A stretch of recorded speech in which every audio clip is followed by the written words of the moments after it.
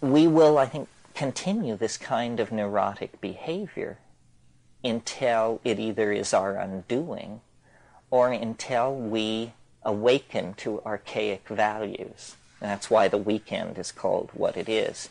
And the archaic revival is a very large cultural wave that, can be pushed. You could trace the beginnings of it, the first swell, back to the turn of the century, with relativity and theosophy and surrealism and the work of Freud and Jung on the unconscious. But it's a discovery, a moving toward a realization that the values that can serve us are archaic values, that we have to go completely outside of history. And we have to make, we are going to find out the nature of human nature. We can't have it several ways. We can't live in obfuscation. The real question is man good? Because we're going to find out. Because as we move more and more into this cultural domain that I call the imagination, nothing lies between us and the expression of our dreams, And so far, our dreams have been, I think, expressed fairly shoddily. Our cities are like sores. Our contribution to the ecosystem of the planet is plutonium, pesticides, chlorofluorocarbons, so forth and so on. An apologist for the human race would say, but we had so many strikes against us. The law of gravity, the cost of materials, the resistance of water, air, and so forth and so on. Well, fine, then we're going to get rid of all that. We're going to enter into the imagination where, the tensile strength of a structure is whatever you say it is. This is where language comes in, I think. Language is the sort of the CAD/CAM, the computer-assisted drawing software for creating the reality of the imagination. I think it's overwhelming, our situation, the potential and the depth of the strikes against us. It's really, what's going on this planet is absolutely unique so far as we know. It's never happened before on this planet. Intelligence emerging out of biological organization and actually having a shot at what? Who knows? Being itself is some kind of opportunity. The reasonable expectation is that nothing exists. Why should anything exist? It seems to me the most conservative universe would be a dimensionless plenum, a homogeneous, pointless, dimensionless. That makes sense. Why, then, is there instead, multiplicity upon multiplicity? Teenage Mutant Ninja Turtles, stuff like that. How in the world do you get from utter emptiness to that kind of thing? The richness, the creative force behind it all is awesome. And I'm not religious in any ordinary sense. And in fact, I'm violently anti-religious in most senses. I'm certainly, would lead the charge against priestcraft in any form. But the picture of the universe as a machine subject to a few laws discovered by a bunch of guys in powdered wigs, that's ridiculous. You've got to be kidding. Science doesn't deal, as it's always at pains to point out, with what's called subjective experience. Well, that's really too bad, because that's all any of us ever have, is subjective experience. So we have, in the interests of, I don't know what exactly, a curious drive, an obsession of the Greeks, really, an obsession with the physical world, that we have not been able to disentangle ourselves with. So that, we can measure the temperature of distant stars, but we don't know what we think about the woman we're living with. Stuff like that. Just such a completely overgrown and overdeveloped dichotomous situation that it makes no sense. So, in terms of any kind of conclusion or something like that, it's that there is an experience. It's harmless, meaning it can't kill you. That's the guarantee there. There is this experience. It is in our cultural heritage. It synergizes the most profound and private dimensions of our being. It allows us to recast ourselves in new forms quickly. And if we don't turn back toward this style of relating to ourselves, to each other, and to the world, but persist instead in the addiction to syntactical abstraction, then I think we'll just run it off the edge. And it will be a tragedy, because it is a horse race. Don't let anybody kid you. It's not that the good guys are miles and miles behind, and so you just might as well tear your ticket up and throw it in the air and go home. No, it's an absolute horse race.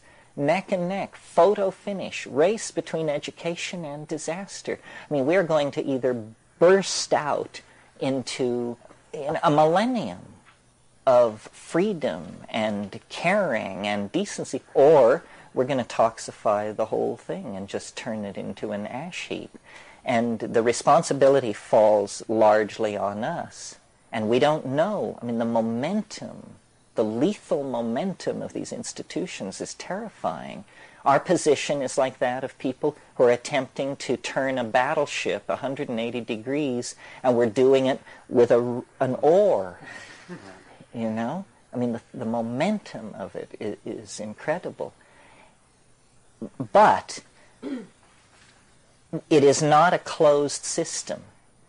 And I say this as a reasonable person. I mean, I want to keep stressing that I won't sit at the same table with the channelers and the people who have good news about Atlantis and all of this stuff. I mean, if this is your private thing, it's okay, but the rules of evidence preclude it being taken seriously until you get your act more together. But in the psychedelic experience, there is confounding paranormal material. It's the only place I've ever found it. I scoured India. These guys, as far as I can tell, it's a skin game. But outlandish things are going on inside the psychedelic experience. It seems to imply the thing we had hardly dared hope, which is that the world is whatever you say it is if you know how to say it right.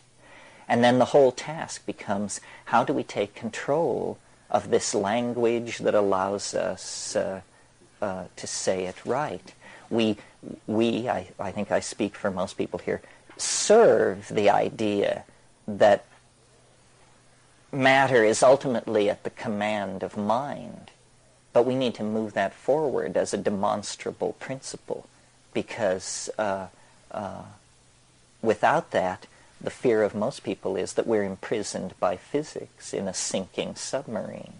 And yet when you go into these psychedelic spaces, what you discover is that all bets are off, that we can't even tell how weird it is. I mean, it may be possible to walk to Arcturus if you have the right set of coordinates.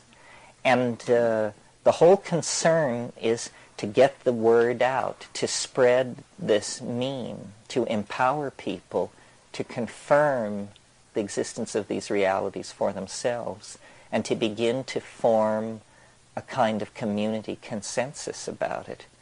You know, it's only, I guess in 1992, we will celebrate the 500th anniversary of the discovery of the New World.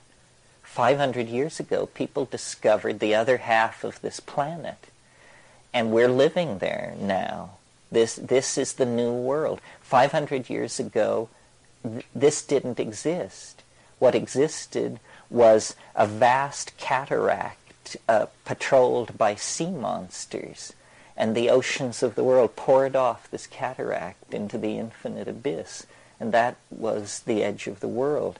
We, the psychedelic people, are like these early explorers coming back and saying, you know, I sailed west for 16 days and I didn't go mad. Instead, this is what happened.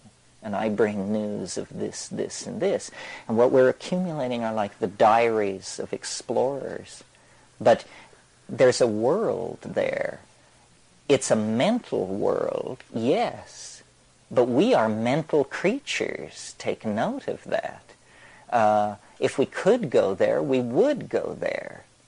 And the thing is, we don't know that we can't go there. We have never taken the imagination seriously. We have never taken the self-management of culture seriously. We've always sort of thought things should just go along like a random walk.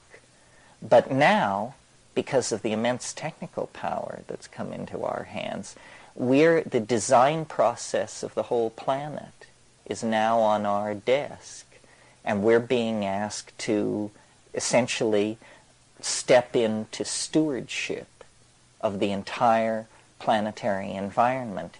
We have to have then a vision. We have to have a dream, not a vision or a dream, the vision, the dream. And it can't come from the personality of individual human beings. It has to come out of the bones of the planet. Yeah. And this is, I think, what the psychedelic experience is broadcasting. It's broadcasting the hologrammatic, fractal, altogether, all at once image of totality that our religions have sensed and called God, that the shaman have learned to use as a vast kind of computer for extracting information and for generating healing energy. But it is that there is some kind of controlling, minded, integrated thing behind nature. And we're not going to understand that this weekend, next week, or ever. This is not a relationship of solving a problem. It's a relationship of being an initiate of a mystery and then living your life, you know, in the light of that. And the task of understanding is endless, because understanding is simply the integrated coordination of pattern. And nature is pattern upon pattern upon pattern upon pattern upon level. It has no depth. Its measure cannot be taken. Everything is infinite, and everything is animate, and everything is filled with a kind of deep concern for humanity. I mean, we are the lame little brother because we seem to be cut off from all the rest of this. Well, that's kind of a Blakean take on it. The shamanistic cultures themselves having the notion of a fall, and that and this may just be the people that we happen to interview in our area where we're actually studying it, but that the old days of shamanism were the good days, and what we have now is diluted. And is that just a matter of cultural contact with other cultures, and that the original shamanistic cultures were isolated, or is indeed there a different quality to the time of this 20,000 years ago that led to a general fall amongst our species of people in general? It's a very complicated question. The answer gets pretty technical, or talking about it gets pretty technical. The thing that's so interesting about psilocybin and DMT is that they're so closely related to ordinary brain chemistry. The brain chemistry of all higher animals runs largely on serotonin. Serotonin is 5-hydroxytryptamine. DMT is NN-dimethyltryptamine. psilocybin is 4-phosphoryloxy N,N-dimethyltryptamine, but the 4-phosphoryloxy group goes off as it crosses the blood-brain barrier, so it's 4-hydroxy N,N-dimethyltryptamine. So it's very interesting that these powerful, naturally occurring hallucinogens are in many cases only one molecule away from endogenous neurotransmitters. So in answer to your question, it's possible to suggest that we're as close as one mutation away from significant shifts in the chemical mix of the human brain. And for instance, in the pineal gland, there's an enzyme called adenosine, which is chemically 6-methoxy-tetrahydroharmalan. It's very closely related to the harmine alkaloids in ayahuasca. Well, the persistent myth about ayahuasca is that it creates states of group-mindedness and telepathy. The original alkaloid was actually named telepathine until it was discovered that it was structurally similar to harmine, which had been previously described by Hochstein and Paradis. So, in other words, what's going on here is the possibility that language, telepathy, and all of these mental abilities that are unique among human beings have to do with a very, very small number of mutations in the brain amine production pathways. One of the things that I want to talk about here is the possibility of new forms of communication, and that the psychedelics can stimulate new forms of communication among human beings, even in the way that they created language in the first place. In other words, I see language as a Model A version of something which could be made a lot more efficient and better and effective. You had something, and then or did you? You go ahead. Right. When humankind changes direction and goes towards the altered state, the psilocybin altered state, and that projection, what do you think that we will do with science and all of the stuff that we've created that is destroying us? Well, science, there are different ways to practice science. The Greek style was, science was a spiritual undertaking. The purpose was to know, the idea being that somehow there was something good about knowing. I mean, I had a philosophy professor who said, first of all, I'll teach you how to recognize the truth. Secondly, I'll try to teach you what's so great about it. And this is that kind of a situation. Science, philosophers of science are perfectly aware of the limitations of science. It's the thousands and thousands of workbench scientists who think of themselves as servants of a world religion who create the problem.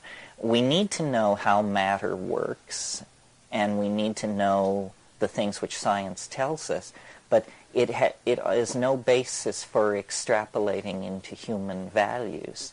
And the culprit there is the concept of social science. This is an obscene idea, and we should disabuse ourselves of it immediately. Social science, psychology, intellectual history, even linguistics, I would say, and philology, all of this stuff. These people should find honest work. They're not scientists, and they're mucking up. I mean, it was a grand dream of science that it would extend its methods into social phenomena, having had such great success in the 19th century with Darwin and Wallace and biology. They thought, well, then Herbert Spencer and all these people, why not just extend it into society? But the problem is there are emergent properties in society that exceed the descriptive engines of science. There are emergent properties in biology. I mean, biology is not, may also have to be left out of science. I mean, biology is classificatory, and it works very well there. But in terms of mechanism and understanding, it's pretty murky. DNA was decoded in 1950. The molecular geneticists promised a golden age shortly to follow, and it's 40 years later, and they still don't understand gene expression or what all this stuff is in the DNA. It's been very disappointing, considering what was promised. I think science is an art. Everything is an art, because we have no sure knowledge of anything. I mean, maybe mathematics is not an art, because there, you know, you work from artificially constructed premises. I'm very keen on science. I just don't like its philosophical pontifications. As a method, it's been very effective, but it's bred great pride in it, and it's thought that it could turn itself to domains where it was completely inappropriate. Yeah. I have a lot of questions, but I want to try to limit them to maybe a few, one or two. I haven't tried mushrooms yet. I sent away to the kit. I'm going to grow them. But a lot of the things that you've been explaining and describing, to me, have become a reality over the last year. And just the usage of hashish, just ingestion of it, on a very, I'd have to say, a very well, probably limited, because I'm comparing my experience to the psilocybin prescriptions that you give, and they sound, you know, tremendous. I think the question I'm looking for is, before you, I guess, got involved with psilocybin and DMT and things like that, were you predisposed to saving the planet and being a humanistic type of person? And did the DMT and psilocybin or did it take you to a more profound awareness of, you know, what you as a human wanted to do? Well, I've thought about all of this, because it's weird to have the life I have.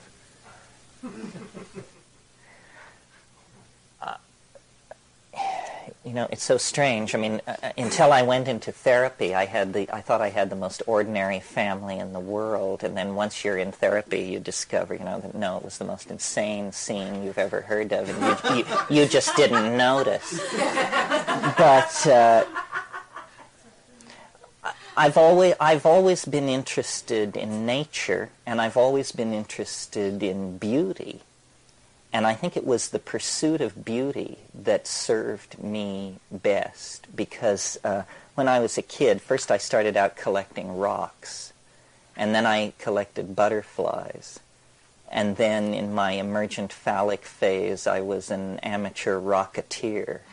And the major thrill there was setting off these explosive fuels and watching the possibility of shrapnel and all this stuff.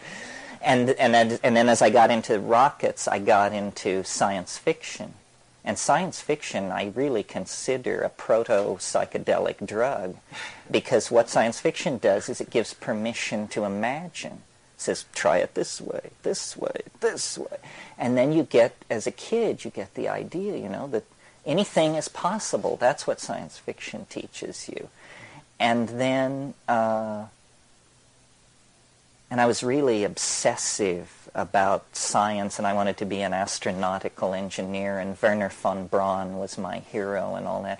And then it sort of flipped at some point, and I got in, and I decided that I had been terribly narrow, and I was figuring all this out for myself. I was in some little town in Colorado, and I decided I'd been terribly narrow and that it was all in the humanities. And I began reading Henry James and all this stuff. And I was into Aldous Huxley as an example of an English novelist, and read Antique Chrome Yellow, After Many a Summer Must Die the Swan, and so forth and so on. And then came upon The Doors of Perception. And just, you know, I was like 14 years old, and it was astonishing. And I said, if a tenth of this is true, then this is the most amazing thing there is. Well, if you've read The Doors of Perception, you know it's actually a terribly conservative gloss. I mean, it's all about looking at pictures and seeing the iskite in the folds of your trousers and thinking about how that relates to Meister Eckhart and all this Huxleyan type stuff. But that gave me the idea, and then I stuck with it. I stuck with it somehow and found marijuana, and that went on to LSD. And then my great good fortune, I think, is that just a few months after I took LSD, somebody brought me DMT. And you know, DMT is a miracle. I mean, DMT is like something that fell out of a flying saucer. I mean, it is so strong and so psychedelic. I mean, I can't imagine being more smashed than that, or wanting to be. I mean, it's more like a near-death experience than any near-death experience I ever heard anybody describe. They sound absolutely pedestrian compared to a DMT trip where, you know, you're sure you're dead. You say, what the hell else could it be? You know? And then I went to Asia. I was at Berkeley when I had all these drug experiences, and then I went to Asia and tried to find it with yogas and all that, and ended up smoking a lot of hashish and becoming more cynical than ever about spirituality, and just saying, you know, hashish and LSD, that was, before I went to the Amazon, that was what I discovered that really convinced me you could get somewhere, was, you know, take a bunch of LSD and then smoke great hash on top of that, and really crazy things do go on. Mm-hmm. And then I went to the Amazon, and, you know, incredible shamanism is happening there. I mean, they don't hold back. The method I used in India was, I would just say, you know, what can you show me? You know, I've read all these books. I know how to manipulate all this multisyllabic mumbo-jumbo, but just one thing. I said, oh, no, it's not everything. It's very pushy. So, but then when you go to South America, then they just say, okay, let's go out in the forest, we'll get this stuff, we'll cook it up, and tonight we'll show you our best trick.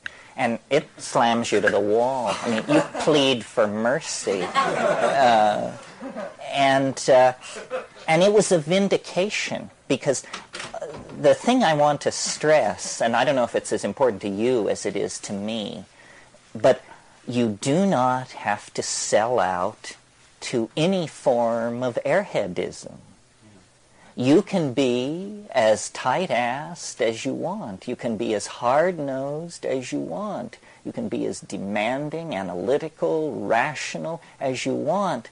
And the thing is bigger than you are. It'll just take you apart. It'll make you weep like a baby.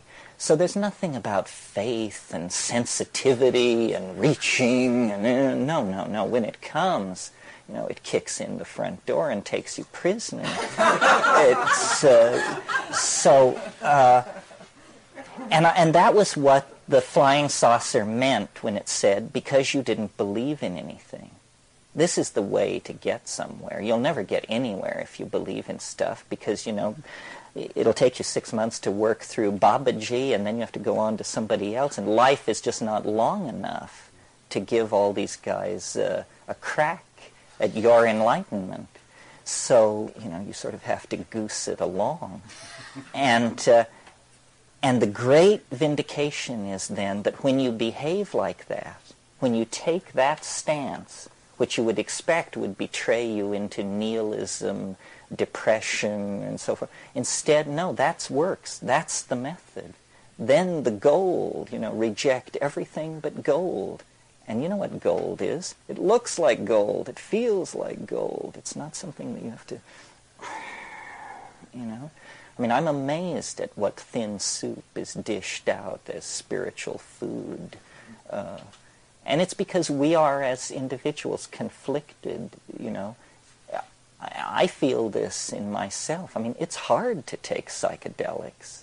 It's not hard to sweep up around the ashram, but it's hard to take psychedelics. You know, I read some stuff by Andrew Weil where he was talking about going in search of, you know, the ayahuasquero, the curandero, and he talks a lot about these guys that are mixing up this sloppy brew, and they're drunks, and they're just, you know, I don't even know if you could go down to the Amazon and find, I don't know what you could find. I haven't been there, but what his accounts were is there's a lot of just slop and drunk stuff happening there. That a lot of these guys are alcoholics, you know. No, you're absolutely right. And that's right. the main thing happening was the alcohol throughout, and the Christianity's just kind of pervaded so much of this stuff that I wonder what's left and how you find it anymore. Well, it really helps to do your homework. It really helps to go down there knowing as much as you possibly can about all this. Because meaning, apparently so much of what you get out of it has to do with how it's made. That's who right. makes it, how it's mixed, That's and right. so on. And if you don't make it yourself and you don't know what's happening, then what have you got? because ayahuasca is a combinatory drug, it isn't like peyote or mushrooms or morning glories where you get the thing and eat it, and if you eat it in sufficient amounts, it works. This is something where two plants have been combined, and the proportions must be correct, and the method must be correct. So there's a huge room for personalities to come into it, for fast shuffles of all sorts, and mind games of all sorts to take place. These guys, a lot of them are very egotistical, too. There's a lot It's of ego true. involved. No, what you have to do if you're into ayahuasca, or what we did, was first of all, we drank a huge amount of swill, and we worked our way slowly through these people. And if somebody appeared to be an asshole, they were so classified and moved on. And eventually, we got to good people. But what we did then was we got samples of their stuff, brought it back, put it through mass spectrophotometers and high-pressure liquid chromatography, saw what the proportions were, collected the live plants, moved them to Hawaii, grew the plants, reconcocted the thing, remass spec'd what we did, and made it as much like the good stuff as possible. So it was a project of 15 years and really maniacal dedication. But I have the faith, that if given sufficient time to work on ayahuasca, you could produce a drug out of there so good that it would be ludicrous to suggest that it was illegal. Because you see, this is brain soup. These are all neurotransmitters. There's not a non-endogenous neurotransmitter in the whole beverage. So really what you're There's not a what? a non-endogenous neurotransmitter, meaning everything in this drug that you're about to drink is already in your head. There's nothing unusual where drugs like ketamine, mescaline, LSD, there's none of that in your body. What's it like? What's the trip like? It's like a slow-release DMT trip. It lasts 4 to 6 hours, and it's intensely visual.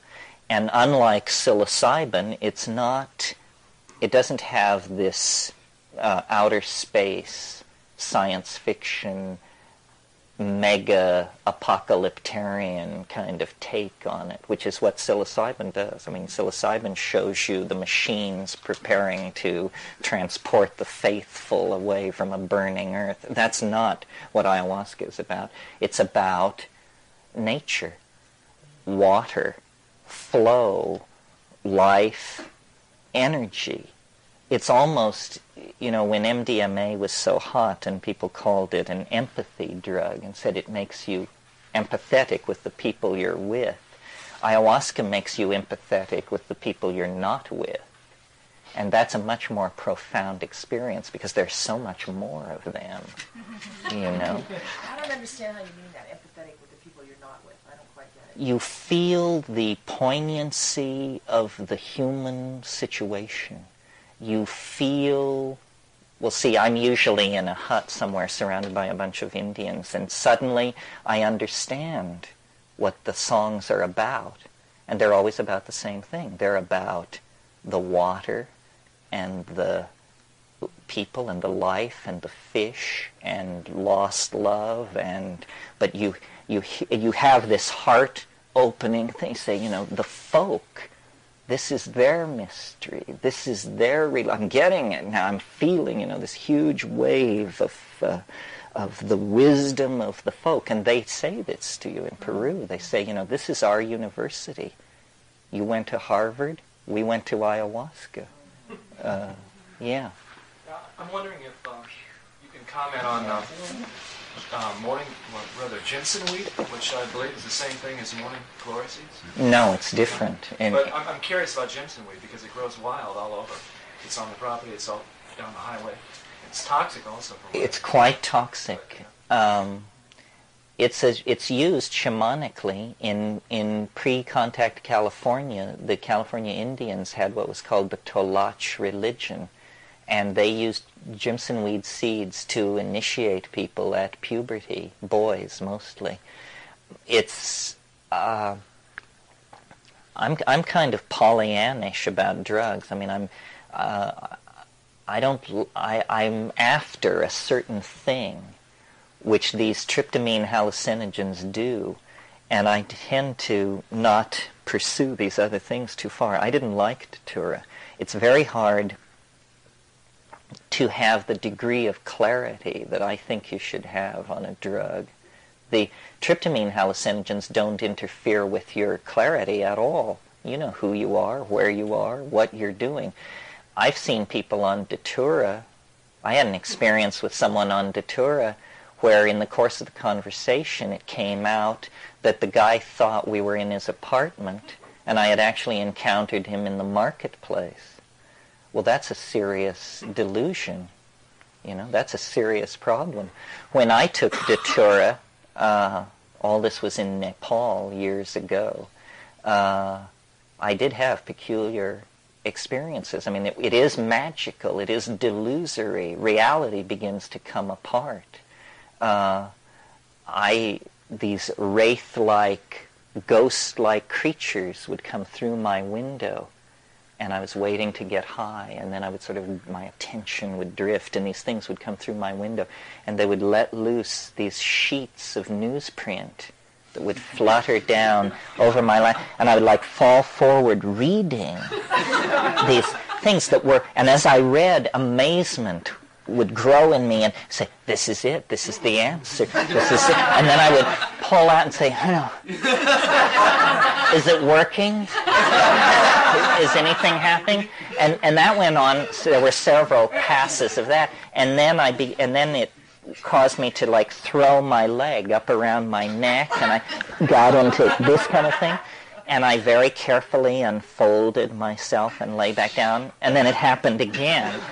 And I thought to myself, I'm really glad I'm alone, because I think this would freak anybody out. And but it was definitely strange. I mean, the guy down the hall from me, I had taken it, he had taken it, and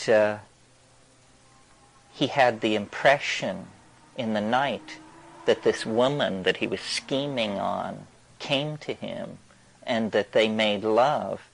And in the middle of the night, I got up to go to the John, and I had to cross through his room, and it was also my impression that she was in bed with him. Well, when we sorted it out the next morning, she'd been 30 miles away throughout the whole incident and had never been there.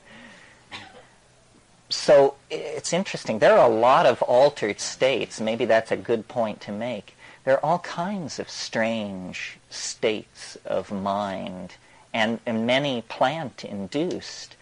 From sorting through them, I've just become sort of fixated on these tryptamine things because they seem to me somehow the most promising and the most real.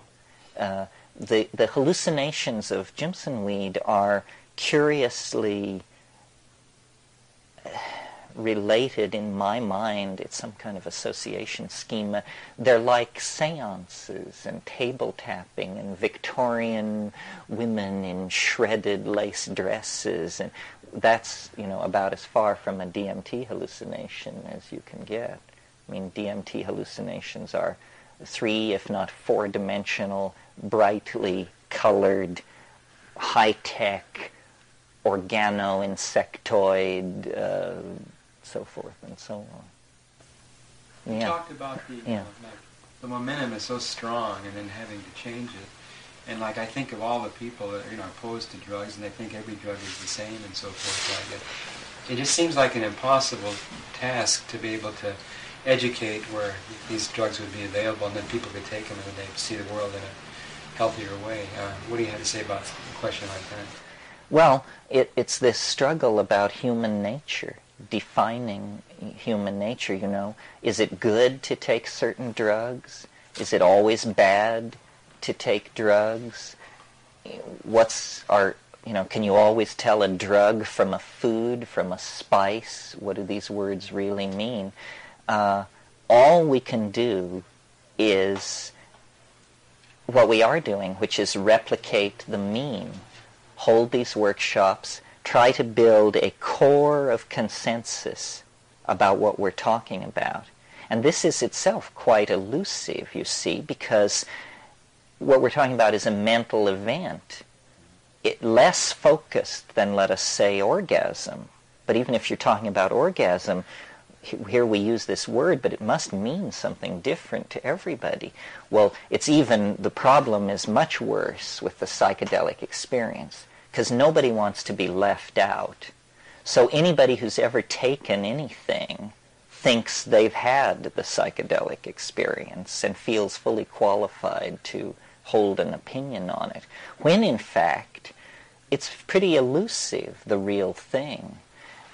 You have to take a heroic dose under the right conditions to really smash through. I mean, yes, there are all kinds of approaches to it. Insight into childhood trauma, recovery of lost memories, opening to your emotional side, insights into the dynamics of the life and people around, all of it. But that is not anywhere near the bullseye. That's just dancing around the rim of it. So we have to, as a community, try and build consensus about what happens at the real center. What's happening at the center of the mandala? What kind of a modality can we describe and create a shared map of that we can come back to the rest of the folks and talk about? And then the other thing is, I'm just banking on curiosity to do a lot of the footwork for the revolution.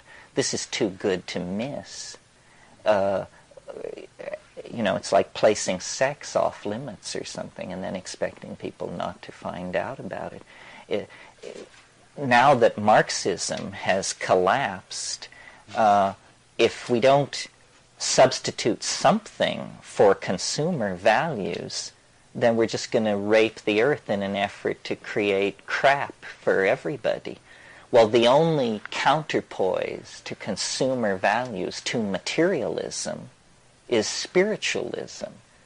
And I don't mean some bloodless, carol-singing kind of namby-pamby abstraction. I mean there has to be as much inner richness as there previously was outer richness. And this is why, to the alarm of some people, I've been fairly interested in virtual realities. Because I think, if everybody wants to live in Versailles, the only way you're going to be able to do that is if you make Versailles a disc for $3.95 that they can plug in and then go live in it. So we can't preach to the have-nots the virtue of voluntary simplicity when we're riding around in BMWs and collecting Monets. That doesn't make a lot of sense. So building a core consensus, this is still in answer to your question, what can we do? And then replicating the meme. And I introduce this concept in each of my workshops because I think it makes it easier for you to understand what's happening here. A meme is the smallest unit of an idea. It's like a gene is to proteins. Proteins are made by genes, and genes code for proteins. Okay, well, ideas are made out of memes. And you link a few memes together, and you have an idea. memes, like genes, can be replicated. You replicate them by either telling the meme to many people or telling a lot of people all at once. And then these people you've told, they become potential replicators of the meme. And there is a domain of culture that is like an environment of competing ideas. And the memes go off and live in this ideological environment. And some flourish, and some are consumed by others, and some are incorporated into others. And the idea is to keep the psychedelic meme alive, and to make it grow, and to allow its claim to be heard. It's not in danger of dying. It's a very persistent meme. It's been around for about 20,000 years, and it's been highly repressed in many cultures for the last couple of thousand years. Yet we're trying to rebirth it. So thinking about it that way, thinking of yourself as a replicator of this thing which wishes to move through society, gives a mechanical model for understanding what is really ideological war. You know, a war about the definition of human nature. That's what's at stake. What shall we become? What can we become? There's no question that we need a greater consciousness of who we are. And if psychedelic drugs are to be taken seriously at all as consciousness expanding agents, then they have to be given their due place in the great dialogue that's taking place about the future, creating it, and then realizing it, the future of the species. I wanted to say something further about the book of Genesis and the notion of getting to the center. There are two cherubims guarding the gate with the flaming swords, and that they represent a pair of opposites, fear and desire, and that part of the problem of getting a bite of that tree of immortal life is getting to the realm beyond a pair of opposites, beyond fear and desire. And the other related thing is that the question of why this world is not one of just homogeneous perfection, and instead a world of multiplicity of forms and conflicts. And it's from a drop of ignorance that spills into undifferentiated perfection, and from that one drop of ignorance proceeds the multiplicity of the world we experience. This is a Gnostic idea, the drop of ink in the pure glass of water. Yeah, well, Gnosticism was the idea, I mean, it had many forms, but the basic idea was that light had been scattered through the universe, and that the task of salvation was to gather this light together and to somehow transmit it back to its source in some higher dimension, which is a pretty good metaphor. One of the issues that comes up in these workshops inevitably, and I confess I don't have a real answer for this, is, are we a part of nature and the stewards of nature, or are we out of nature? Are we of another ontos and sculpted for a different destiny? It's very clear that the life of the planet and our success as a conscious species, these two things have to either be split away from each other, or one is going to be the undoing of the other. And this is a real problem. This problem haunts Western thinking. It's nothing new. Is nature God, or is nature the devil? I mean, that's the harshest statement of this problem. One of the ways of detecting breast cancer is with thermography, where they look for a hot spot on the breast, and that's a suspicious area. And I think when I'm up in an airplane at night and I look down on Gaia. Think of this as an organism, a giant organism, and say, gee, there's a Cancer down there. It's hot. You can see it. It's glowing. And you go down there, and what you find is, if you look upon us as sort of the cells which have gone awry, and the way in which we've gone awry is the nature of our consciousness, in that it's focused in terms of time and space and causality. And then the thumb, the prehensile, the ability to do something about it, because I don't know for sure, but I imagine that the dolphins could have their consciousness with a sense of time, and they might have some of the same time, space, causality understanding of the physical world that we do, but they lack the ability to do anything about it. Project force into the world. So that given those two qualities, this quality of our minds to look upon the world through, in this way, time, space, and causality, and that thumb, we have become the Cancer on the organism of the Earth. Well, see, it's quite a negative thought. It is negative, and I'm not sure that I buy into it, and I'm not sure that I don't buy into it either. This is the question. Is the evolution of historical society and science and all the ugly adumbrations of that, sexism, fascism, racism, is that part of the process? Or is it a breaking away? Is there some good in it? Was history for something, or would we have just been better off without it? And I don't know. Sometimes I think of Western civilization as the prodigal son.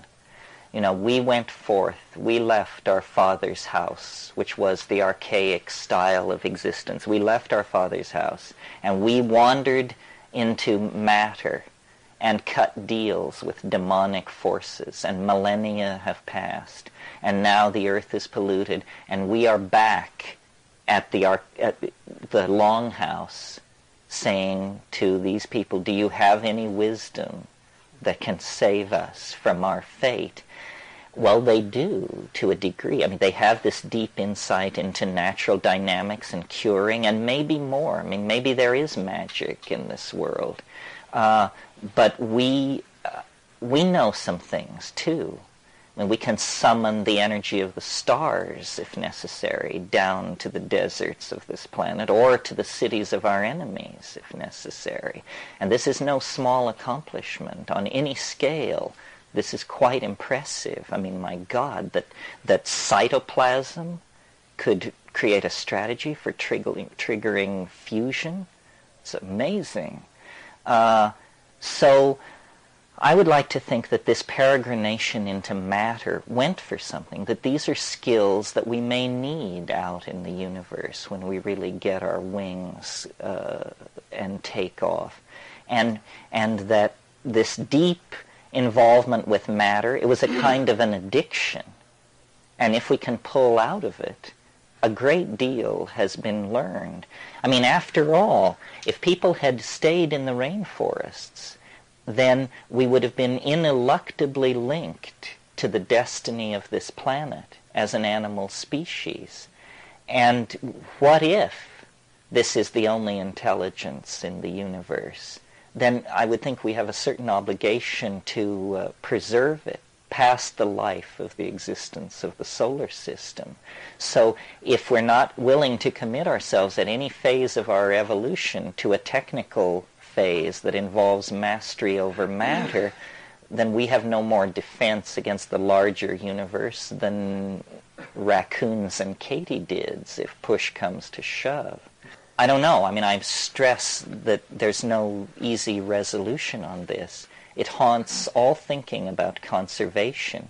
I mean, I thought throughout the 80s, why aren't the conservationist space colony enthusiasts? Why don't the Save the World people support the high-tech solutions that would move industry off the planet? Why are these various factions unable to make common cause behind a very large vision? And I don't know, but I think as pressure mounts for solutions, this will have to be done. I mean, I would like to live in a world where the entire Earth was a bioreserve. I would like to live in a situation where the idea that there would be heavy industry inside the bioreserve would be thought an abomination. All that stuff can be done on the moon or in the asteroid belts. It's as inappropriate as having a nuclear power plant in the middle of a rainforest to have heavy industry on the surface of the Earth. We need to think on very large time scales, and we need to figure out how to create political machinery to do that. We've been living a potlatch existence, just a frenzied, consumerist kind of unthinking abuse. And I think the best inoculation for that style of life is a stiff dose of psychedelics. You can't evade it. You know, it dissolves boundaries, it allows you to feel what you're doing. I mean, the level of denial in this society is incredible. My God, we don't feel it. We read the newspaper, but we don't feel what it's telling us. You know, because if we felt it, we would probably be an emotional wreck.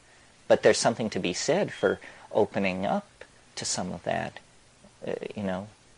There's a notion in therapy that if you want the client to actually make progress, you raise the alarm level. Guy comes to you for therapy, you say to him, you think you've got problems? You have no idea what problems you have. And then work from there. So it's very serious business.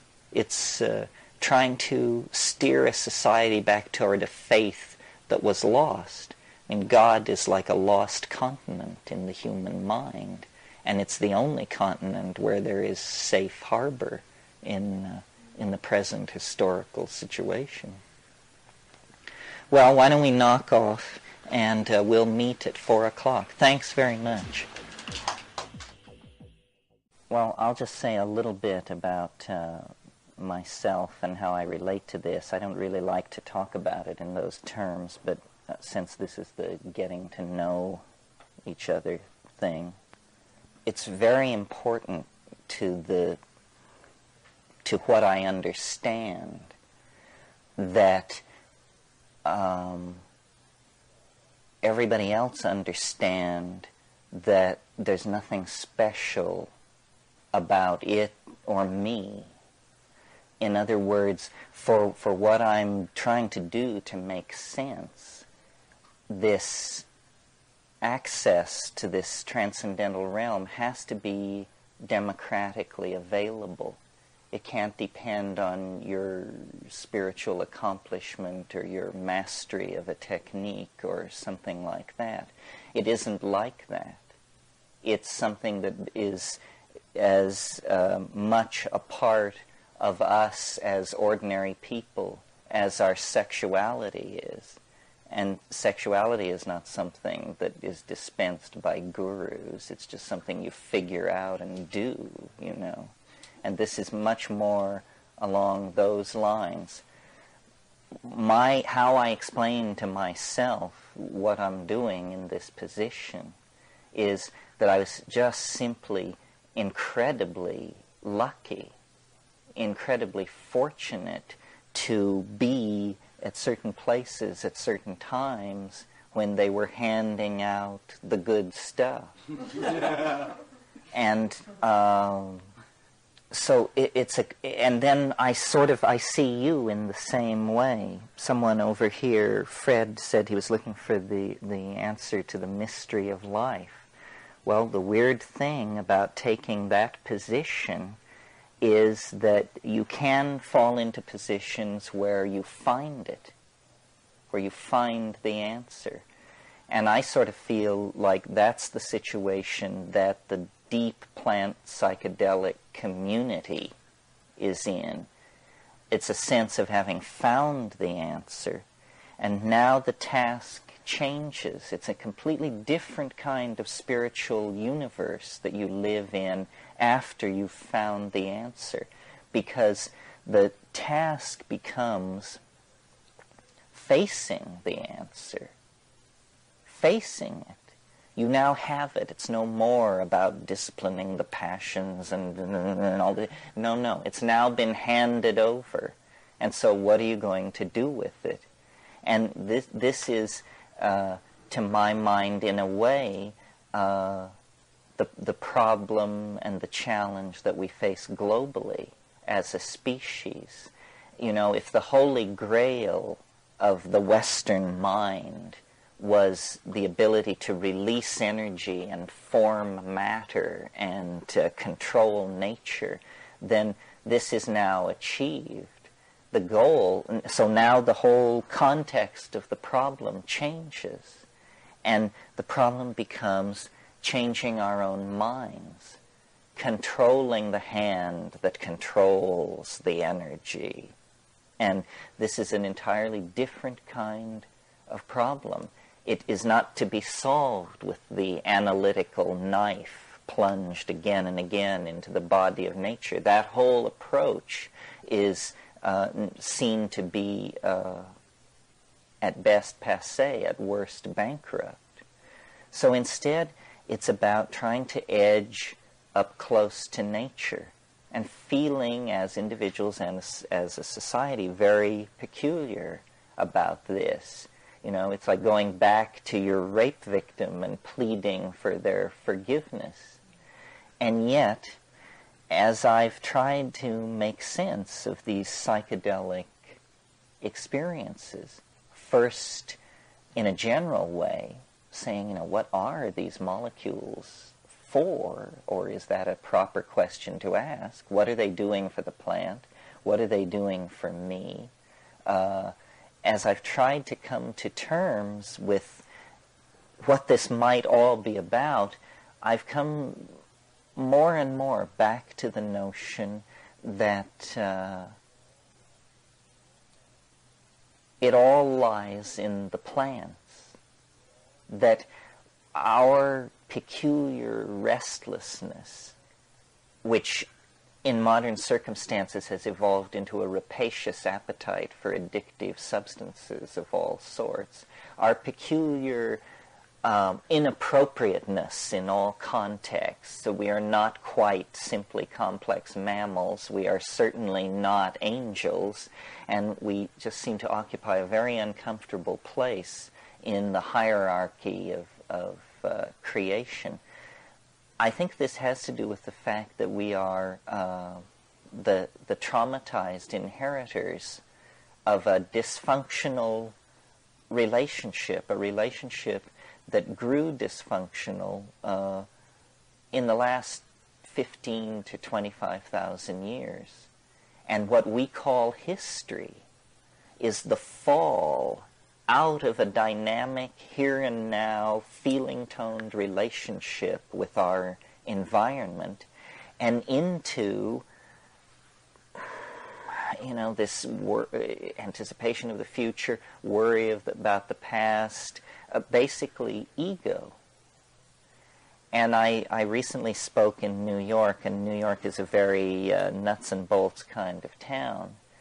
And people there took issue with the notion that all of our problems can be boiled down to a single problem.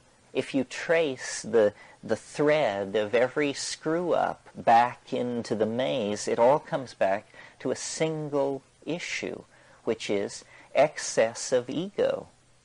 We all have excess of ego.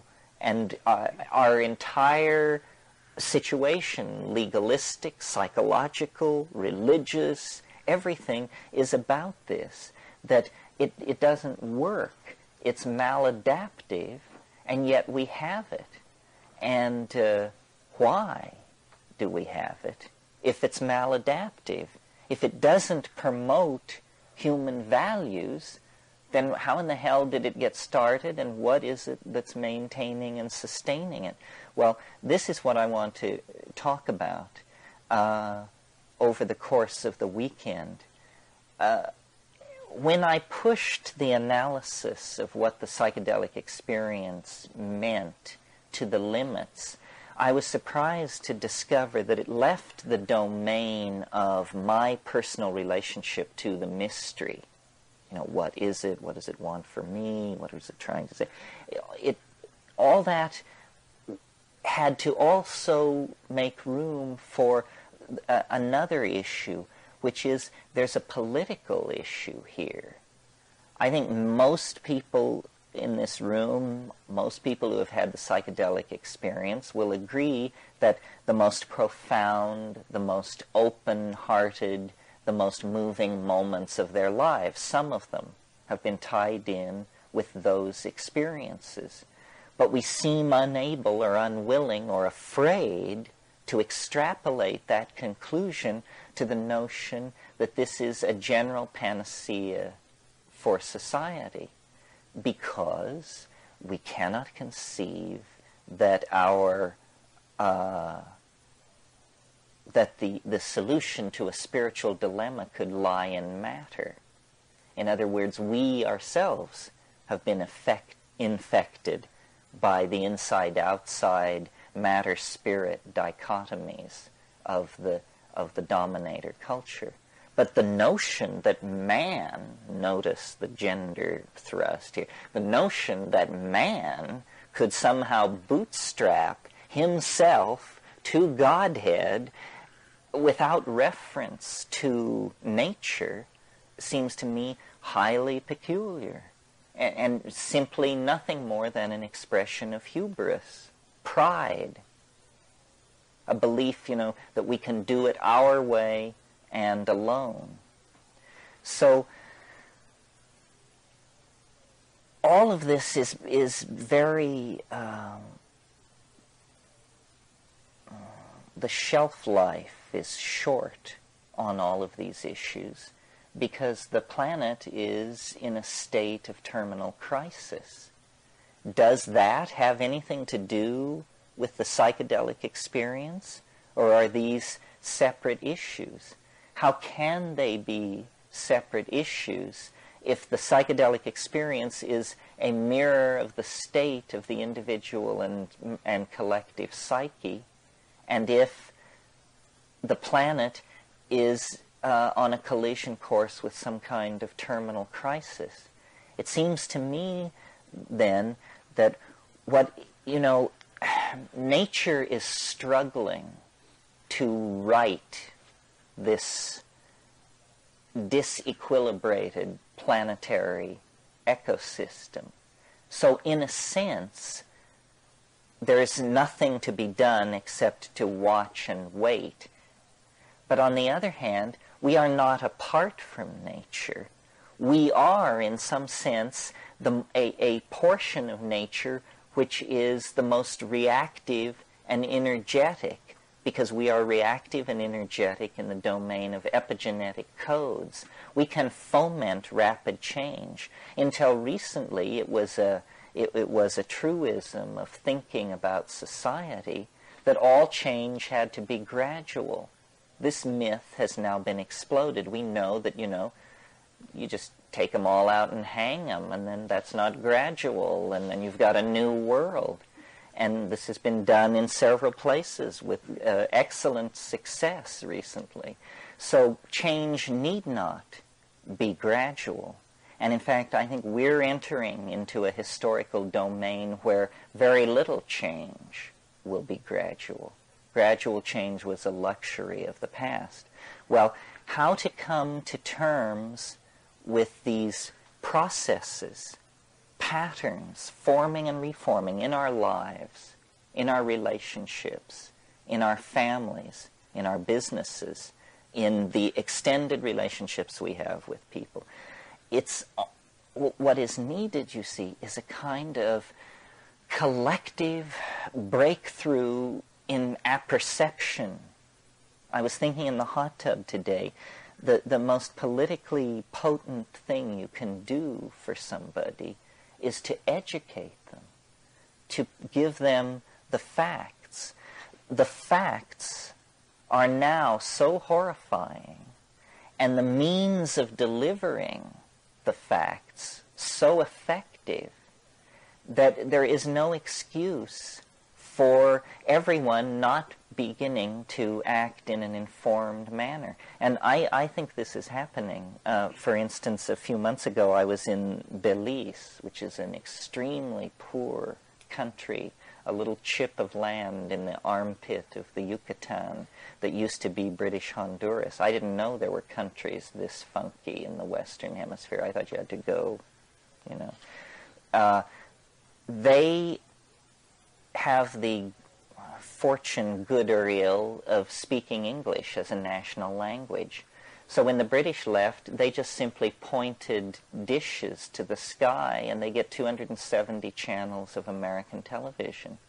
It has completely educated the entire population of the country into an extremely sophisticated strategy for surviving in the real world of the present moment. They understand that their only resource is their nature. So they have made the entire country into a nature reserve.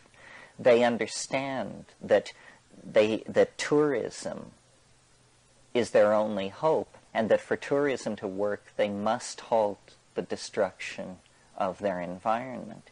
This informing people at distant points of the value systems operating at the centers where values are being created allows people to position themselves for success.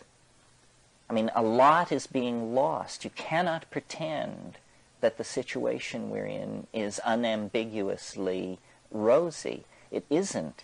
It's extremely complicated. Marxism dissolves. What does this mean? It means that now 21 language groups and 16 tribal groups are open to exploitation, homogenization, leveling of cultural values. Everybody will be turned into a kind of white bread consuming citizen in a beige fascist world.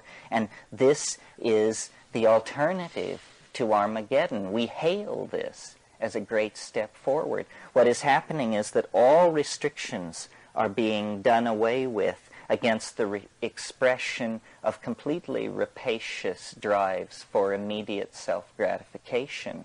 Until 18 months ago, only half the world had permission to behave like assholes. Now this permission is being extended to everyone as quickly as possible as a right. You know, your right to join in the looting of the planet. Well, certainly Stalinism is a bad thing, but is the only ideological counterpoise to that to be high-tech, mindless consumer fascism?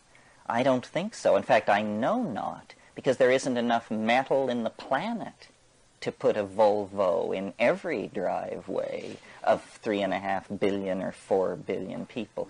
So the search for a serious revolution in values is on. It cannot, it must come from the spiritual realm. And the spiritual realm in practical terms means the imagination. The frontier of our species is the imagination. Now we have to take that slogan and somehow turn it into a technology. How can we go to the place where ideas come from?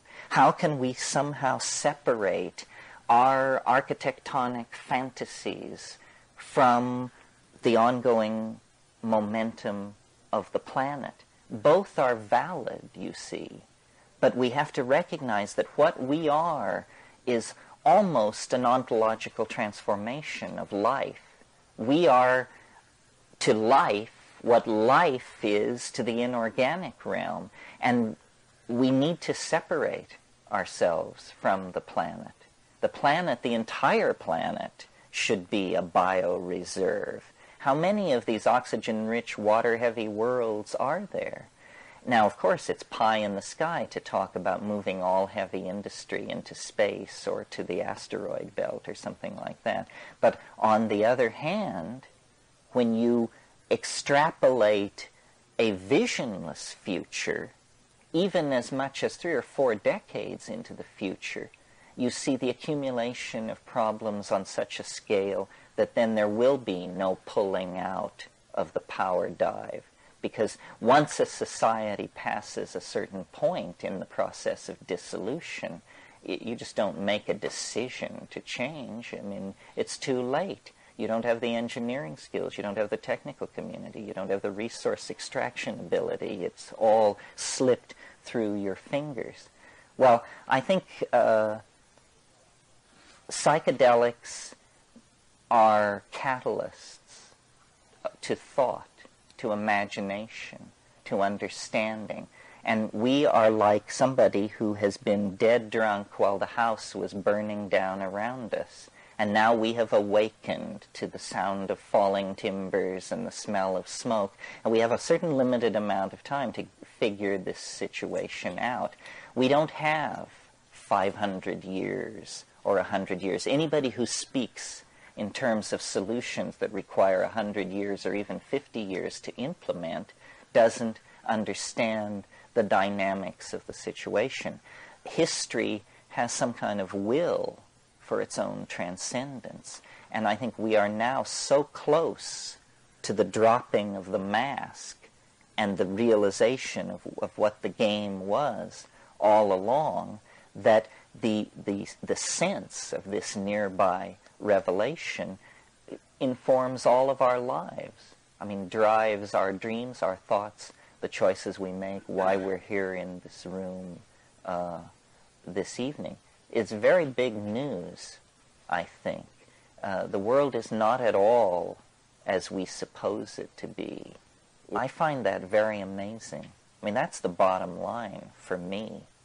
I always think of these things in reference to that scene in 2001 when the anthropoid apes are leaping up and down and screaming and pointing at the monolith. That's what we're doing here in this room. I mean, the subject of this weekend is unspeakable.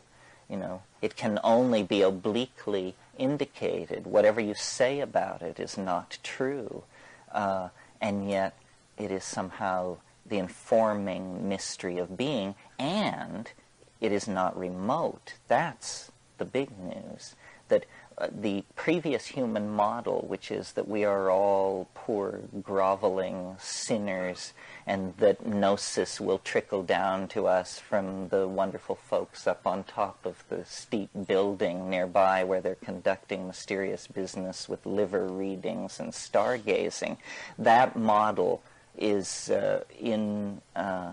insufficient and insulting, considering the situation we have been brought to by those very stargazing men wearing dresses. So I think what we have to do now is just take the machinery into our own hands. It's a matter of personal responsibility to find out what the world is really doing, what it is. What do you think's going on? What do you think this is all about? Who do you think you are? What do you think English is? How do you really cognize notions like the future, the past, where I've been, what I want? I mean, you know, it's in Moby Dick, Melville says, if you would strike through the mask. Everything is a mask.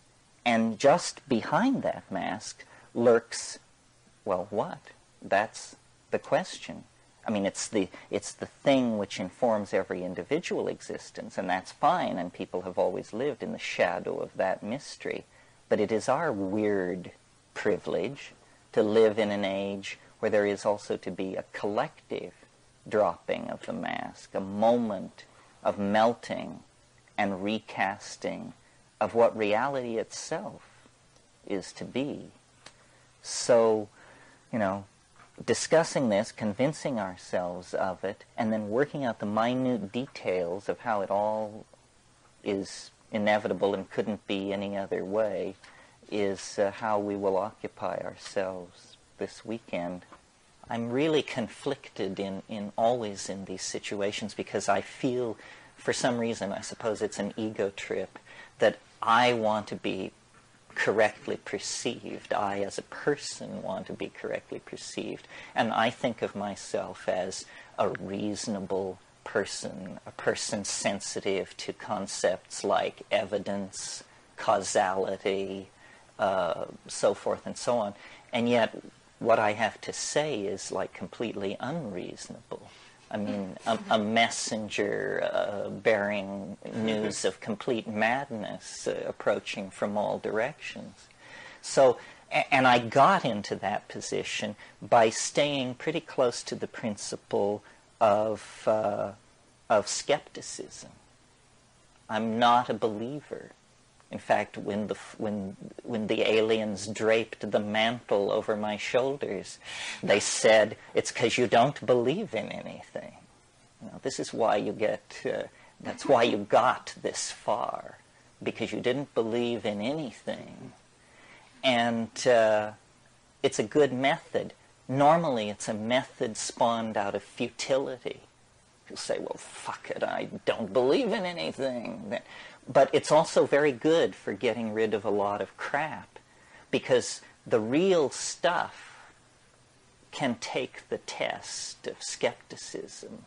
The real stuff doesn't have to be bowed down before, and it works. It's on its own. The news is, and it's very hard news to get out because it's news about the structure of reality. The news is coming back from, 50, 60, 100 years of anthropologists, ethnographers, geographers, botanists, dealing with the most quote-unquote primitive people in the most remote parts of the world. The news is that reality is not at all as we imagined it to be, and that our prowess in the technical sciences is simply a cultural artifact, an accomplishment of ours. Some people do great tattoos.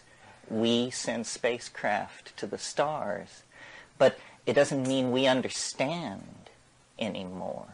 And in fact, the evidence is building that our style of society is the historical equivalent of a temper tantrum. That it has no viability. It's completely self-limiting. It's destructive. And it hands nothing on to its receivers. So I sort of talk to this group, and all the groups that I talk to, from two points of view. I'm trying to convince you of something, and yet reason dictates that I assume that you're already convinced, pretty much. So then it's also an effort to figure out what it is we're so convinced of, and then what is so great about it. Because I think some kind of this is a real mystery, the only one I know. This is the thing that you hope exists and assume doesn't if you're a reasonable person. Because it's that, all the dreams of childhood, all the sense of magic and the dissolvability and transcendability of boundaries is returned, is affirmed in this experience. Well, yet here we are having this on the brink of a planetary meltdown of culture and ecosystem. So is this just some kind of dancing on the brink? Is it kind of ultimate self-indulgence? Does it feed back into the central moral problem of the age, which is, what is to be done? What are we to do? How can we be effective, whatever that means? Is there a discernible role for each of us to play in the metamorphosis and near death of the planet that we are now experiencing? Or are we simply to witness it? Well, I don't think there's any point in thinking about these kinds of questions unless you draw back to the big picture, to first premises. a good example of what I mean is, suppose we save the rainforests and stabilize the population and so forth and so on, and then 50 years down the line, the sun explodes. Means we didn't get it. We were not reading correctly the message nature was trying to hand to us. And so we did the wrong thing and are going to be blown out of the water for such churlishness. So what's important is to figure out what is going on before you start pushing in the process. And I don't think you can do it from within a culture. In other words, if you're a person of decent intent and moderate intelligence, and you read the great minds of your culture and study their thought, it's insufficient because everybody is bound within an illusion of language. The entire enterprise of culture is this illusion of language. Homer was as sick with it as Heidegger. So there's no going back or getting, no classic recension. What we have to do is reach past to some kind of experience. It must be anchored in an experience. But there is this thing about being human, which we as a culture have ignored, repressed, don't want to talk about, face, or think about, which is you can get loaded. And nobody knows quite what to make of this. We dance around it with the same kind of furious, ambiguous intensity that we also reserve for sex, which is also a boundary-dissolving, momentary loss of self into some kind of greater whole. And it also just drives us into a frenzy. I mean, we establish boundaries, we have hierarchies, we push it this way and that. It just drives us up the wall. Whoever she was who designed this system had the good sense to connect this whole sexual impulse very tightly into the generative process, so that there's no way you can get sex out of the human experience. I mean, people have tried in all times and places in many strange ways. 150 years ago, they were putting pants on pianos because it was thought that young men should not see pianos unclothed because it might excite them to impure thoughts. And this is real. In England, in our culture, not New Guinea or the moon, but in England, pianos wore pants. But the psychedelic option is sort of like an appendix. You can have it, but you don't need it, apparently. Apparently. That's the key thing. In other words, whether or not you have the psychedelic experience does not stand between you and the ability to pass on your genes into time. It does not stand between you and continued existence, like the autonomic reflex of breathing. It's a kind of potential loop in development, which we can, as culturally coordinated creatures, choose to follow or choose not to follow. But this development is very recent. Until, pick a number, 10,000 years ago, the onset of puberty, which was, a wave of hormonal release, basically, the onset of puberty was the signal to the social mechanisms of the people to begin the administration of psychedelic plants, to carry people into adulthood, to carry them into a feeling-toned relationship with the mythological material that they had learned as children, but that they now would be expected to exemplify as realized adults within the Gung or Shi culture or whatever it is that they are. We, in our anxiety about all this, and I'll talk about why I'm sure it will come out, but for the present just to say, we have interfered with this. And we have enforced upon ourselves a kind of infantilism. Now, this is a phenomenon that's well known. It's called neoteny. Neoteny is the preservation of adult characteristics into adulthood. Childhood characteristics, or infantile characteristics, or even fetal characteristics. So, for instance, all primate fetuses are hairless, but only the human being retains this fetal characteristic throughout life. The very large head of the human infant, the percentage relationship to body mass remains very much in the fetal end of the statistics throughout life for human beings. We have large heads.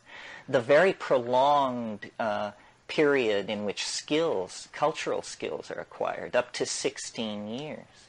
Well, this tendency toward biological neoteny, which was reinforced by mutagenic influences in the diet, is carried over into culture as a cultural characteristic. And have you noticed that every generation views the generation it spawns as more childish than itself? And we look back to our rugged grandparents who slogged across the plains, and I suppose they look back to people in chainmail who were only 4 feet high, who, could go without eating for 6 months or something. And it just gets, we become more and more soft, more and more infantile. And the final phase of this was just the decision that we never needed to grow up at all.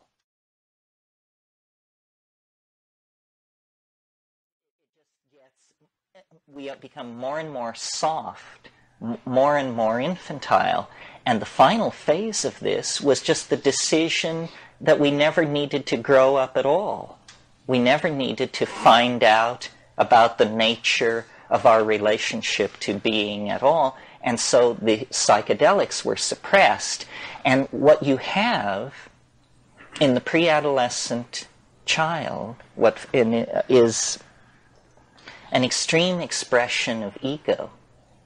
And this is, the 11-year-old child, let's take as the example, is the supreme egoist.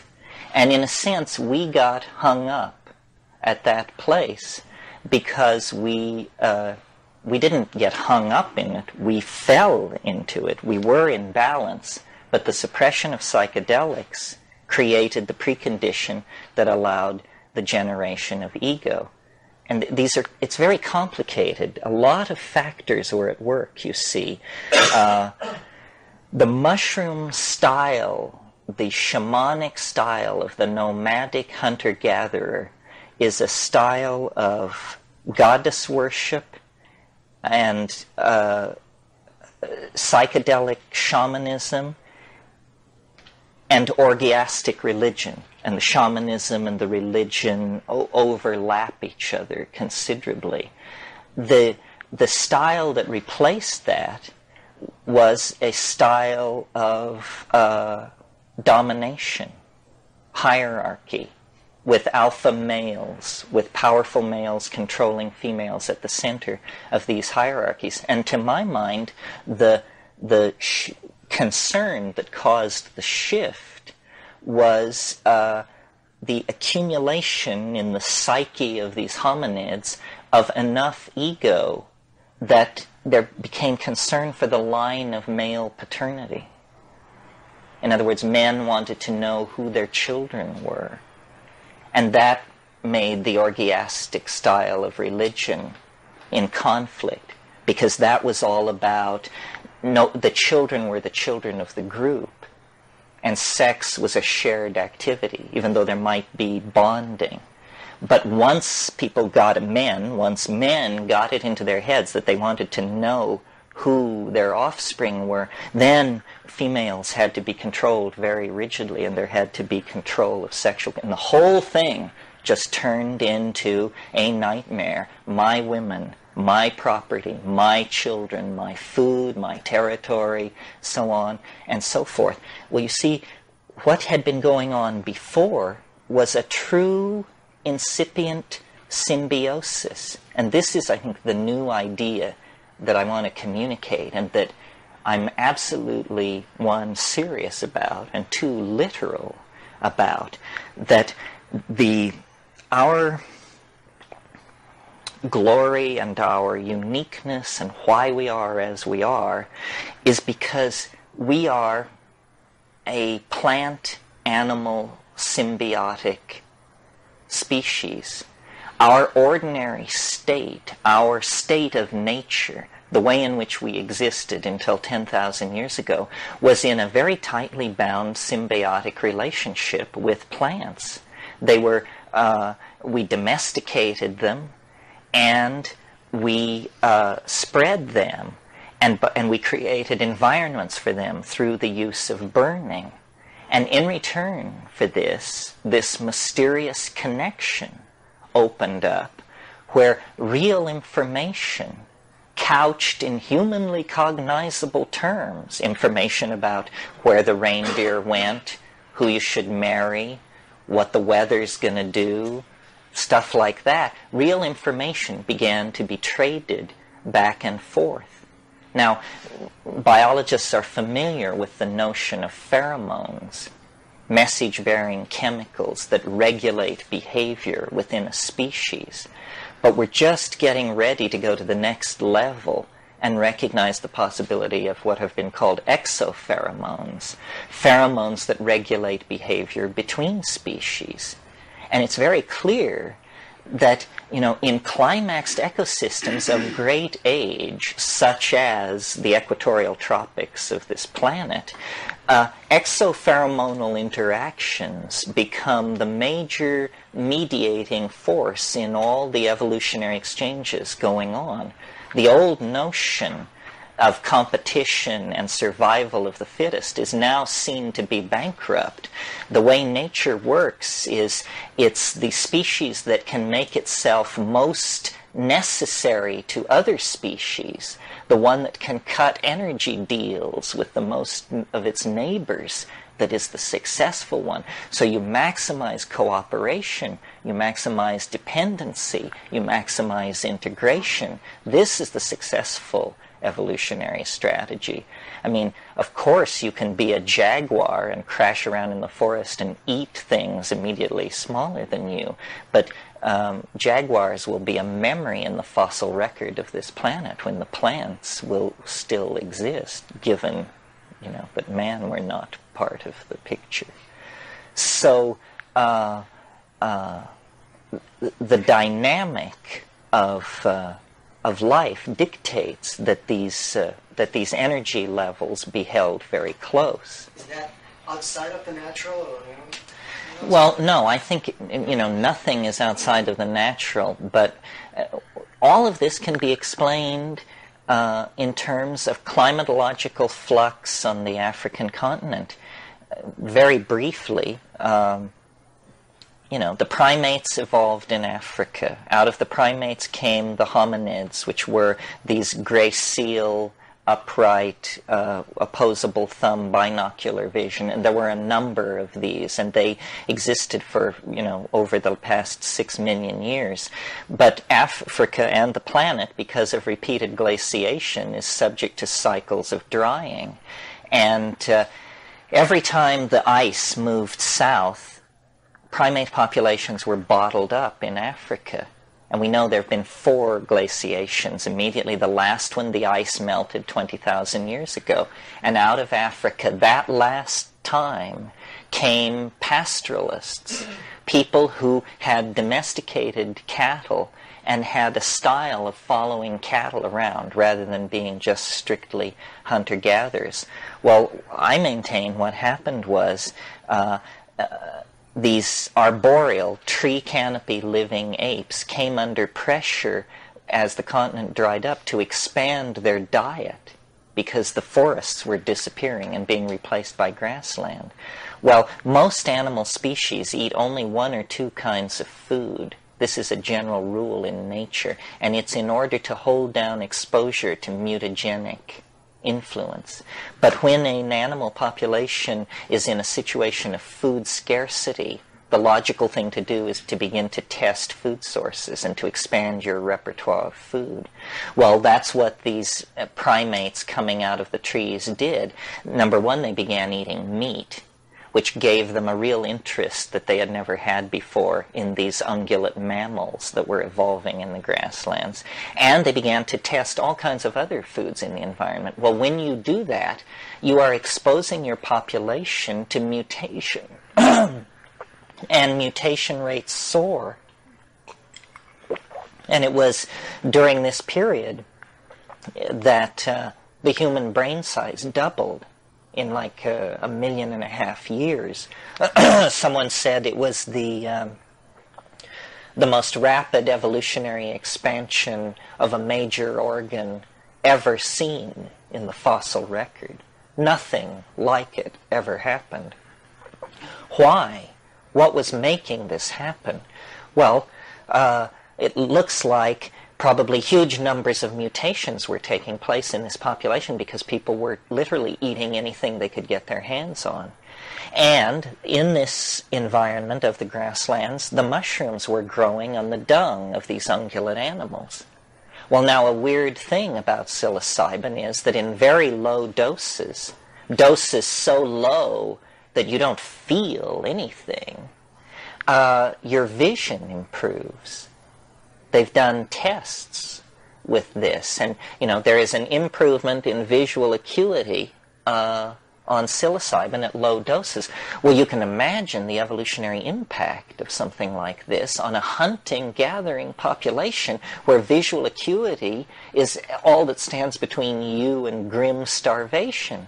It means a population of animals, a population of these evolving hominids that accept the mushroom into their diet, have just been given a tremendous leg up on nearby competing troops that don't have it. It's like chemical binoculars. So immediately then there is a reason, an evolutionary reason, for mushrooms to be eaten and for the spread, for mushrooms to be accepted into the diet as an item and so forth and so on. Well, so then you take slightly more mushrooms, and like all alkaloids, and it's a CNS arousal. It means you feel alert, you feel interested, you want a boogie, and also, if you're male, you can sustain an erection. So arousal means arousal. So then this stuff is an enzyme promoting sexual activity at that level. Well, sexual activity, the number of copulations that occur within a population is directly related to the number of successful impregnations. So suddenly you have these horny primates, be a lot of more interest in sexual contact and partners and all that. This means that these psilocybin-using creatures that are now more successful at hunting and more interested in sex have all kinds of pressures on them that will force them to outbreed the dull, uninteresting folks who don't use mushrooms at this point. Well, so then yet higher doses, it changes, and it's no longer about sexual activity or clarity of vision. It becomes about the psychedelic trip, this tremendum, which is as awesome to you and me as it was to these so-called primitive folks 20,000 years ago. We don't know what to make of it. They didn't know what to make of it. They founded a religion about it. We're trying to start the engine of the same religion all over again. And the way in which this religious ecstasis manifests itself is in language activity, in cognition, but in glossolalia, in spontaneous outbursts of syntactically organized vocal activity.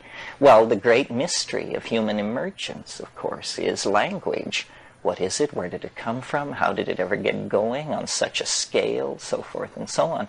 But it looks to me like what we're seeing in psilocybin is a kind of neurological enzyme, a catalyst in the environment that could take an evolving primate population and put it through a series of forced changes that produce ultimately a self-reflected, minded creature practicing a shamanic mother goddess religion in this nomadic context. And that was paradise, and that was the ideal for the archaic revival. In other words, that Eden actually existed, that we are made for better things than what we've got. You know, it says in Finnegan's Wake, here in Moycane was the red light district of Dublin. Here in Moycane we flop on the seamy side, but up Nayent, prospector, you sprout all your worth and woof your wings. That's a promise for the future. Up Nayent you sprout all your worth and woof your wings. But also, antes, we sprouted our worth and woofed our wings. And this whole nostalgia for a perfected shamanism in prehistory is reasonable, I think. I mean, I think we had something, an unimaginably precious gift. We had consciousness and dynamic order.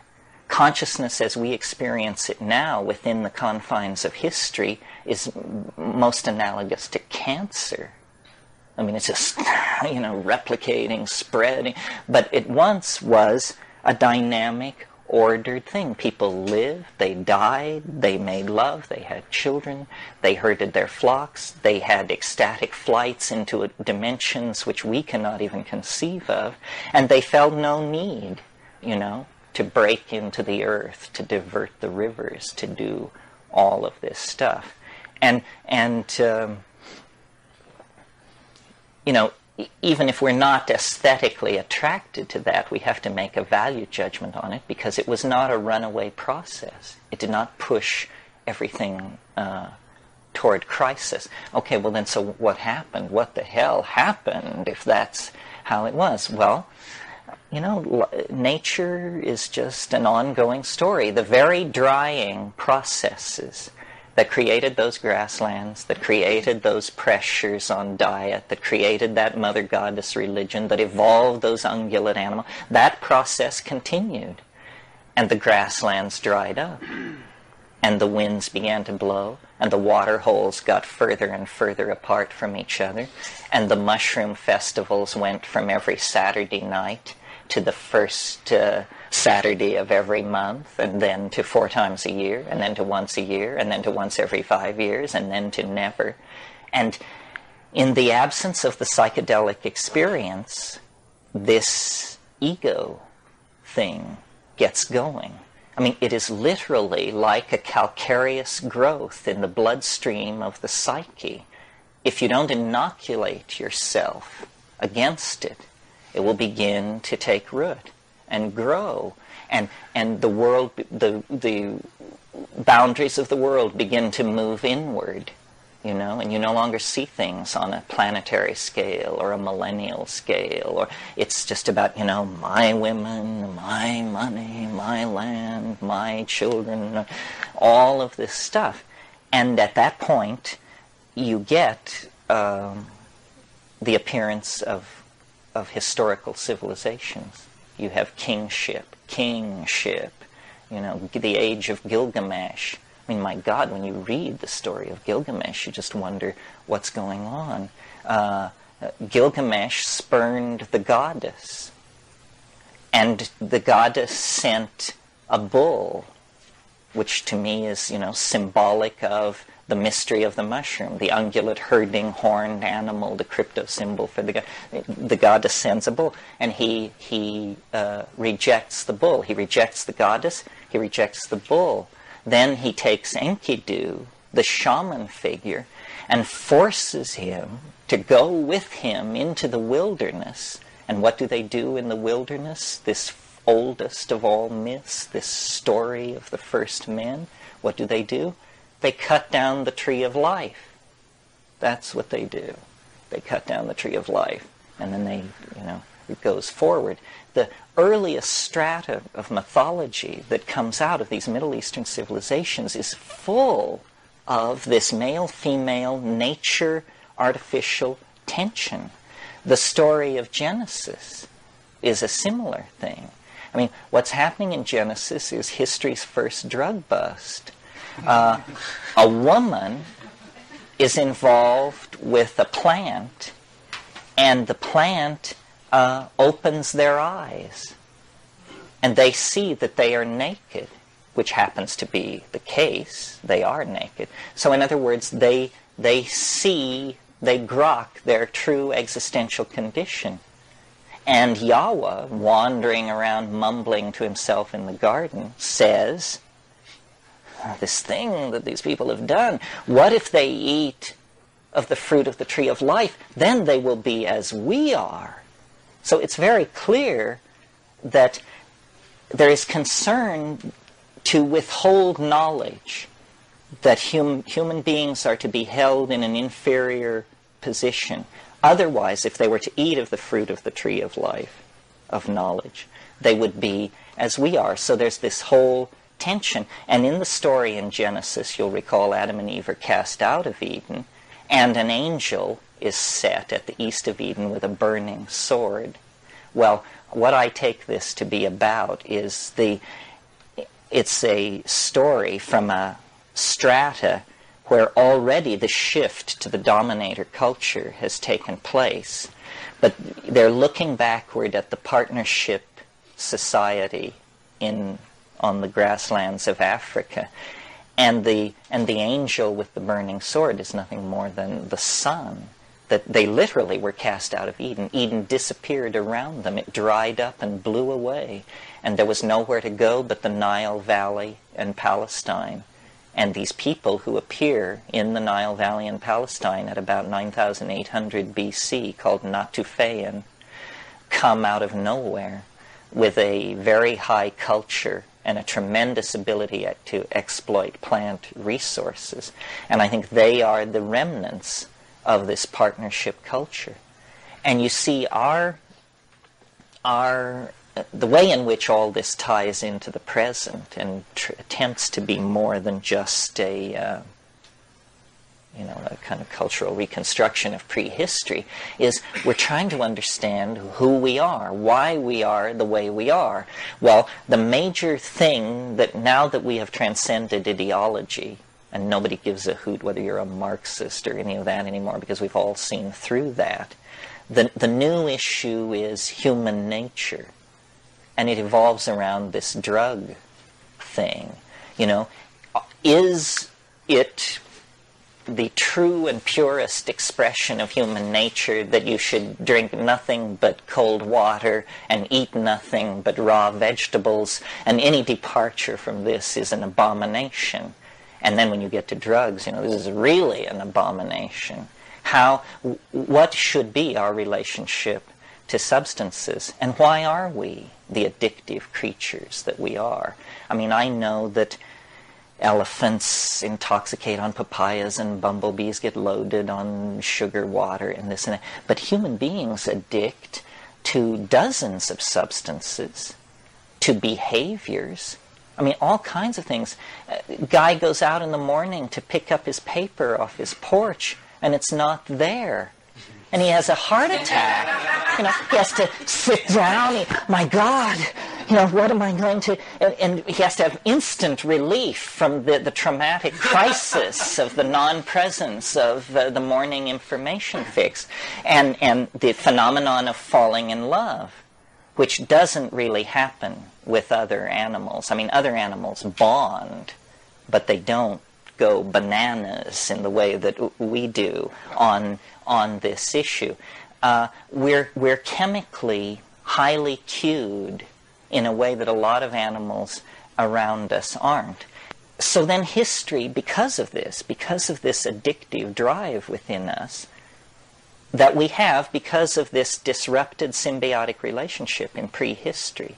See, we're looking for the score, but we can't quite find it. Imperialism doesn't do it. Heroin doesn't do it.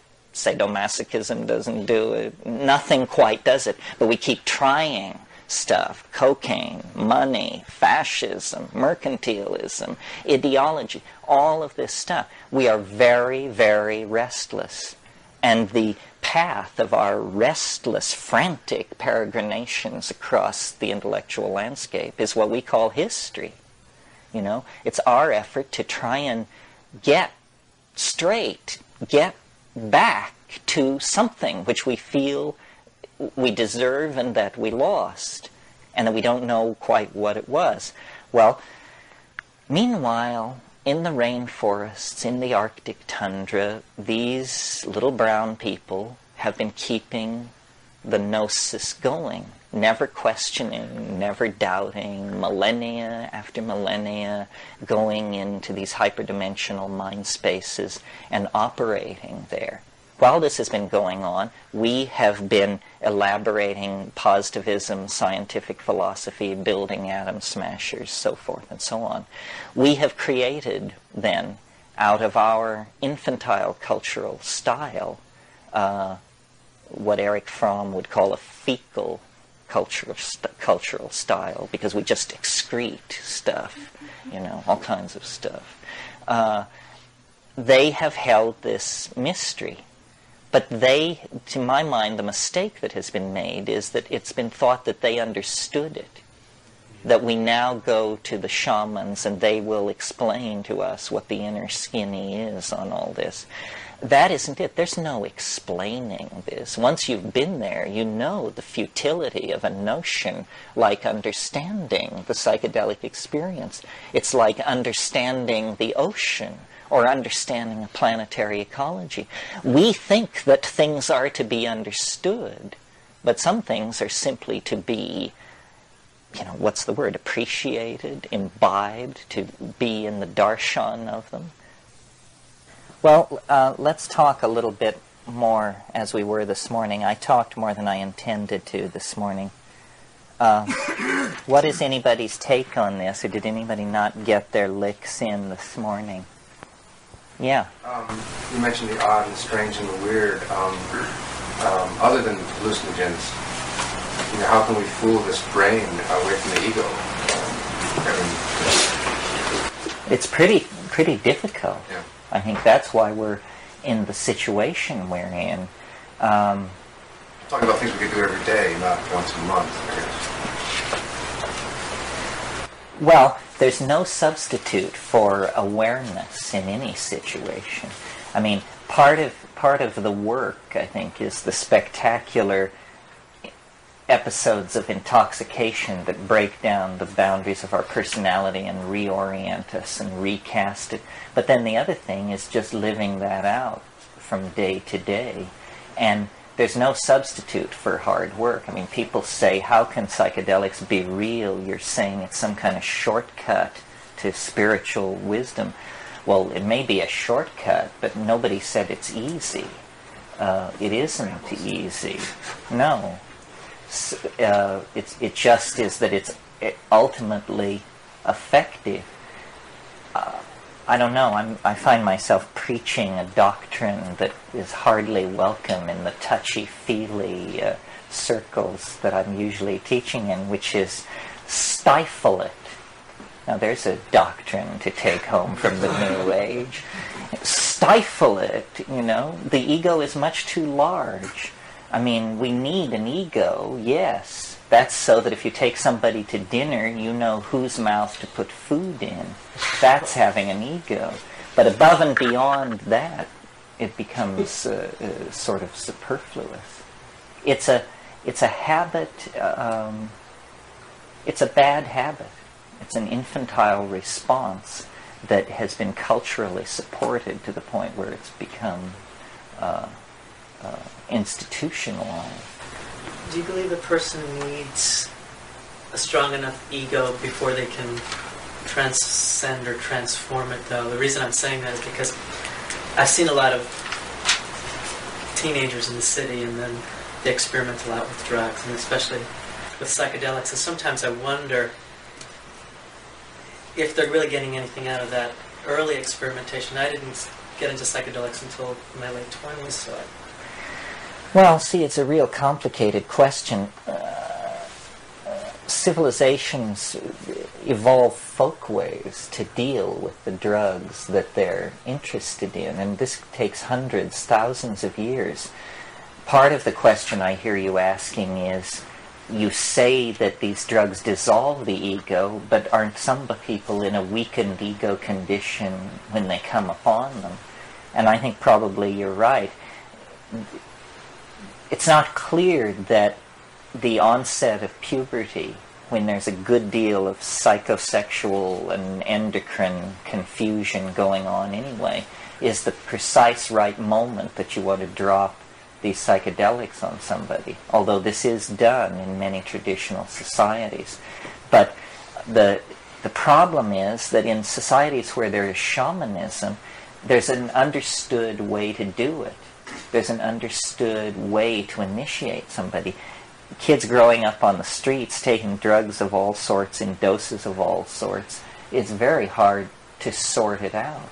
You know, I mean, people don't have intent, they don't have focus, they don't have information. They're just, everything is so fragmented in modern life. Part of what all this yammering about shamanism might eventually lead to is the reformation of psychotherapy along the lines of a shamanic style, so that then people could have these voyages, could have the insight into their problems that you get from psychedelics. Also, in those cultures and societies where they do use the psychotropic drug at puberty, I think those societies support the individual, the child growing up in very positive ways and feed their ego in a very constructive, positive way, so that they are not filled with a lot of self-consciousness and self-hatred and lack of self-worth and so forth, a lot of the critical nature that I think, and the lack of nurturing and attention that a lot of the adolescents grow up in our society with, that then get weak egos from adolescence on into adulthood. And I think the developmental quality of life in different cultures has a lot to do with one's ability to utilize the drug, the plants effectively. Cooperation is just an automatic response among many of these rainforest hunting, gathering people. I mean, when you finish a job, it isn't your job. When you finish a job, you go on and you do another job until all the jobs are done. And this is clearly a learned response, because these are human beings just like us, but under the extreme pressure of being, 20 people trying to hold it together in the rainforest through gathering, they have accepted that the tribal unit is the lowest common denominator, and that everything has to operate in the light of that. Back here. I felt that part of what was being discussed here was the difference between discursive and one-pointed meditation. And discursive meditation is like meditating on the Stations of the Cross if you're Catholic, or the 7 Sheaves of the Self if you're a Hindu. And it sort of serves years of doing that as establishing a ladder that can take you to the transcendent. And that one-pointed meditation, and even more profoundly the use of psychedelics, can suddenly put you into a transcendent state. And whether you'll have the capacity to get back is the question. And so that there might be a role for a period of discursive meditation or an education along that way before something that instantly propelled you into an experience of the transcendent.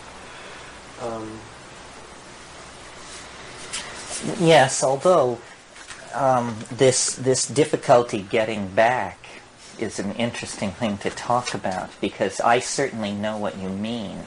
I think everybody who takes psychedelics a lot eventually has a trip that stands their hair on end. And the reasonable fear I've always felt about psychedelics was not that it would kill you. That's not reasonable.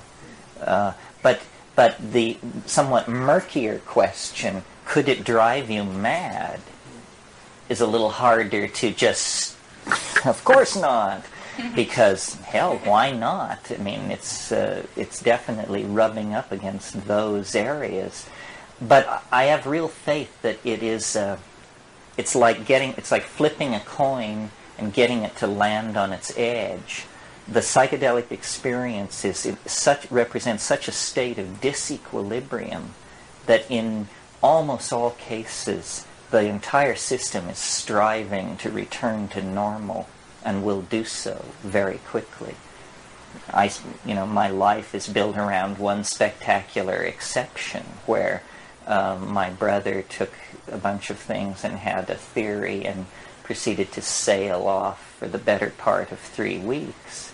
And this sort of brings up another issue. We sit here relatively down and calm, and we can talk about the LD50 of psilocybin. That's how much you would have to give to 100 mice for 50 of them to die. This is what pharmacologists are all about.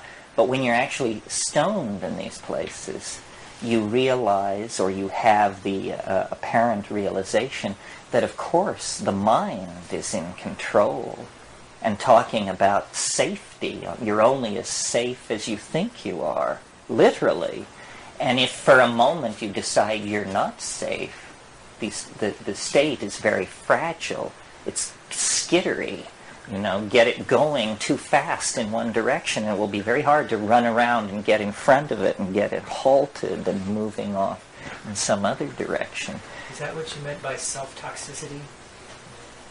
Did I use that phrase this morning? No, in a past tape you did mention about self-toxicity and negative effects, possible negative effects. Well, yeah, I think this is what people fear, that they are self-toxic. And we have all been disempowered. To some degree, we are self-toxic. That's a real tragedy. It means we have been made our own enemies. And then, whether we are or not, we all fear self-toxicity. This is why in the 60s, when LSD first began to appear, people had such violent reactions to it. Tim Leary said, LSD is a psychedelic drug which causes psychotic behavior in people who haven't taken it. This is absolutely true. Well, why would a drug that you don't take cause you to become psychotic? It's because the mere fact of its existence is so threatening to you because you know that you're self-toxic. That's what I always felt in the 60s. These people all know they're crazy, and they don't want to get near anything which would perturb their psychic dynamics. They know beyond a shadow of a doubt that they're certifiably insane, and they don't want to hear about it. So they're not going to be delving into something which shines a Klieg light on the mechanics of the psyche. It's the last thing that they are interested in.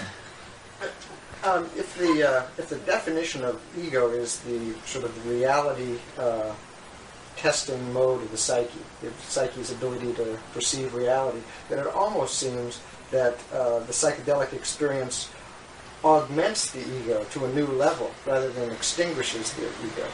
That it gives a truer picture of reality. Well, Freud had this concept that he called the superego. And this term has somewhat fallen out of use, and because we all tend to be a little more Jungian than that, and we talk about the collective unconscious.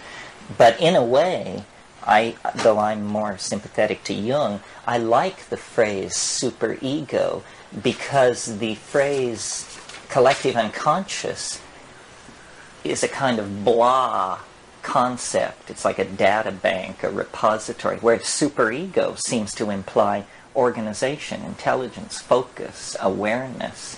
And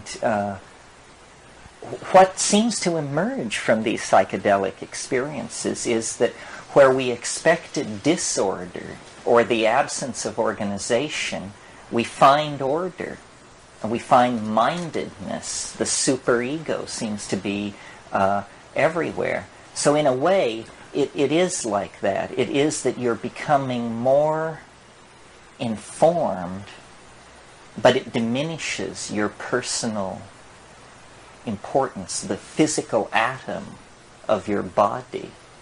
You know, I mean,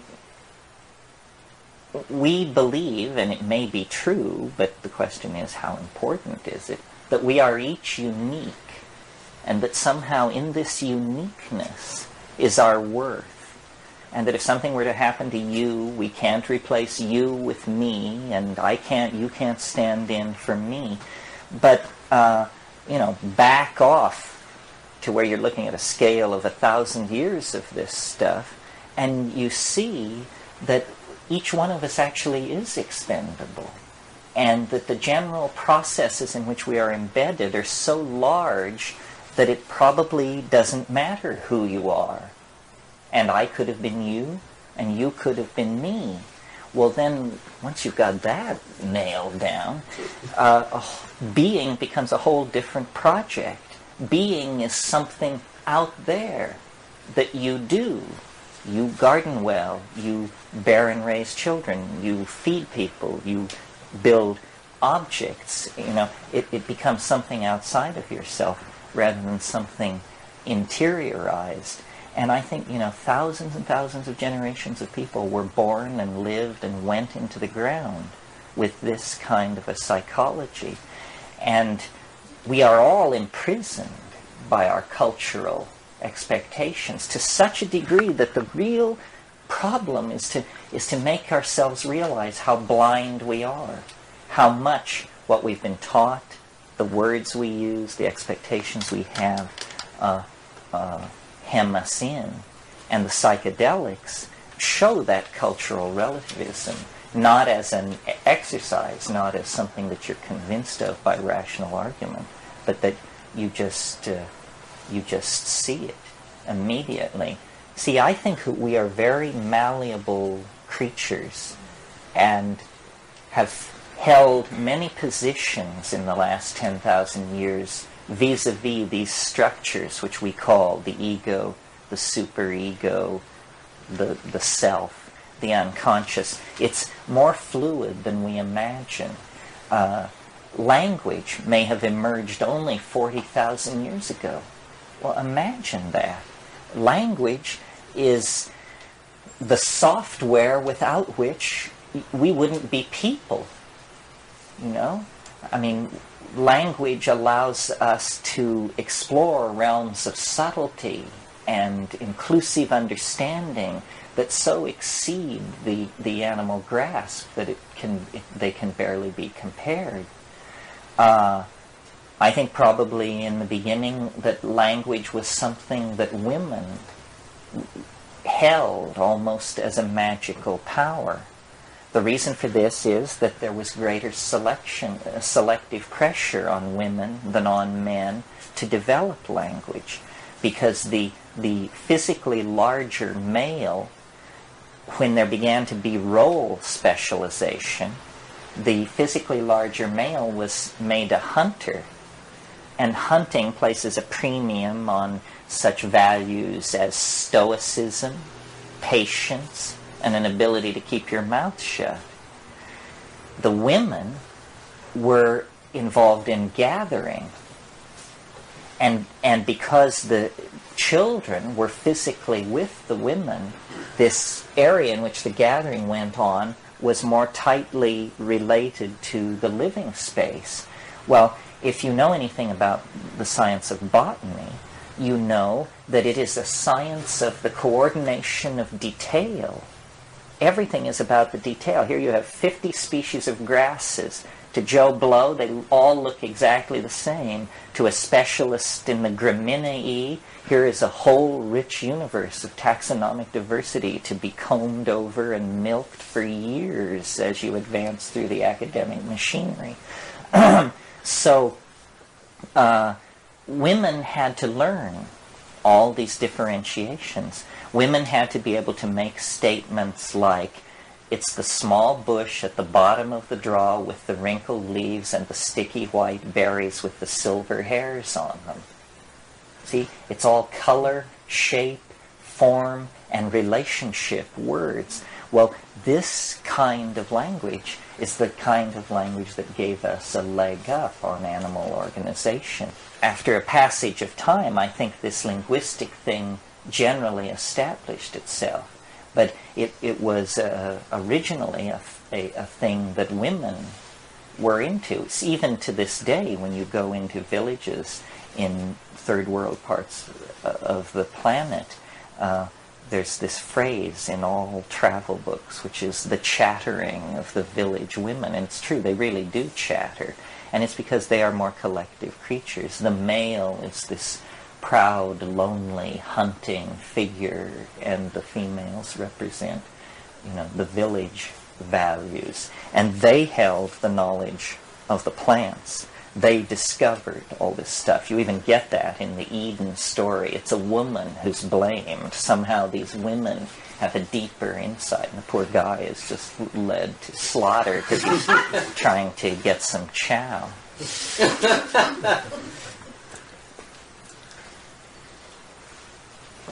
Perhaps an appropriate image would be one of climbing a temple. I always think of Borobudur, which is probably the most impressive temple that I've ever visited.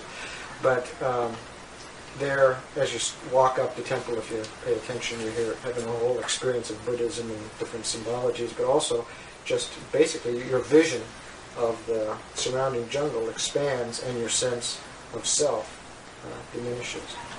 So, because you see the larger world. You see the larger world from up on top. Yeah, from the center of the mandala. Yeah. The same psychology is operating on the Mayan buildings.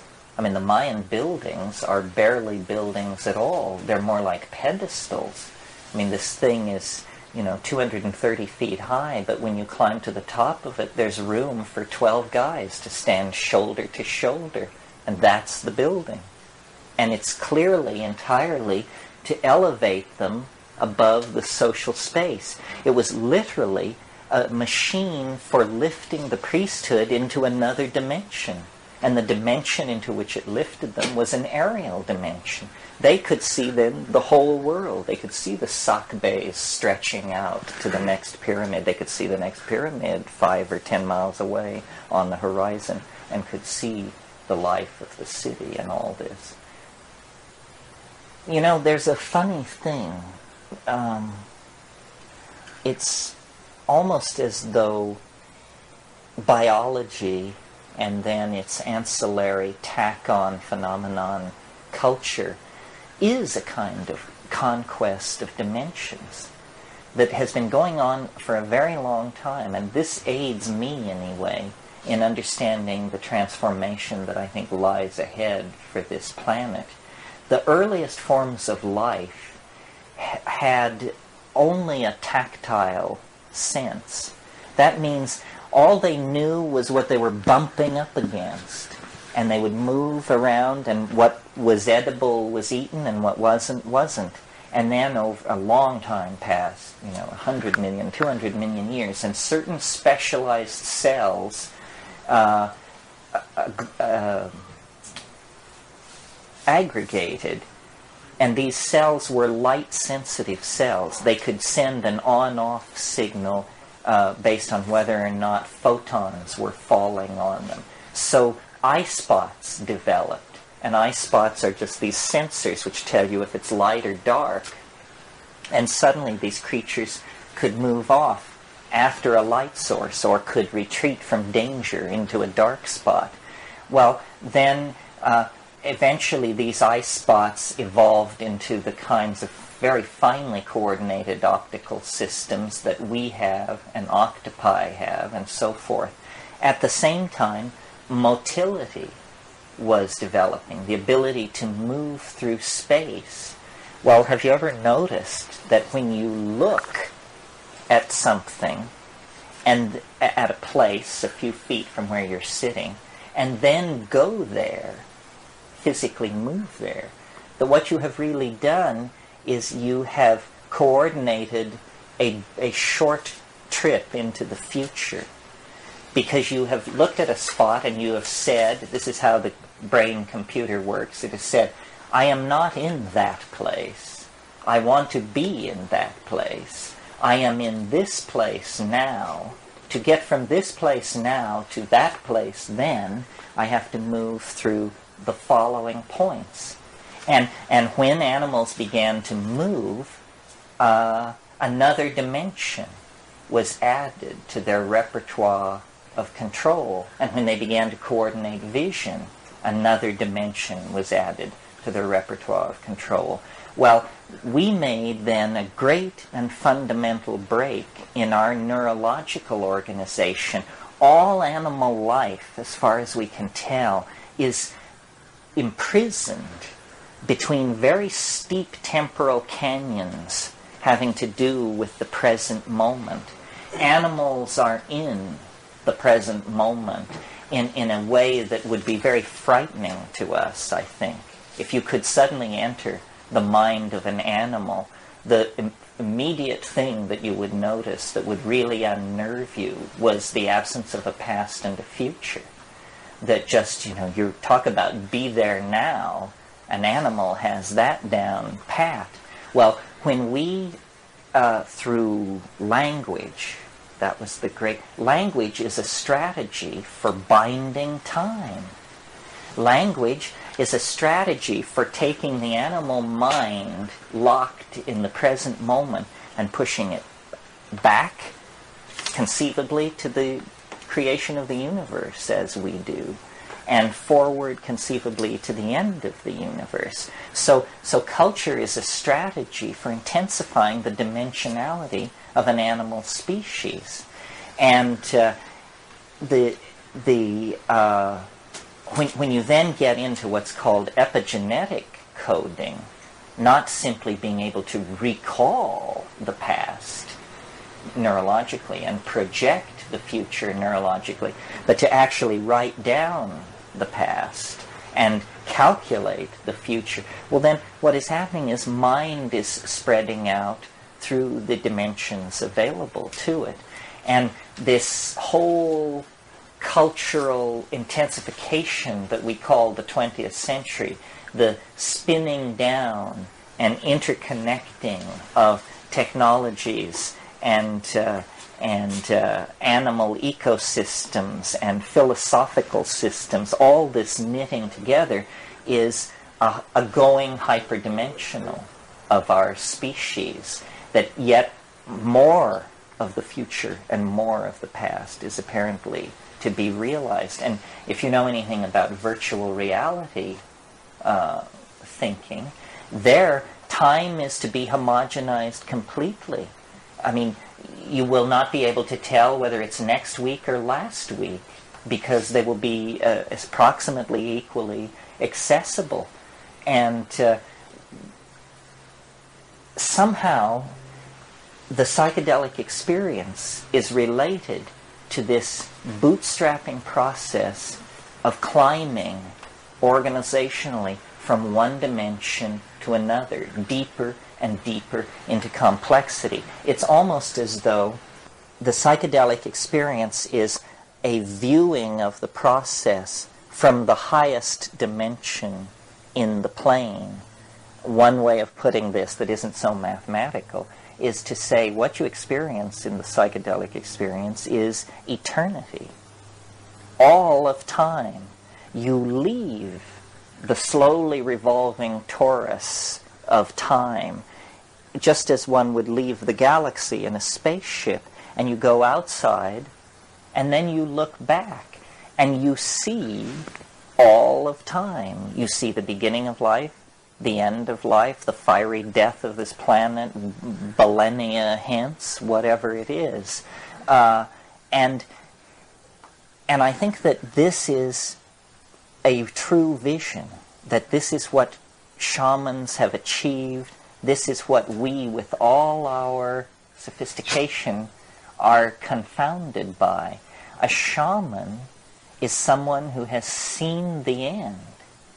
A shaman is somebody who has seen it all. They've run the movie, and run the movie, and run the movie, and they've satisfied themselves that they understand the movie. Then they go back to their place in the movie, and they live it with a small smile, because they know the end. They know how things work. They know what life is. And when you have even a piece of that action, you can get a real handle on peace of mind, on true authenticity, because it's in the tumbling, forward-rushing chaos of the lower dimensional slices of time that we lose it, that we become confused. Who am I? What do I want? Where am I? Who should I be with? What should I give myself to? This is a voice speaking from chaos. I remember once at a period of turmoil in my life, I took mushrooms to try and resolve my personal difficulties. And I said, I'll think of a question. You know, they say you should think of a question. So I said, I'll think of a question. The question was, am I doing the right thing? And it's in the point in the trip, I posed this question to it. And the answer was, what kind of a chicken shit question is that to ask an extraterrestrial intellect?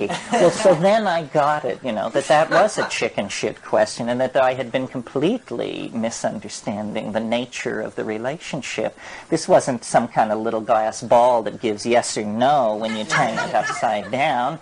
This is... I don't know, words fail, but nobody to expect psychotherapy for free from anyway. The problem with determinism is it says everything can't happen anyway except the way that it's happening. Now the problem with that is that it makes the concept of thinking irrelevant. Because you're thinking what you're thinking because you couldn't think anything else. Therefore, the notion of truth or judgment or all of that is completely shot down. So a totally determined universe is the most ultimately uninteresting that there can be.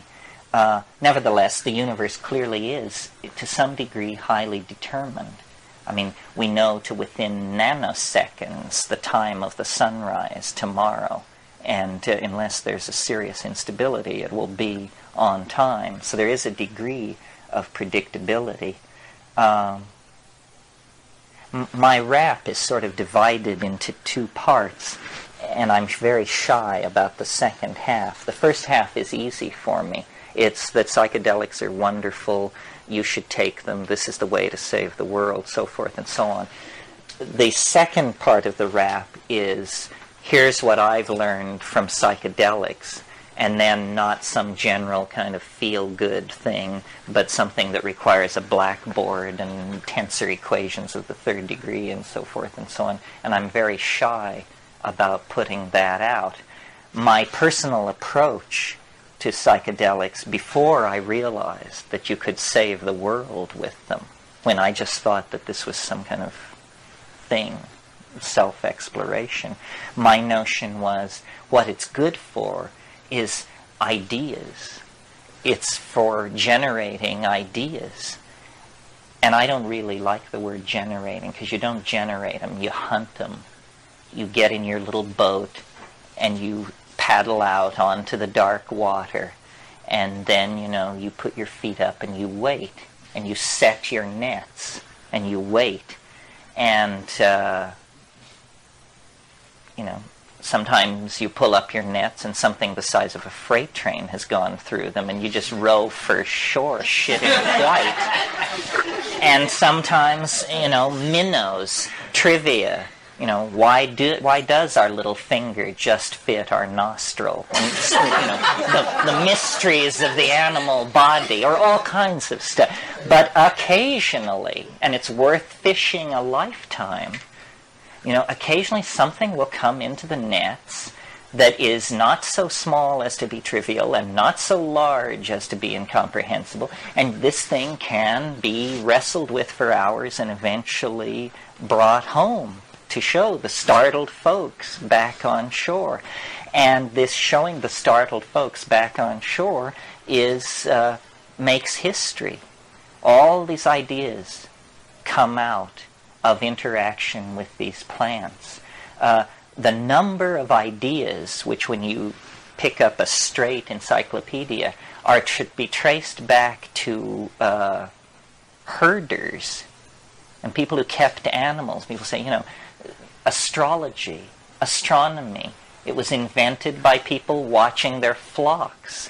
The calendar, time, was invented by people watching their flocks. All this other, well, they weren't only watching their flocks, they were also watching the cow pies of their flocks for mushrooms. And, music, all of these Pythagorean insights into order, I think, come out of this herding, domesticated animal husbandry, we call it husbandry, because it's a model of caring for nature. And these ideas are the inspiration and the purpose, to my mind. I mean, the social purpose, because I can, get rid of my stuff and feel better about how I was abused in childhood and this and that and the other thing with psychedelics. But that's all personal growth stuff.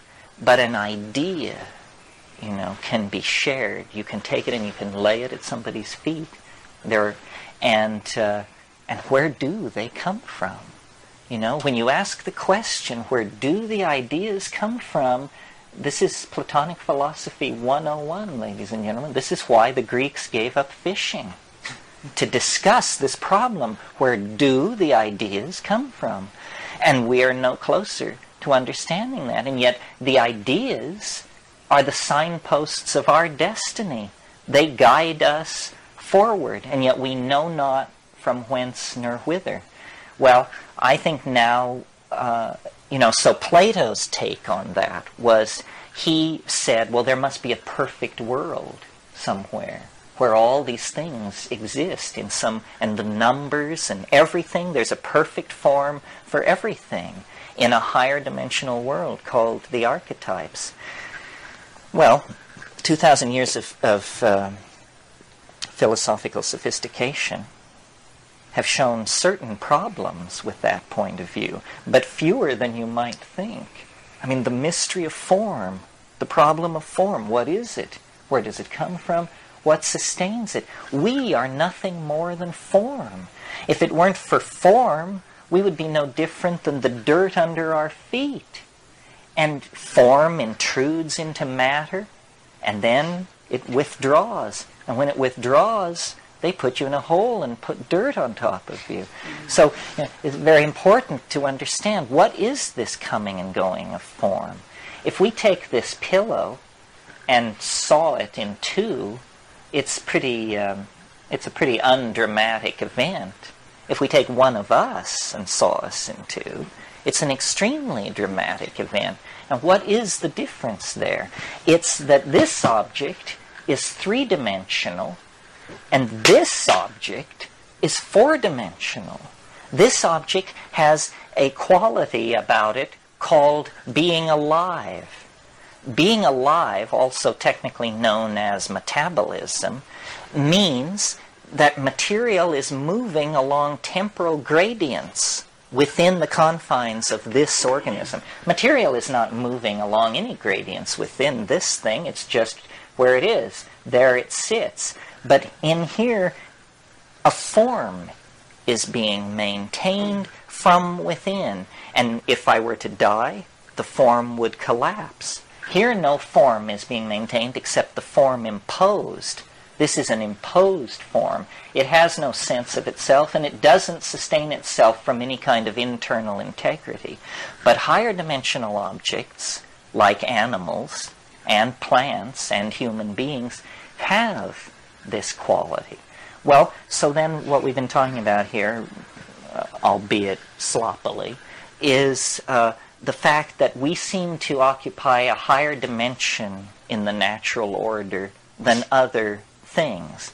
And this higher dimension has to do with the fact that we have a little piece of mind, a little chunk of this higher order organization.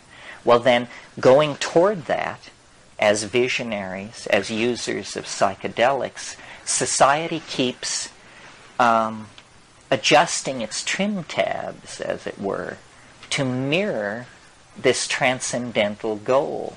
And this is what we want to become. We want to become like the sensed object in our imagination.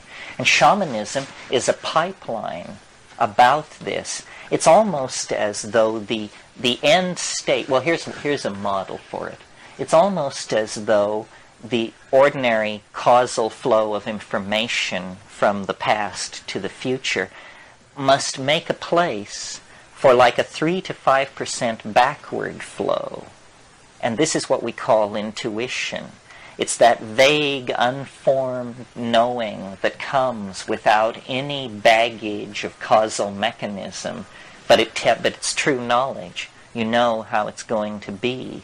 Well, it may be that that time is somehow information permeable, that future potential states of existence are actually somehow in resonance with states of existence in the present and in the past. Our models of how the world works are very, very simple. I mean, basically we operate with mechanical push-pull models that are appropriate to very simple mechanical systems, and yet we know that we are far more complex even than the most complex physical systems. This last 15,000 years has been something, and the last 500 years has really been something. It's so close now, the transcendental object, that it informs everything. The metaphor, the model to hold on in your mind as you gaze at the earth in its travail is the metaphor of birth, not death.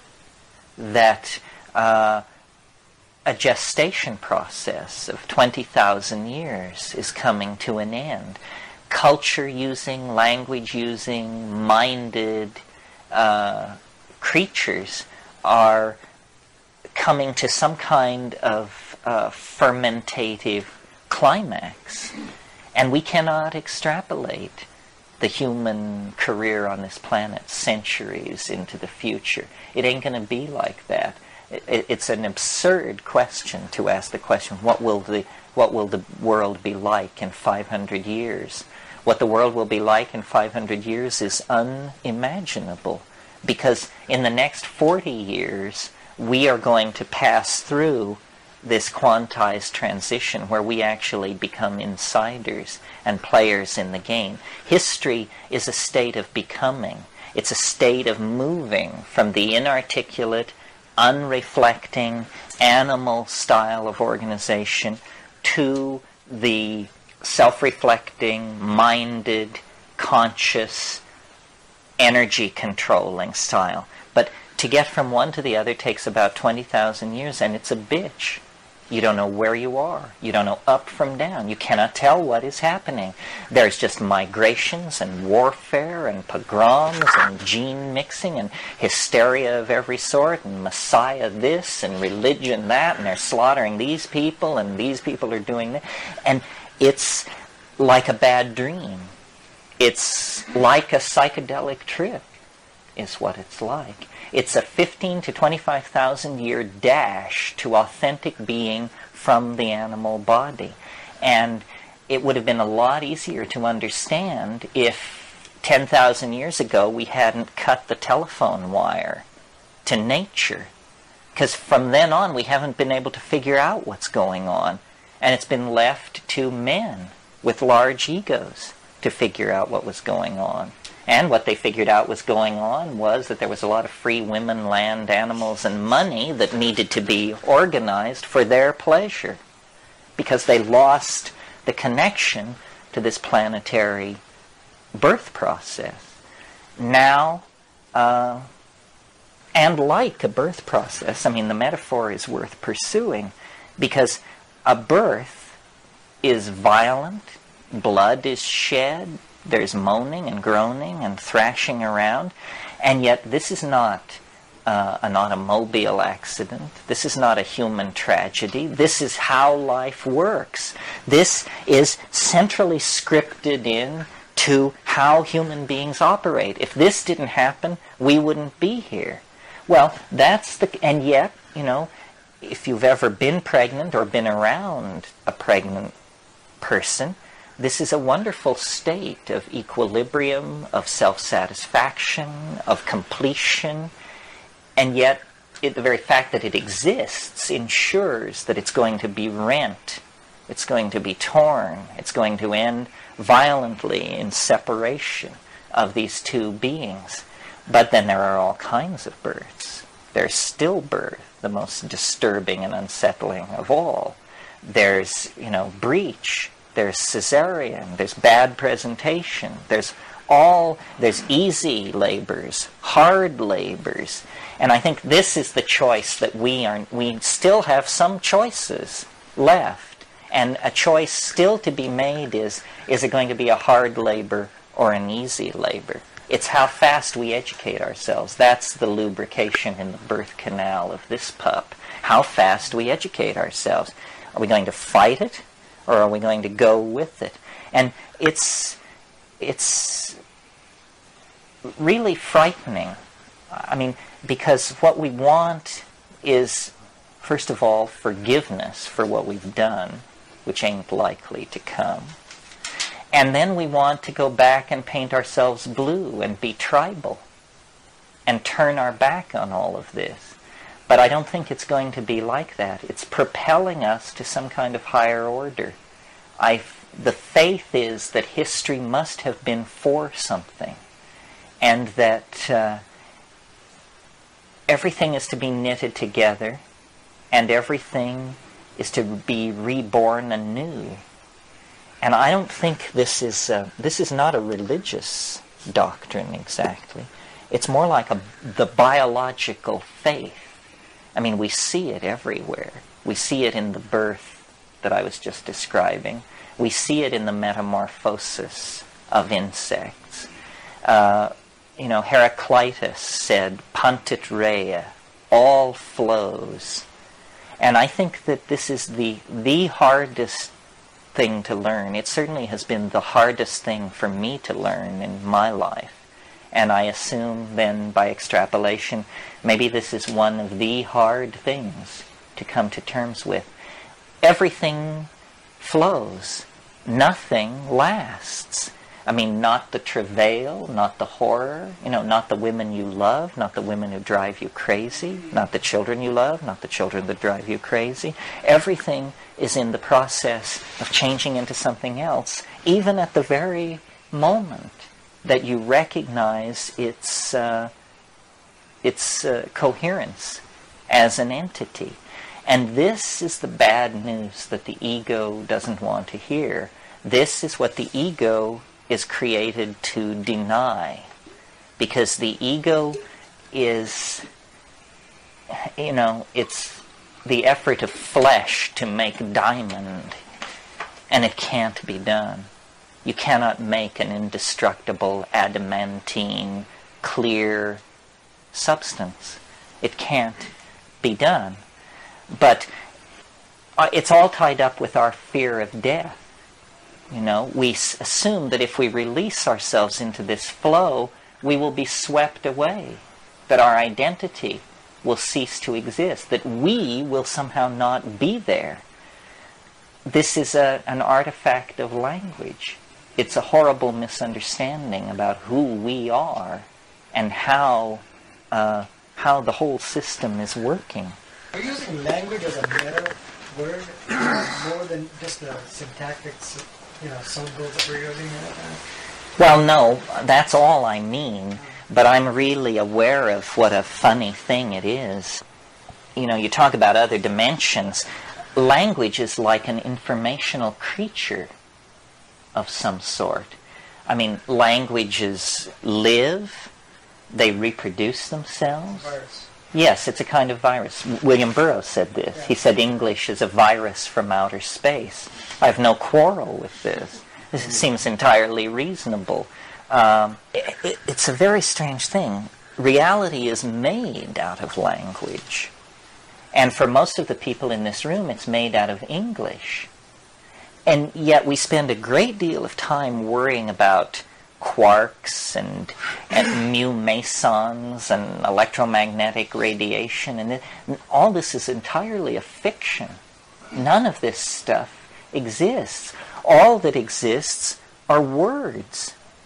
And we play a game, a really fairly insidious game with ourselves. We all, I suppose, here give great credence to what is called quantum physics.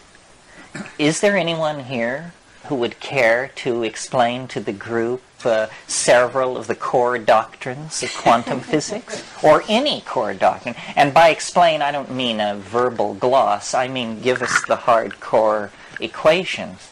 Well, no one seems to be coming forth. And yet, this is our truth. How crazy are you if your truth is something you can't even understand? And that's the situation that we're in. We believe that somewhere among us, somebody understands these tensor equations of the third degree, and that if it got real tight, we could go to them and they would then explain what reality is. Well, this is a head full of shit, this kind of thinking. What you are actually dealing with is what Wittgenstein called the present at hand. The present at hand. Good phrase, because it implies that only that which can be grasped matters. And the quark cannot be grasped, the mu meson, the electromagnetic field, none of this. These things need to be understood for what they are, which is little shingles which we epoxy onto the face of the universal mystery.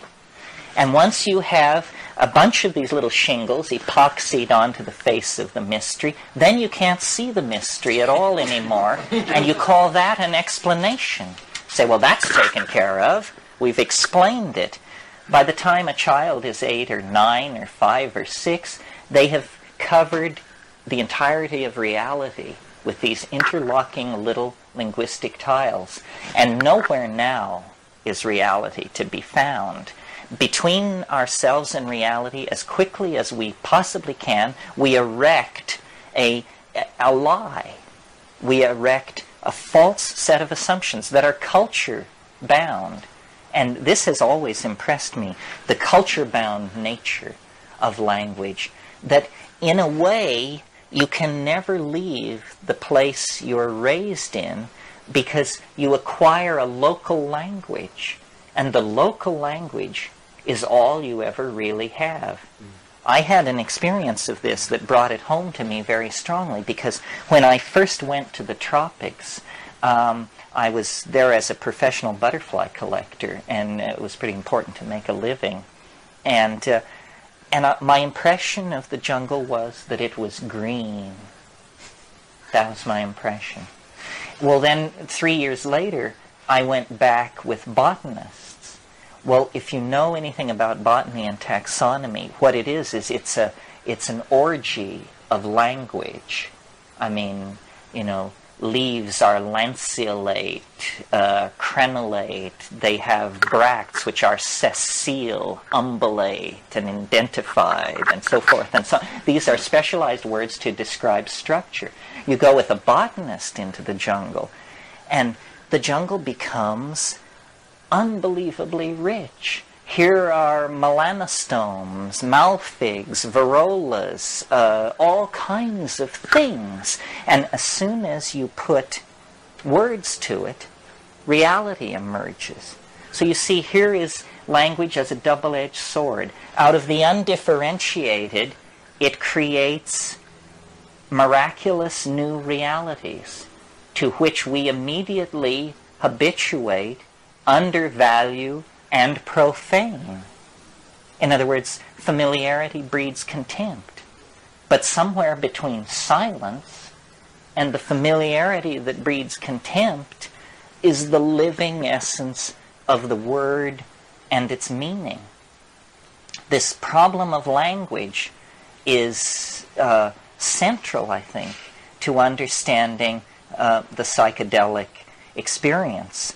What I see happening on these tryptamines is the project of language goes from being something which you hear to something which you see without ever crossing over a quantized moment of transition.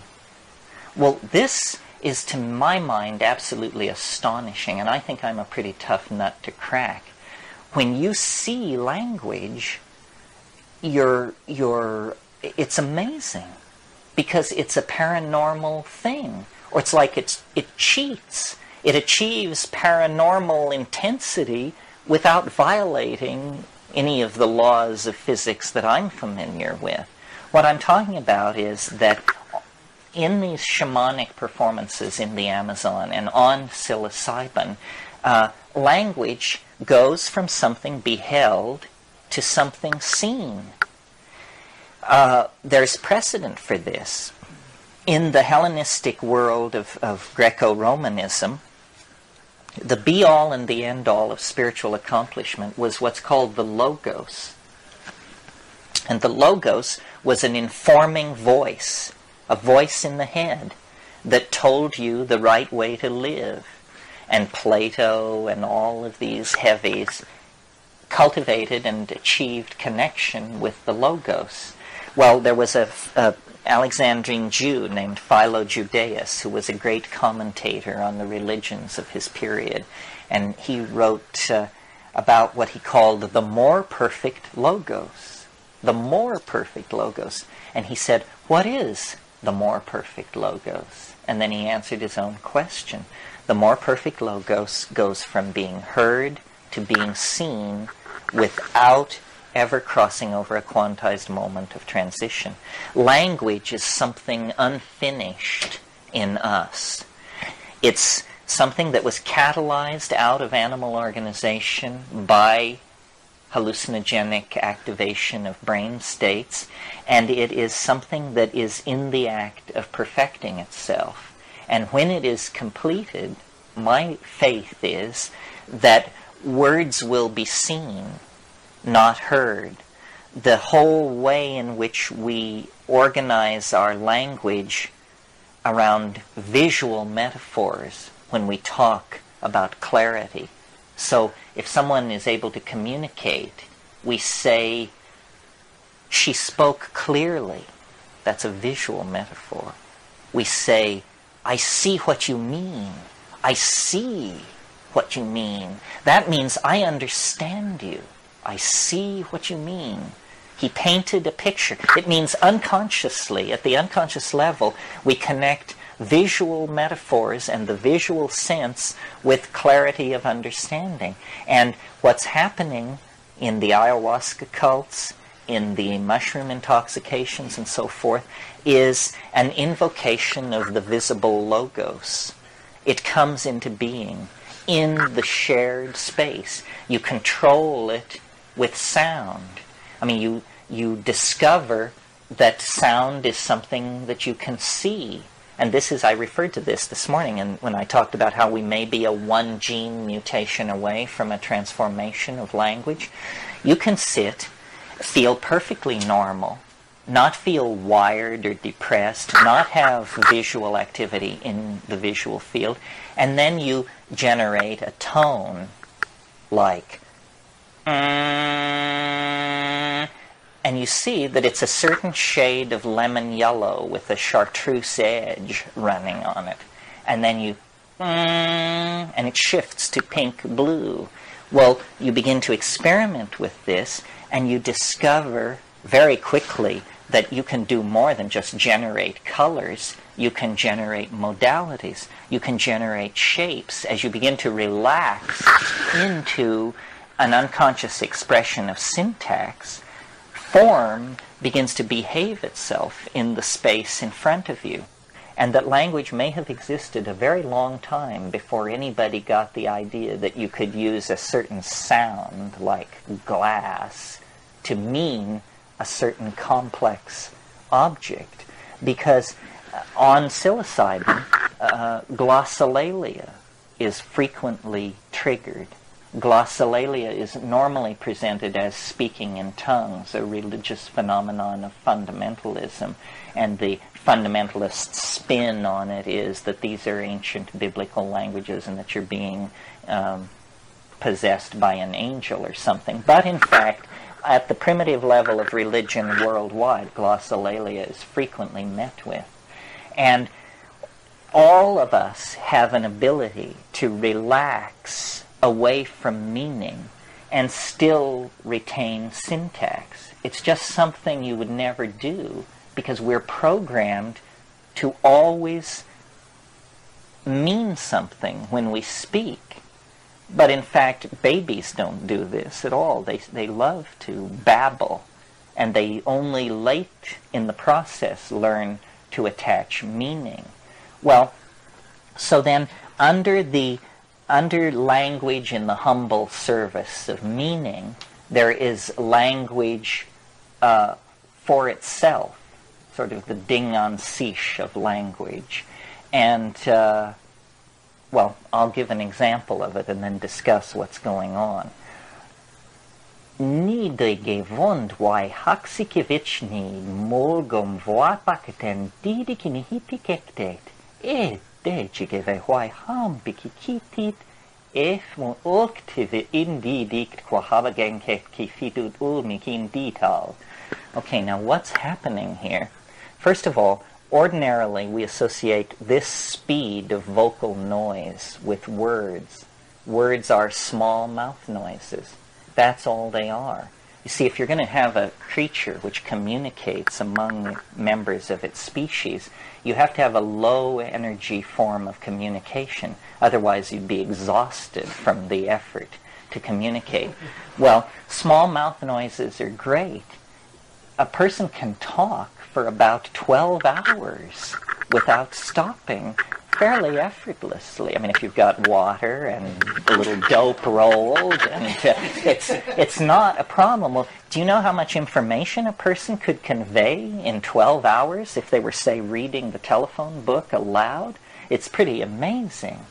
So this thing I just did, it had syntax, but it had no meaning.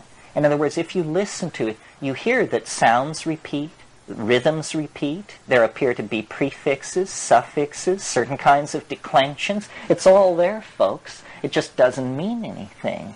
But it turns out that the activity of language feels like language, whether it means anything or not.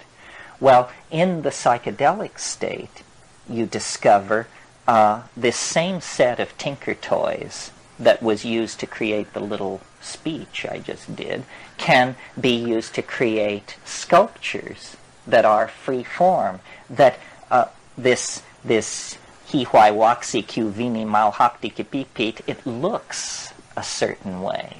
What's important is not how it sounds, what's important is how it looks.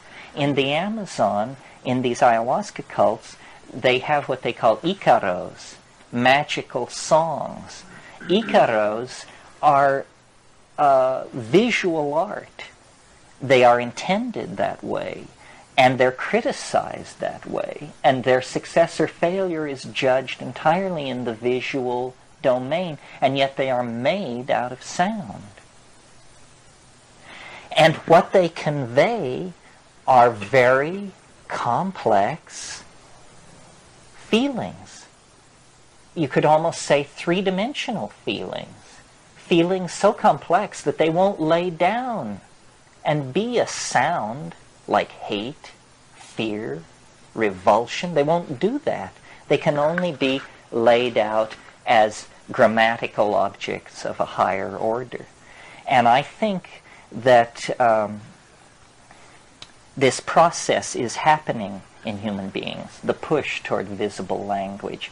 But it's being accelerated by the psychedelics, and that we are trying to become for each other visual objects, and we are trying to become capable of generating these things. Now, why I hold these conclusions is because in the DMT flash, which is the most intense quintessence, most quintessential distillation of this kind of stuff, you encounter the shamanic entities, the spirits, the ancestors.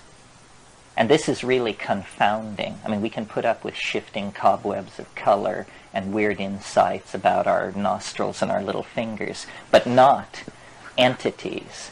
And yet, in that space, these things exist. And they're preaching this ontological transformation of language. This is how entities in hyperspace communicate. It's as though everything has had one dimension added onto it. It's as though we are existing in some kind of squashed version of a larger superspace that can simply be mentally unfolded through the act of encountering a psychedelic substance. I think it's big news that these entities exist. Now, if you were to go to a shaman in a classical culture and say, what's it about? What's going on here? They would unhesitatingly tell you that these are the ancestors. Say, oh yes, these are the ancestors. We cure using the ancestors. And this is, I think, very unsettling for us as Westerners. We'd much rather accept the notion of friendly extraterrestrials communicating through the mushroom than that this is the dearly departed. I mean, that really, you can feel your boundaries beginning to quake against that possibility. It was very interesting. Recently, there was a new edition of Evans Vence's The Fairy Faith in Celtic Countries, which, if you've never read it, it's quite an interesting book. Y.E. Evans Vance was an American who became a great scholar of Mahayana Buddhism and wrote the Tibetan Book of the Dead, the Tibetan Book of the Great Liberation, Tibetan Yoga and Secret Doctrines, and so forth. But his doctoral thesis when he was a young folklore student at Cambridge in 1911 was he wanted to study the fairy faith. And he went to Brittany and Wales and Ireland and interviewed the oldest people in the districts, the crones and the old people. And it's a wonderful book to read because these people just tell these stories, and it's absolutely convincing. I mean, the fairies are real, the fairy faith is real. And when you asked, when Evans Vance asked these people, you know, what's going on, they said, well, these are the dead. When you die, you stay around, but you're in an invisible realm, and it's an ecology of souls. My phrase, not his, an ecology of souls. But this is what is revealed on DMT, is entities that are so strange. Why are they there? What do they want? And they're not, if they are ancestors, they're not my ancestors. In other words, when I broke in there, I didn't find my mother and my grandparents. It wasn't like that. There was no personal, it isn't like that. But there is this sense of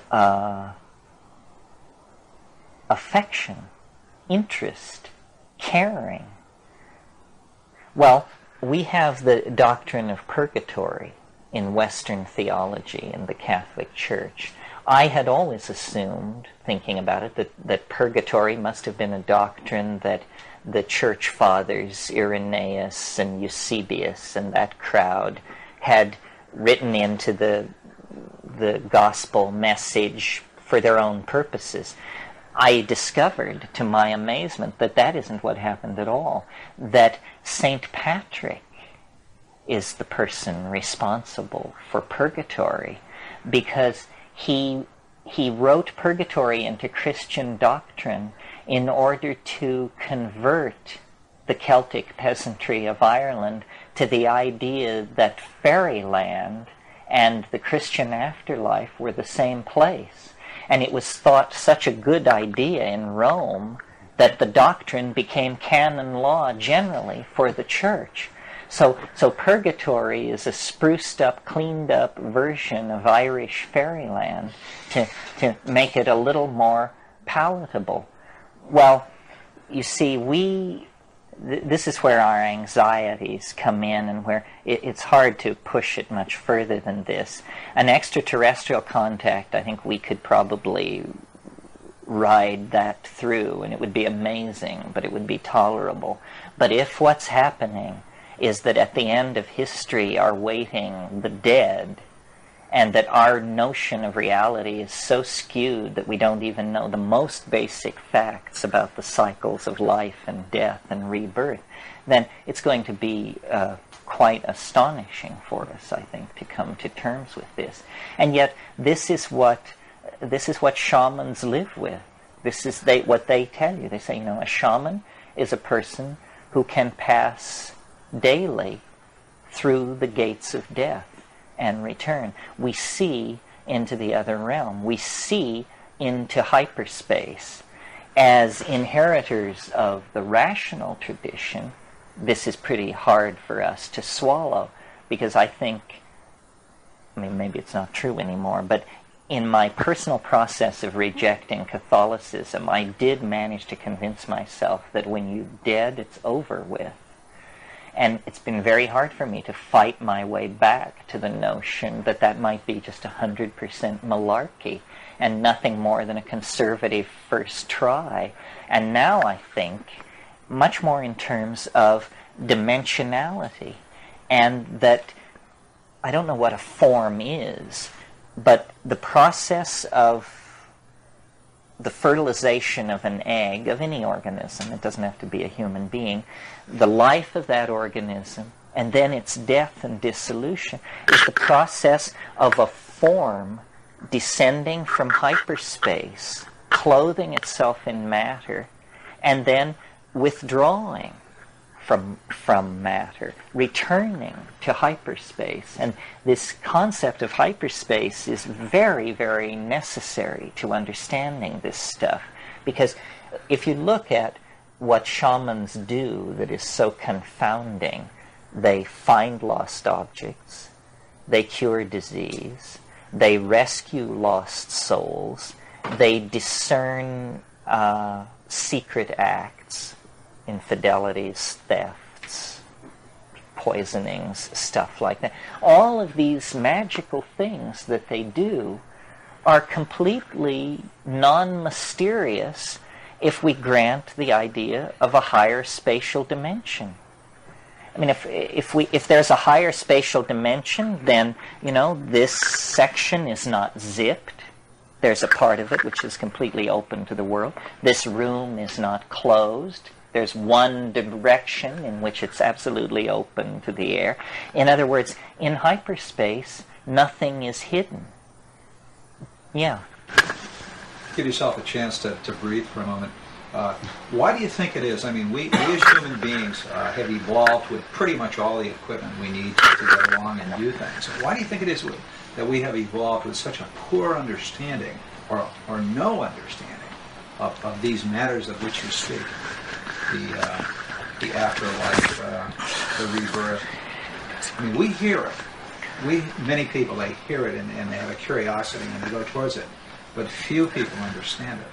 Well, I think this is a very recent phenomenon culture is a narrowing, obviously. I mean, if a man can have 10 wives, 2 wives, no wives, 1 wife, well, then you go into a culture, you're going to make a choice. And all cultures represent narrowing of choices. We don't know how we could be. We don't know what we could be if we were free to evolve ourselves. I think that's the starting line that we're edging up on. We're about to have a chance to create a global culture, to decide, to essentially clean our basement and decide what we're going to save and what we're going to keep. This sense of not being connected is, to my mind, entirely rooted to what I've said here several times, the problem of the ego, but then to, get a little more specific and maybe slightly more offensive, it's the monotheistic religions that have to take a real knock for the present situation. Monotheism as a philosophical reflex is understandable but simple-minded. I mean, it's what an 8-year-old would get to, you know. I mean, one God, reasonable, economical, seems to fit the situation pretty well. So what's wrong with that? Well, what's wrong with it is you've got to be a little more sensitive. Philosophy is not practiced in a void. And as Jungians know well, we mirror ourselves in our gods. Our religions are a set of permissions for how we as individuals can be. And monotheism presents us with a notion that God should be omnipresent, omnipotent, omniscient, and unforgiving. And male. Well, this is nobody you would invite to a garden party. This is what we call an asshole, you know. Somebody who corners you, who's never wrong, who's totally full of their opinion, who just wants to tell you how the boar ate the cabbage and never doubts them. A boor. So we have enshrined at the center of our cultural machinery the archetype of the unbearable boor, and then we've gone out to realize it. And we try to fine-tune it. You know, we say, okay, well, this Old Testament religion with all this ritual and dietary, this isn't it. So then along comes Christ and tries to fine-tune it. But, you know, he's working in the most women-repressing, male-dominator, hierarchical structure on the planet, and whatever good he does is quickly wiped out 150 years later by these clowns I mentioned, Eusebius, Irenaeus, and the rest of those guys. And then Islam comes along to twist the screws yet tighter on this monotheistic ideal. And it doesn't serve. And it was put in place because people tried to figure it out on their own. Monotheism is what you come to if, full of sincerity, you try to figure it out on your own. But if you will just forget being full of sincerity and take mushrooms, you will never come to this monotheistic conclusion. It just appears preposterous because the multiplicity, the shifting, unpredictable, boundaryless, maternal nature of things is what forces its presence into your consciousness. We are born in the mystery. It's all around us. Everything is provisional. And this is something worth talking about, I suppose, because it's a psychedelic point of view. Every society has always believed that it possessed 95% of the truth and that the next 5% would fall into place in the next 15 years. And yet these societies have just been all over the map, you know, and we don't understand anything. And in fact, we have taken a more perverse turn than most. We have substituted the incomprehensible. That's why we get these quarks and mu mesons and tensor equations of the third degree. We actually worship incomprehensibility as the highest form of explanation of what's going on. Say, well, I don't know what's going on. Somebody must understand it. Well, I've got news for you. If you don't understand it, what good is it that somebody understands it somewhere? I mean, you're responsible for yourself. And yet, I think that, you know, all this technology, $2.5 billion worth of atom smashers, is at some level is being inspired by something transcendental, and is, you know, they're trying to achieve love and Godhead and all that stuff. We want to know. We do want to know. And to science's credit, and this is what I love about science, is that it's not kidding itself. I mean, the thing that the thing that I go back to over and over again, and that makes psychedelics different, and that makes what I'm doing different, is you're not asked to believe anything. You just have to do something. In other words, you're invited to perform an experiment, not accept a belief. And taking a psychedelic is an experiment. It's not an act of religious devotion. I mean, you may do it in a devoted and religiously sensitized way, but it's an experiment to see what happens. And if it works, it can be repeated. Delusion is a terrible thing, and the world, there's a lot of it in the world, and probably psychedelics have to take the blame for some of this. I mean, all these rishis, roshis, geishas, and gurus that are running around with their hands out, this is largely can be put at the feet of psychedelics. But you mean, why should we blame psychedelics for this? I don't think anybody would have given any of this a thought if they hadn't had psychedelic experiences to show them that the mind is not what they assume it to be. I mean, the great impetus to Eastern religion came in the 60s when all of this stuff was happening. I wanted to ask a little further about the animal experience of time, and that they are stuck in the point present. They don't have a sense of future or past. And my own experience with marijuana is I lose my short-term memory. And in my foolish days when I used to try to drive after getting really stoned, I remember looking to the right and it's clear, and I look to the left and it's clear, but I forgot what it is on the right. So I to the right and it's clear, but I forgot what it is. And I'm going like this, and I can't hold anything in my mind for even that long. And it's terrible, you know. When you're driving, it's awful. But and I don't find it pleasant in any sense.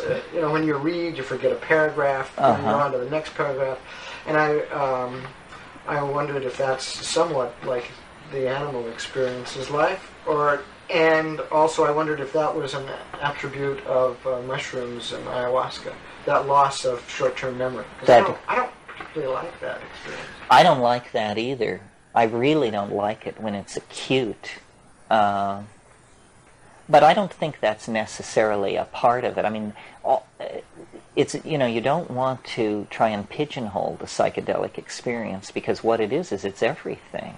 I mean, once you think you've got it figured out and that it's always going to be this, and then the next time it's completely something else. So much can be done. So much can be structured and learned.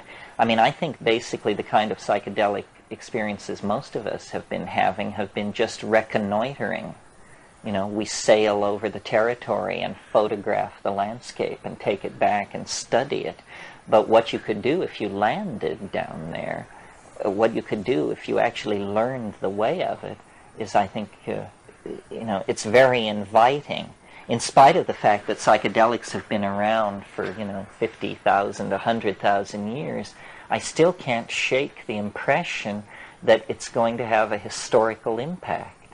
That they're going to eventually get around to noticing how odd it is, and noticing that it's right in the center of ourselves. The real problem is getting the word out about what it is. So many people have taken a little bit of LSD or a little bit of psilocybin or something, and then they think they know what the psychedelic experience is. But you have to spend time poking around, and you have to take chances, and eventually the ice will break underneath you, and to your absolute horror, the thing you have been trying to cause to happen will then happen. But you almost always have to trick yourself, trap yourself into it. I don't know what the limit of this stuff is. I certainly have been as stoned as I ever want to get. I mean, I said at the time, let it be noted, I don't ever want to be more loaded than this. Well, to make a Yeah. comment about language. So the film that I'm trying to get produced in its message side. It deals with the issue of what do we let go of and what do we hold on to in this shrinking world of our own ethnic heritage. And as the world shrinks, there's a move towards homogeneity. And what's really happening right now is people are really pulling back into their in-group. I mean, the Muslims have done this most profoundly because it's very frightening to have to all become one. And the idea of all being a consumer white bread homogeneity is a horrible image. But the thing that people are willing to share, I find, is their cuisine. Everybody's willing to eat and explore and relish in each other's food. But the thing that nobody's willing to give up, or few are willing to give up, are their languages. And you can see they're talking about Quebec seceding again from Canada. But that there's something about our attachment to language that's really potent. And you're giving up not just... it's a worldview. It is really ourself. I mean, that we also are made of language. I said the world is made of language. Note that you are part of that world and are made of language. I don't know whether the appetite for stuff will drive people to abandon their fear of merging. I think, a lot is going to be lost. A lot has been lost. I mean, the extinction of the mammals that began 50,000 years ago. It was 50,000 years ago that was the greatest number of mammal species on Earth. There's been steadily falling species since about that time, mostly due to human predation. And, we're not going to bring back the giant ground sloth and the woolly mammoth and the glyptodont. They're gone for good.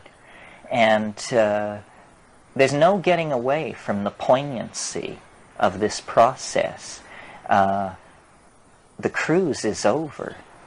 We're in the lifeboats. The ship is going to sink. The question is, how does this adventure end? But there's no question that there's going to be a lot of loss and redefinition.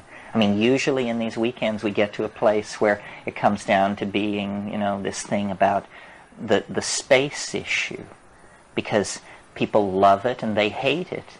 And it has a lot to do with how you relate to the male ego. Because it's the engineering dream come true, that and nature disappears. You replace it with black vacuum, and you say, here we will erect the palaces and whorehouses of the human imagination. We can make them the size of moons. We can do this and that. But and the beauty that is within us gives me a lot of hope for that. My God, the expression of the design process in this world is certainly awful. I mean, our world is visually hideous, the part of it touched by human beings. But that's very puzzling to me, because when you take psychedelics, you discover within the human body-mind the same kind of transcendent beauty that you see in the rainforest and the Arctic tundra and all that. I mean, immense beauty. And yet, we seem to have a very hard time translating it into the design process. Art is, we haven't really talked that much about art in relationship to all this, but the politics of the situation here in this millennial crisis, I think the reasonable response is to push the art pedal right through the floor. The way to escape the present cul-de-sac is an enormous outbreak of creativity of all sorts. We just need to overwhelm ourselves with creative expression. This could be very easily done. We've been in the habit of binding about 60% of our social energy into a standing crop of weapons. And, whatever creativity is expressed in the production and design of these weapons, it goes on behind closed doors in the most excessively testosterone-festered environment you can possibly imagine, which is a military weapons research laboratory. But if we weren't caught up in that, if we could really direct the resources the way we want, we have no idea how rich we are, and how perverse our distribution of resources is. I mean, a single F-16 fighter plane, standard equipage, costs $120 million. One of these fighter planes. They order them in lots of 500. If somebody were to give $120 million to the New Age, define that any way you like, or to me, or to you, but that's a lot of money. But if you spend it on a fighter plane, it's not a lot of money. You can park a fighter plane in an area twice the size of this room, and there it sits. Useless unless Armageddon should come along. It's about the most useless thing you could do with $120 million. And yet, if you gave that to the sincere, the insincere, the half-sincere, and let them all go off and do with it what they want, society would be a much richer place, and many more interesting possibilities would be developed. So part of saving the world, I think, is to make people angry, to make people absolutely furious with the way we are being managed. The human enterprise is being managed by idiots. And, you know, I don't say they're vindictive idiots, but the case could certainly be made. But give or take that, they're idiots. And we don't have forever, you know. In fact, we have, I think, a very short amount of time to take hold and to insist that human values, which none of us have much trouble accessing. I mean, I'm not saying we're all Albert Schweitzer, but we know what it means to be Albert Schweitzer. Why are our institutions unable to project the human values that we personally are able to feel? And then why do we tolerate that? Why are boys in charge of everything? It just doesn't make any kind of sense. Working our way out of this is just going to require shock treatment. And that's what this shamanic option represents. I mean, I wouldn't preach this if I didn't think the situation were fairly desperate. It's a radical option. It's not a reasonable option. It's a quick fix, because quick is the only fix that counts now. This is not a debating society, the crisis confronting this planet. It's a life or death situation. I don't see any other option. Yeah. Charles, is there any value in looking at the dichotomy of the natural evolutionary self-destruction of the planet, the toxicity of volcanic eruptions, the ice ages, the shifting of the axis of the polar axis, and plate tectonics? All that is going on, and we seem to be a minor player in the rearrangement of matter on the planet compared to what it naturally does itself. And what about that? What about that? Yeah. Well, you're right. The Earth is now understood to be an extremely dynamic environment, locally and globally. As a local example that some of you can relate to, in the last 100,000 years, tidal waves up to 2,000 feet high have occurred locally in the Hawaiian Islands because of sloughing off the face of those islands into deep-sea trenches. The International Geophysical Congress has held meetings about this. I've seen the physical evidence of it myself. A 2,000-foot tidal wave, you would shit white if you saw that. I mean, it's just inconceivable, you know. A 50-foot tidal wave is appalling. On a global scale, 65 million years ago, something crashed down on this planet, and nothing on this planet larger than a chicken walked away from it. You know, dramatic? You bet. This happened between breakfast and lunch one day. So, yes, I think the Earth is a very dynamic place, and part of this psychedelic message is, shake the mud off your shoes, monkeys. You can't always count on it to be like it is. I mean, the mushroom has a kind of a hortatory personality, and it sometimes says things which I don't necessarily agree with that are slightly alarming.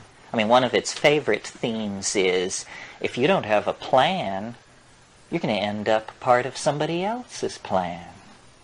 And it's speaking to me as a person, it's speaking to human beings as a species. If you don't have a plan, you're going to end up being part of somebody else's plan. The sun has a limited lifespan. There are serious problems with the sun that are not discussed at all, much, except in the scientific literature. It would take major revisions of nuclear theory, which has been in place without revision for nearly 50 years. It would take major revisions of nuclear theory to explain why there isn't something wrong with the sun. The sun is not emitting neutrinos at nearly the rate it should be if it's a healthy atomic furnace. Is it possible that sometime in the last 100,000 years the nuclear fires of the sun have actually slipped off the main sequence? This is an appalling possibility. You see, if that were to happen, the neutrino flux from the nuclear furnace at the center of the sun would instantly drop. It would be measured within 8 minutes on the Earth, the drop in the neutrino flux. But all physical manifestations of this process would not appear for about 70,000 years. The period of time it takes for core solar material to percolate to the surface. So the neutrino drop would be registered virtually instantly, but it would take 70,000 years for any other thing. Well, if that's what's happening, if the sun is going into some state of instability, well, then we look back in the geological record, and what do you see? 9 times in the past 5 million years, ice 5 miles deep has moved south from the poles. Well, what the hell is that about? And you go further back in the record, and you don't find this. People don't realize this. This planet existed for close to 5 billion years before there was glaciation.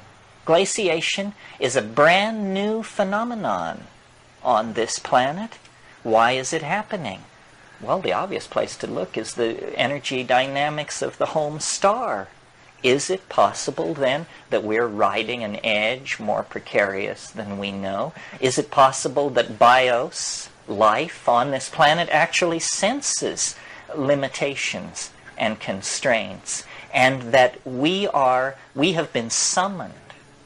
I mentioned stopgap solutions. We are a stopgap solution. About 2 million years ago, the biospheric mind of the planet said, my God, the sun has just gone off the main sequence. We have approximately 1 million years to organize some kind of arc out of here. A species must be deputized to release energy and to manipulate matter. This species must be brought forward and made dominant species over the earth. And out of that technology, we can perhaps fashion an escape. In other words, we are something that has been called forth out of nature because of unusual dynamics on a very large scale. Well, this is a possibility. Sure. I've had a fantasy since I heard your tape about the evolution of the brain, the next evolution. It doesn't make any rational sense, but we don't always make rational sense of it. What about the mushroom growing within the brain? Actually not taking it in, but... I mean, becoming physically symbiotic. Yeah. Well, Brian Aldiss wrote a book called The Long Afternoon of Earth, in which he envisioned a human fungal symbiosis that was so close that people actually had a lump on their shoulder, and it went directly into the head. I find this kind of thing a little too creature feature-ish, but it is. I mean, I have had the notion. Not a notion. It was more like a delusion at certain times that, and I can't explain it to you. I will just tell it to you. That the big secret about human beings is that there are 3 sexes: male, female, and mushroom. And this third sex is I mean, I haven't worked out the genetics of it or how in the world we could have gotten so far without understanding this. But it's that notion that it's wedded into us at that level. And of course the mushroom, I don't know if it's this way for women too, and it's subtle, it's smart, it's tricky, and it uses you against yourself, not viciously. It's just very matter-of-factly knows 100 times more about you than you do yourself, and it presents itself as this 4D girlfriend. You know, it's the soror mystica of alchemy. It's the invisible female companion. Yeah. I had a dream a few months ago that I don't know if I gave birth or someone gave birth to these children who were like part mushroom, you know, and they were part fungus, and I felt very loving towards them, but they were actually like, you know, beings, you know, but they were like part mushroom, part human. It was all very sweet, you know, it wasn't ghoulish or anything. Well, yeah, I mean, the symbiosis is coming together. One of the funny insights that I had that I don't try to make sense of, that I in fact don't believe, but I thought it, and it was an emotionally opening thought, though it's absurd on the face of it, was when I was in the Amazon, in these pastures, looking at these pastures full of these mushrooms, I kept thinking, you know, it's the lost part of the human brain. It's that part of us is in these fields. That this mushroom, this is human flesh. This flesh. It's a strange kind of human, but hell, we're about to give legal rights to fetuses. We might as well extend legal rights to mushrooms and make them voting citizens. Because, you see, it's intelligent. It's intelligent. It loves you. It can blow your mind. It can make you laugh. It can make you cry.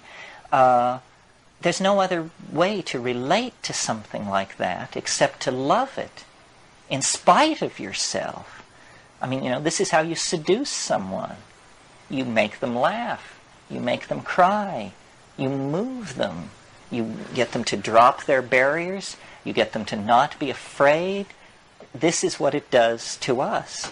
It seduces us back into this relationship, and I think we return to it with an immense sense of relief. It's just like, you know.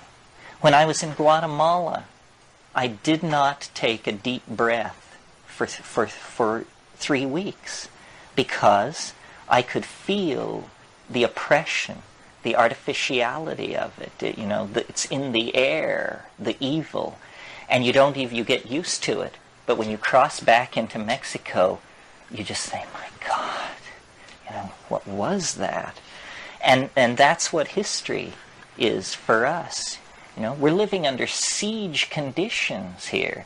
No wonder it's a little hard to connect up with your higher self. We're living in a foxhole, for God's sake. But, you know, if we could realize our situation, then there would be a possibility of change. What I thought we would do this morning, because these things are so brief, is again return to the form of going around in the circle. And this time it's your last chance to ask a question, make a statement, voice a complaint, whatever you want to do, but just to try and, in other words, it's loose ends time, as rapidly as we can, to tie up loose ends, things people didn't understand, things people feel they need to hear more about. that sort of thing. And why don't we just start as we did before on this side and go around? I'd like to hear a more satisfactory explanation of what archaic revival means. I haven't got it straightened out. I suspect it means a return to a more stable state when there's too much chaos in the present, and I'm sure that's not what you mean. Well, that's partially what it is. It's based on the idea that when societies get into trouble, an unconscious response seems to be they search back through their own history to find a model that they can revivify or revitalize. The strongest example in our own history was when the medieval world broke apart and didn't make any sense anymore. The new middle class went back to classicism, to the Greeks and the Romans, to Roman law, Greek philosophy, and Greco-Roman architecture and mechanics and that sort of thing, and created classicism. Classicism was invented in the 14th century. But our problems are deeper than this. We can't go back to ancient Rome or ancient Egypt or something like that and expect to have real answers. We have to go back further to prehistory, to this archaic state, and there, in partnership, in genderless, self-organizing society, we begin to see the kinds of models that we have to somehow recreate in the modern world. Obviously, we can't in the modern world become mushroom-eating nomadic pastoralists, but we can study that approach to reality to try and learn from it how you live in equilibrium. That's the key thing that the archaic world knew that we don't know. How do you live in equilibrium so that your children may live in equilibrium? Because otherwise you get a cycle started that's going to shove somebody over the cliff. And that somebody, in the present case, is either ourselves, our children, or their children. It's no further away in time than that.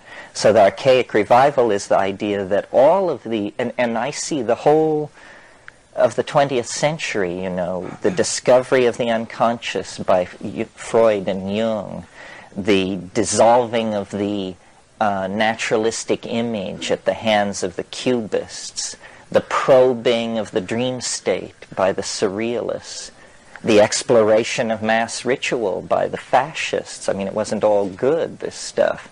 But what all these things had in common was they were a return, an appeal to a level of the mass psyche that had been ignored and denied for a long, long time. The LSD taking of the 60s was the same kind of thing.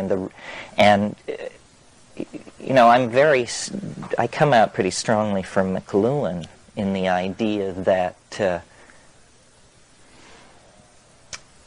as the emphasis, as the ratios of the mix of media in a society changes, the sensory ratios and values of the society change. And we're living in a post-literate, post-linear kind of world now, where a whole different set of assumptions make sense. And they're archaic assumptions. You know, the archaic world was a non-linear, pre-literate, audial, all at once kind of world. And the fact that our sensory ratios have shifted back in that direction makes us very sympathetic, very susceptible to this re-archaicization that wants to go on. Thank you. Yeah. I guess the ultimate psilocybin question is can you envision, Terence, in your wildest imagination, that we as a society, instead of individuals taking mushrooms and gaining some enlightenment that we will ever be able to do it in an organized, mass way? I mean, do you have that vision? You mean that someday it will be legal? Legal and encouraged, the mass taking of. Well, obviously it would take a total revolution. The current thinking is that the big revolutions in the world have to do with the internal contradictions of Marxist-Leninism.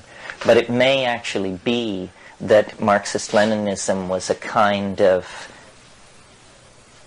partner in a codependent relationship with consumer capitalism. And maybe revolution is just going to become something that everybody is into. God knows, we could use a perestroika. I mean, we too are ruled by constipated, lying bureaucrats who, what are the statistics that 97% of all incumbents are re-elected, that there is less turnover in the United States Congress than there was in the higher echelons of the Communist Party of East Germany until the wall came down. I mean, we love to congratulate ourselves on the forward-leaning liberal society that we live in, and the truth is, it's a bunch of rattlesnake-handling fundamentalists that are much closer to Stalin than they are to FDR or anybody else like that. Still, I think that the culture crisis is going to become so intense, and the world is going to become so weird, as we saw on the graph last night.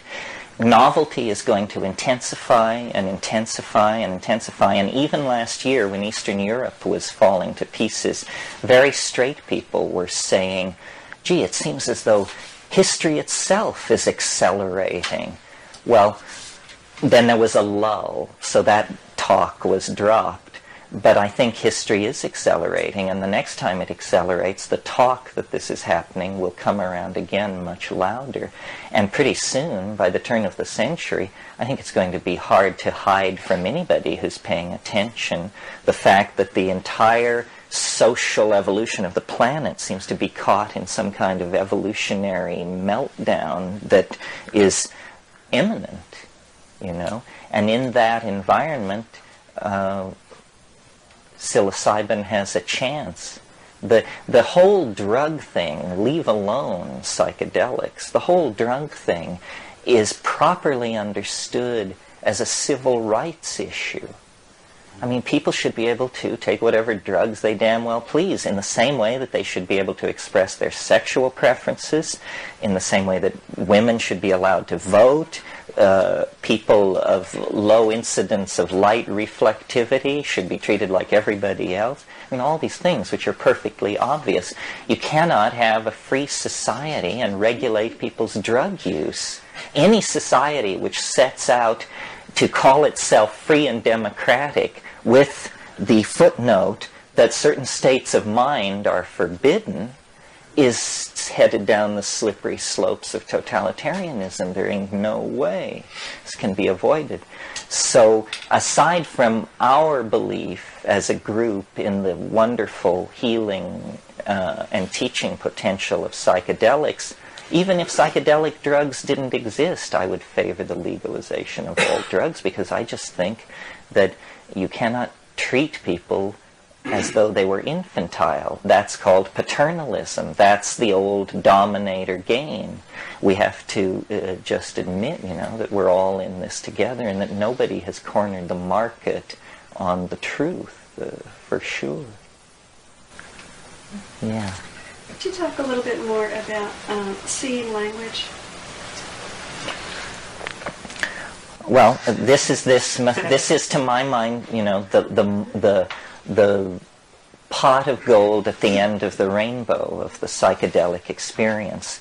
These experiences get stronger and stronger and stronger, and then language becomes visible. And then if they become any stronger, you fall asleep. That seems to be about the outer limit of what the internal processors can tolerate. Seeing language, it's a mystery, it's a miracle, I don't know what it is. It's the thing which keeps me going with all of this, because It's the idea that we're just on the brink of some kind of transformation of how we communicate with each other that will change not only how we communicate, but who we are. Because see, if you could see what I mean, rather than hear me and run to your internal dictionary and look up all my words and then reconstruct my meaning, but if you could just see what I mean, then you and I would be very much like the same person, because we would be looking at the same thing.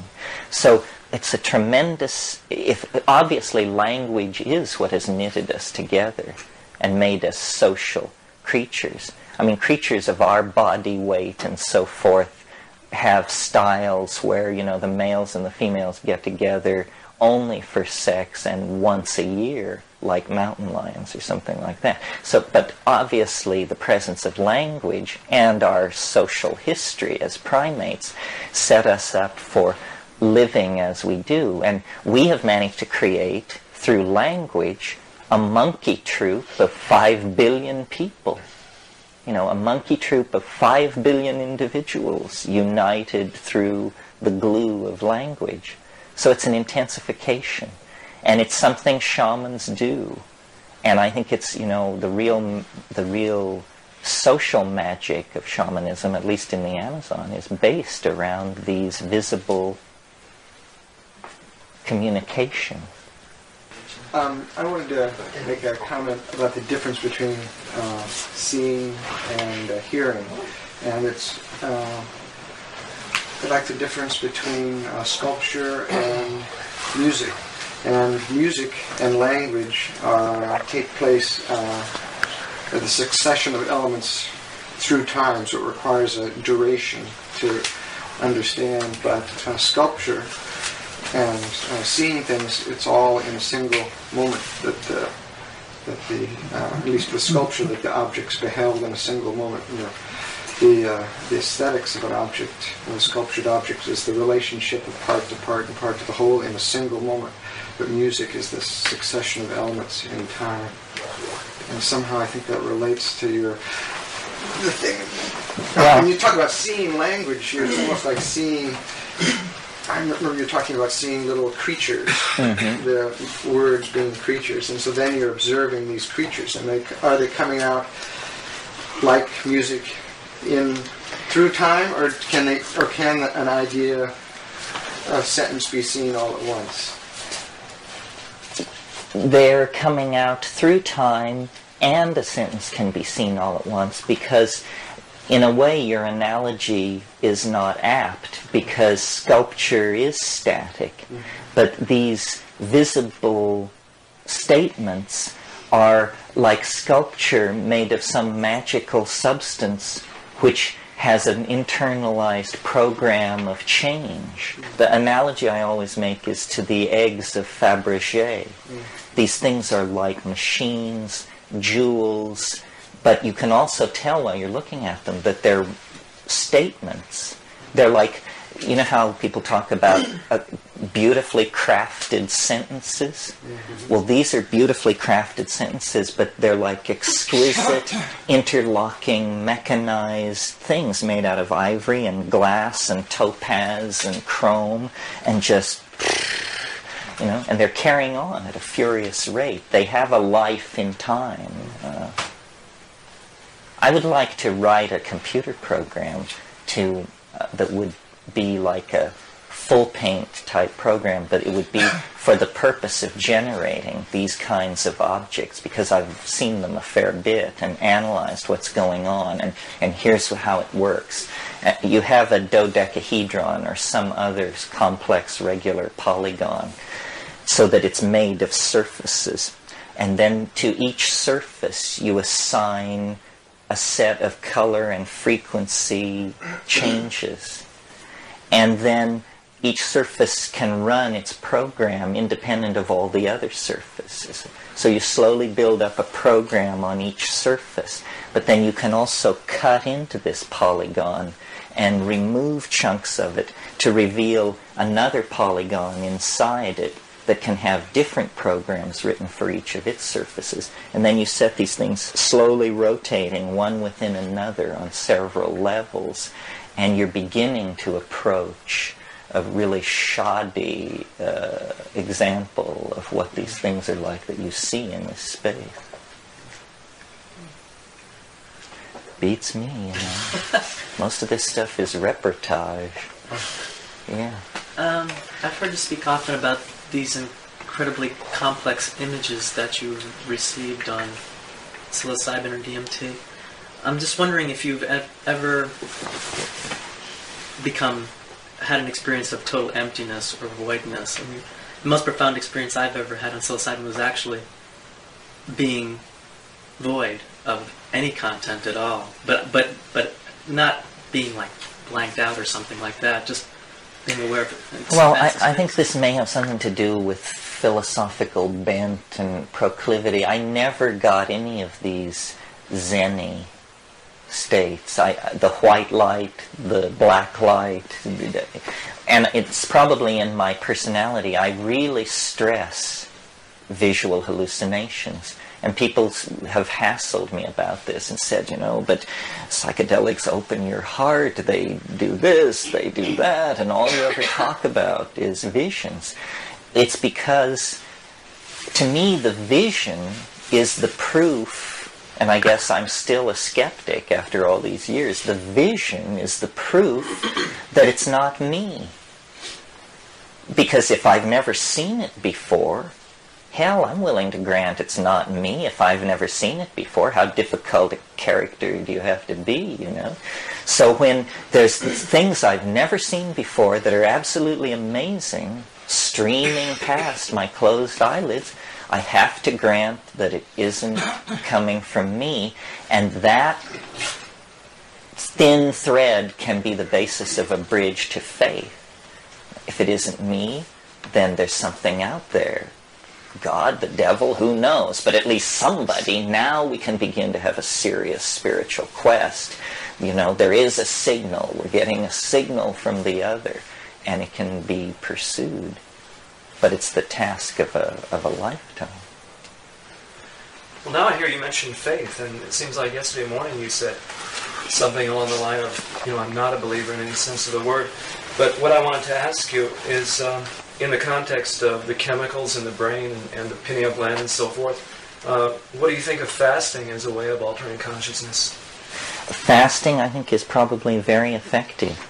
If you analyze this whole rap here about the early mushrooms and the primates and all that, really what's being said is that diet is the key, that foods are very important. And this is what they're saying about ayahuasca in the Amazon. They say half of it is ayahuasca, but the learning of the shamanism and the becoming of this superhuman type of personality is all in the diet.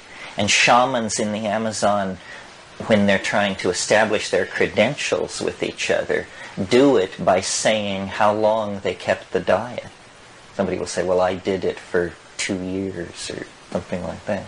I just thought of something about the shamans in the Amazon. You know this magic phlegm that they bring up? Right. What do they do with it? Do they spit it out finally or swallow it back down or what? What do they ultimately do with it? It's hard to find out stuff like this when you're a guest. I don't know. I didn't see where it went. Did you see it? I've seen it. And, because if they use this to pull a disease out of somebody or poison or some kind of illness-causing thing, if it's like a magnet that pulls this out, right, then if they just keep this inside of them, that wouldn't be very safe, I wouldn't think. So I just... Well, talking about what it is and judging whether it's safe or not, I mean, what is this phlegm in the first place? I mean, when you're really there, really dealing with it, you're pushed toward ideas like that it's a zone of space-time which repels English. What?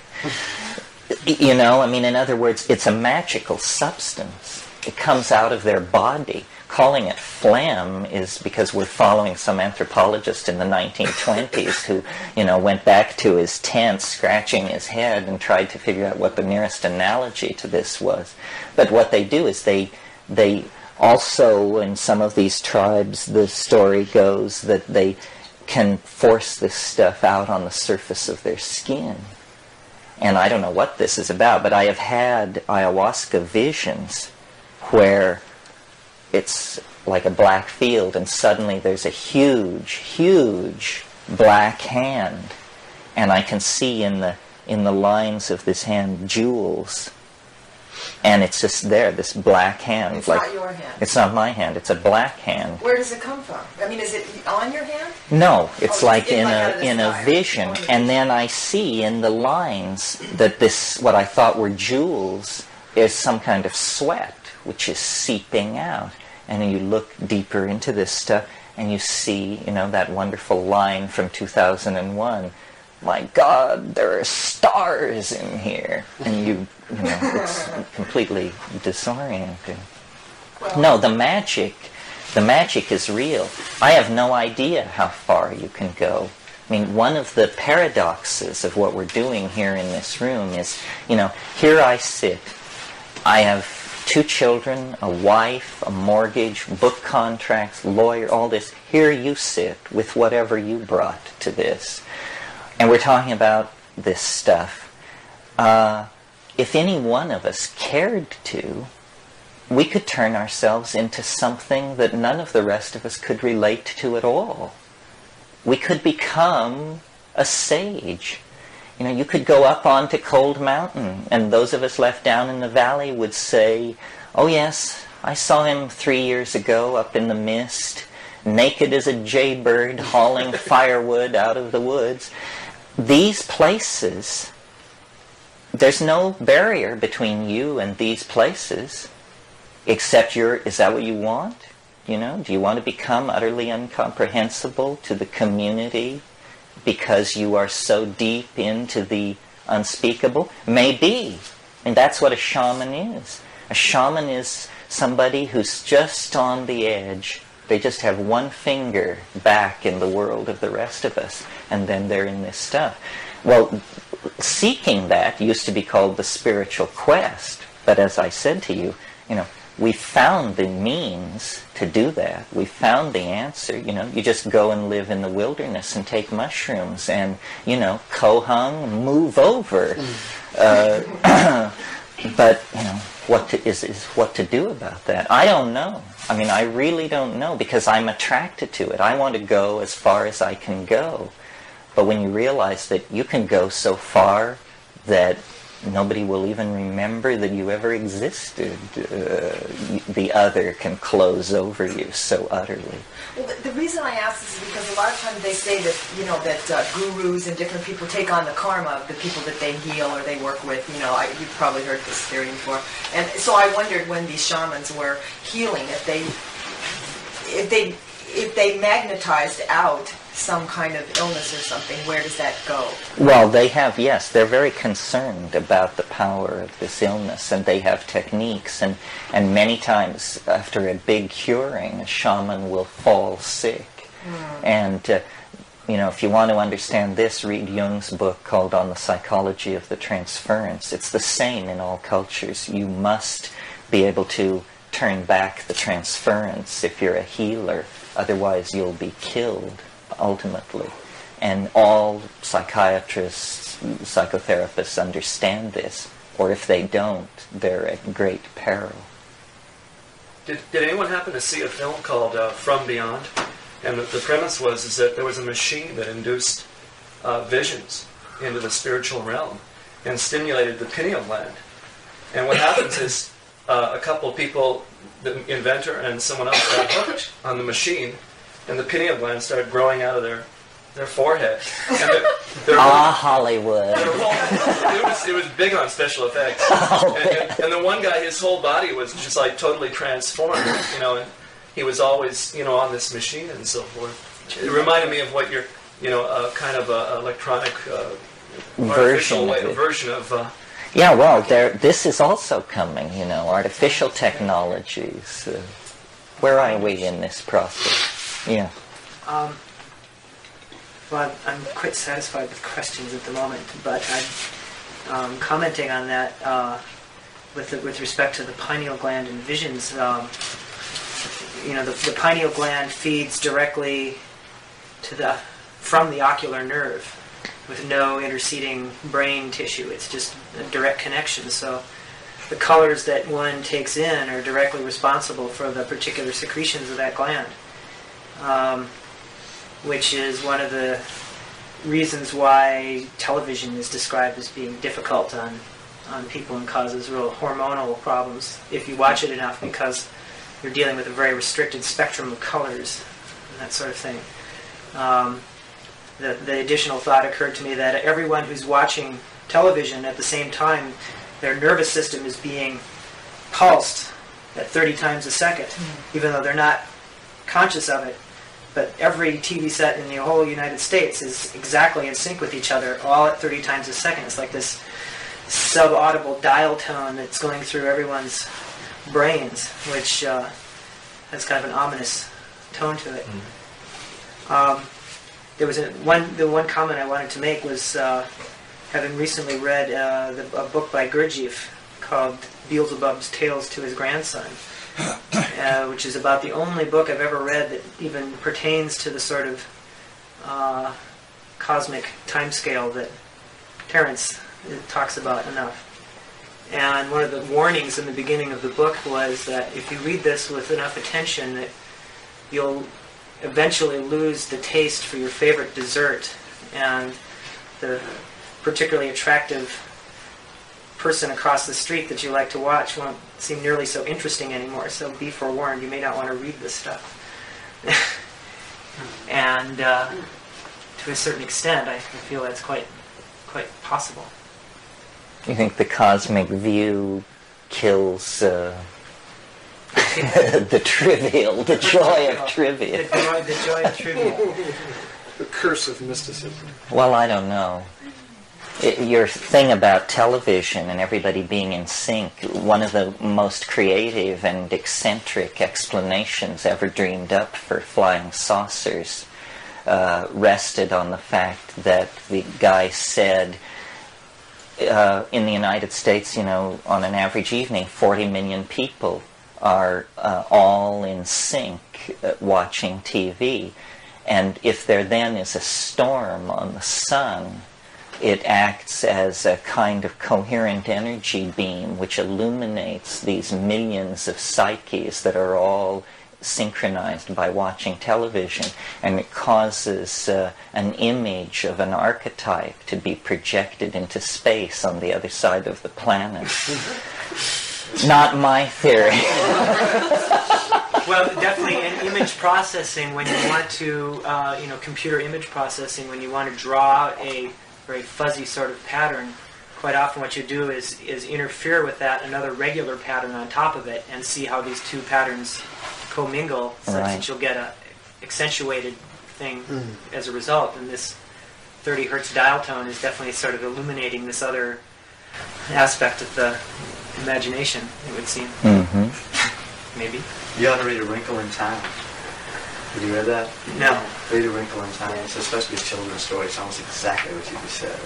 It's a great story. By? Madeline L'Engle. Read the whole trilogy. It's great. It's almost exactly what you just said. Back there. I'm interested in what you feel your relationship is with these, whatever I'm calling beings that come to you. Are we their offspring somehow, or Well, I don't know. I mean, this has puzzled me for a long, long time. When it first happened, I just thought that they were straight out extraterrestrials, and that this was some kind of weird technology where this was a contact between a species that evolved off planet, and then, but no, I don't know. They're like they're interdimensional dwellers of some sort, and so then I thought, well, maybe they're just hyperspatial creatures of some sort in some other dimension that I can't even imagine.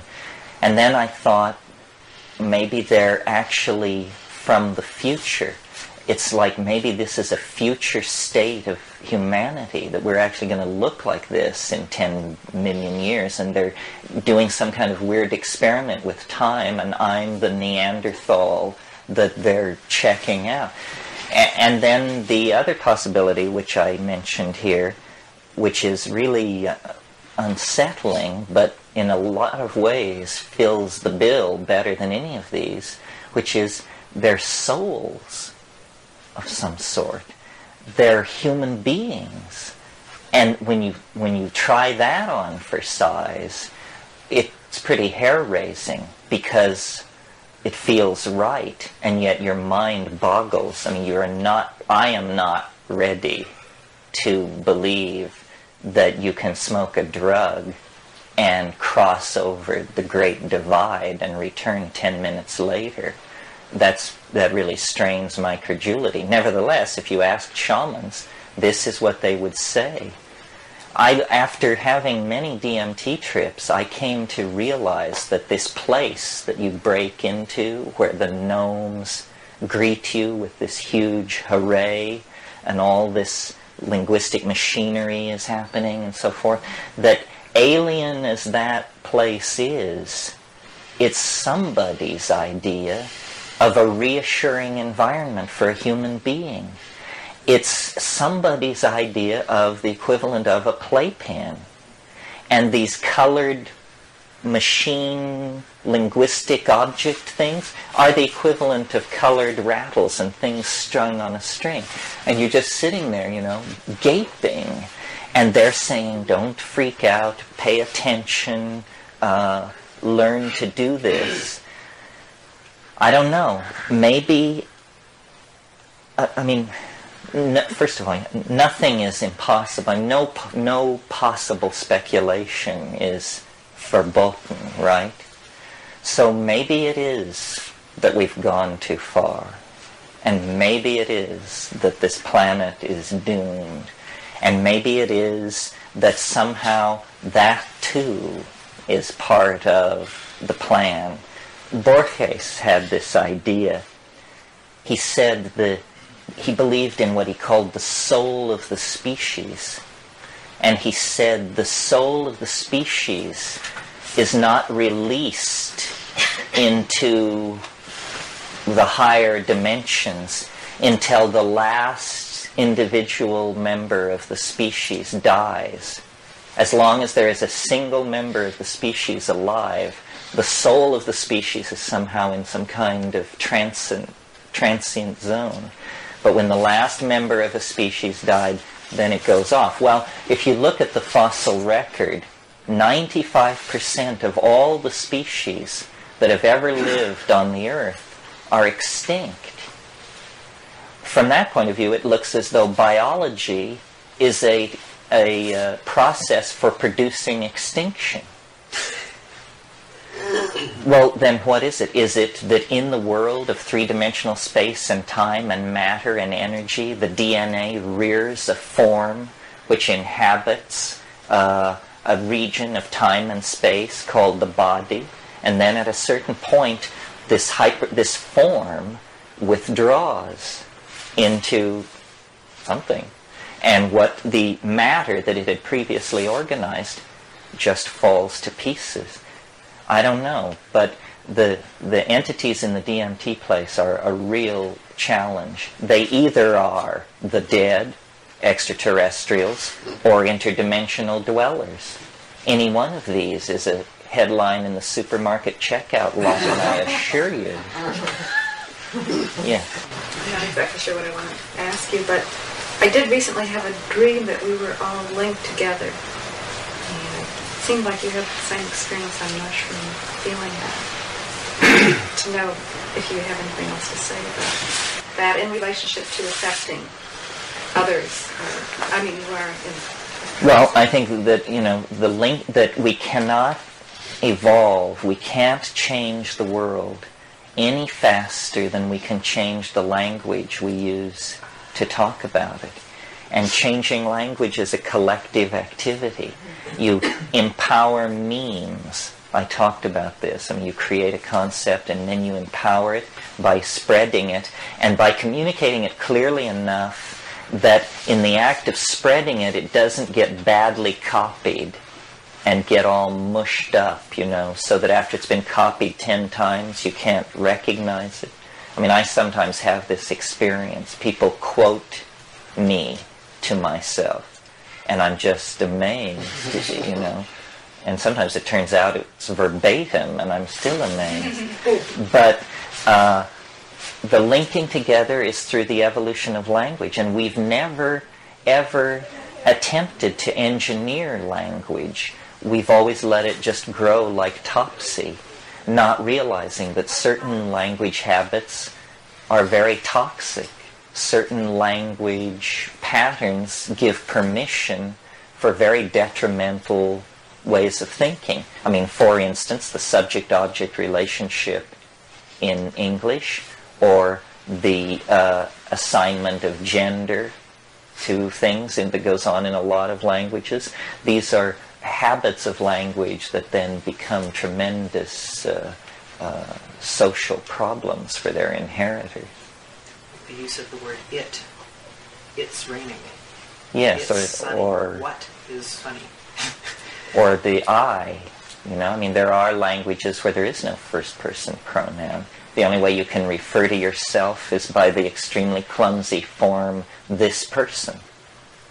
This person thinks, yak, yak. Yeah. Yeah, I was curious. You've mentioned DMT and visions of, I think you said dodecahedrons and things like that. And then you mentioned they're saying to you to kind of stay with it and just hang in there. I'm kind of curious about this dialogue of DMT and the logos in psilocybin. I mean, do they sound the same, or is it, you know, how do you know that it's just not your own Howard Cosell commenting in the back of your mind? Is there... How do you know it isn't your own mind? Yeah, and is there a way to break through to begin a dialogue, or does it just start going like a tape loop? No, it doesn't start going. You have to invoke it. This is an interesting thing if you're practically inclined. It won't speak to you. You have to speak to it. And you come into a certain place on the mushroom, which I now, based on having done it a number of times, recognize the territory and say, aha, it's now possible to communicate with the thing. And then you must know the old I Love Lucy episode where they do the thing about come in, little green men, come in, little green men. Ethel and Lucy are into this. Well, I tried that, and you hear this thing which sounds like the tinkling of bells, the distant tinkling of bells. And what it is it's literally, it's the elf troop, or the elf troop marching band and chowder society. and you can hear them getting nearer and nearer. It's like, and it gets louder and louder, and at a certain point you begin not to hear it, but to see it. And it gets brighter and brighter and clearer, and finally they're all around you and jumping up and down and saying, how do you like it, McKinney? And all this other stuff that they say. And, they're gnomes. I mean, you couldn't miss it. And I'm still me, of course. I'm still just as I would be sitting here. And it's so hard to assimilate. That's why I say, sitting here in a room talking about this stuff is nothing as to being out there signing treaties with the folks. That to me is what may be part of following up a little bit on the question, that when you say logos, is this the machine elves? Are they the logos? Parents, we have something. No, the logos is something a little subtler that is that's actually stuck with me ever since La Chorrera. It's just a quality of thinking that I recognize to be clearer and deeper than my own. And it usually takes the form of, why don't you try this with regard to some problem? Why don't you try this? And I know immediately it'll work. It's got the tone. That's the real thing. I just go and do it, and it always works. Okay. And it's these, evolved ideas.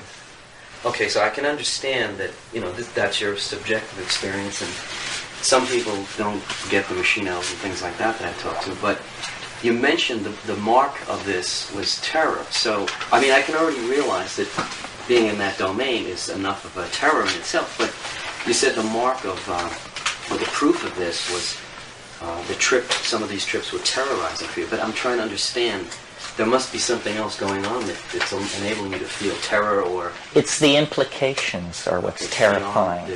Because, that amazing moment in Rosemary's Baby where she's in the dream and then she sits up and she says, my God, this is really happening.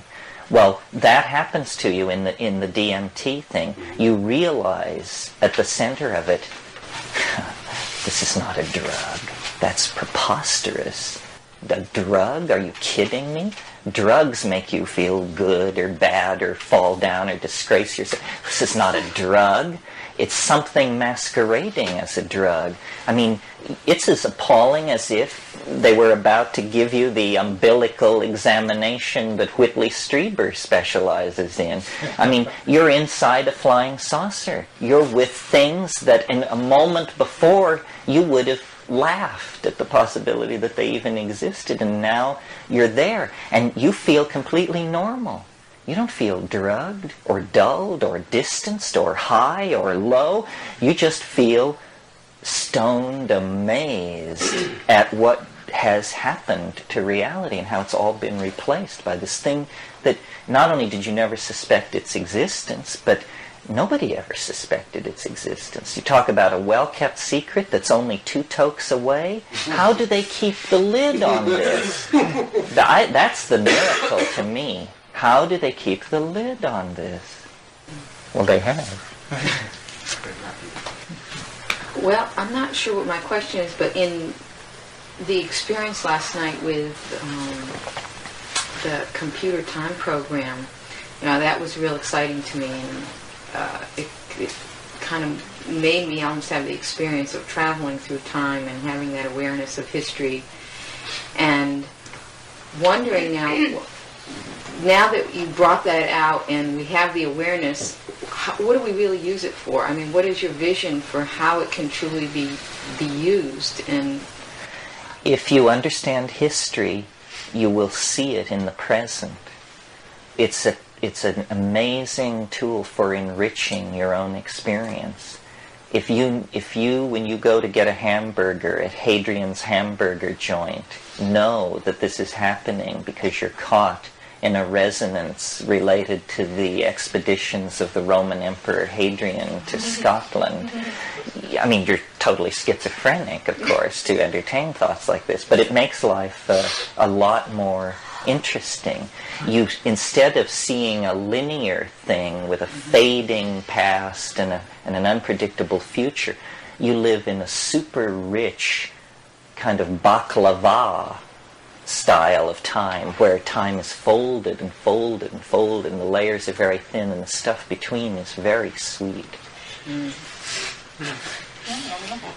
Well, how have you used that personally in your life?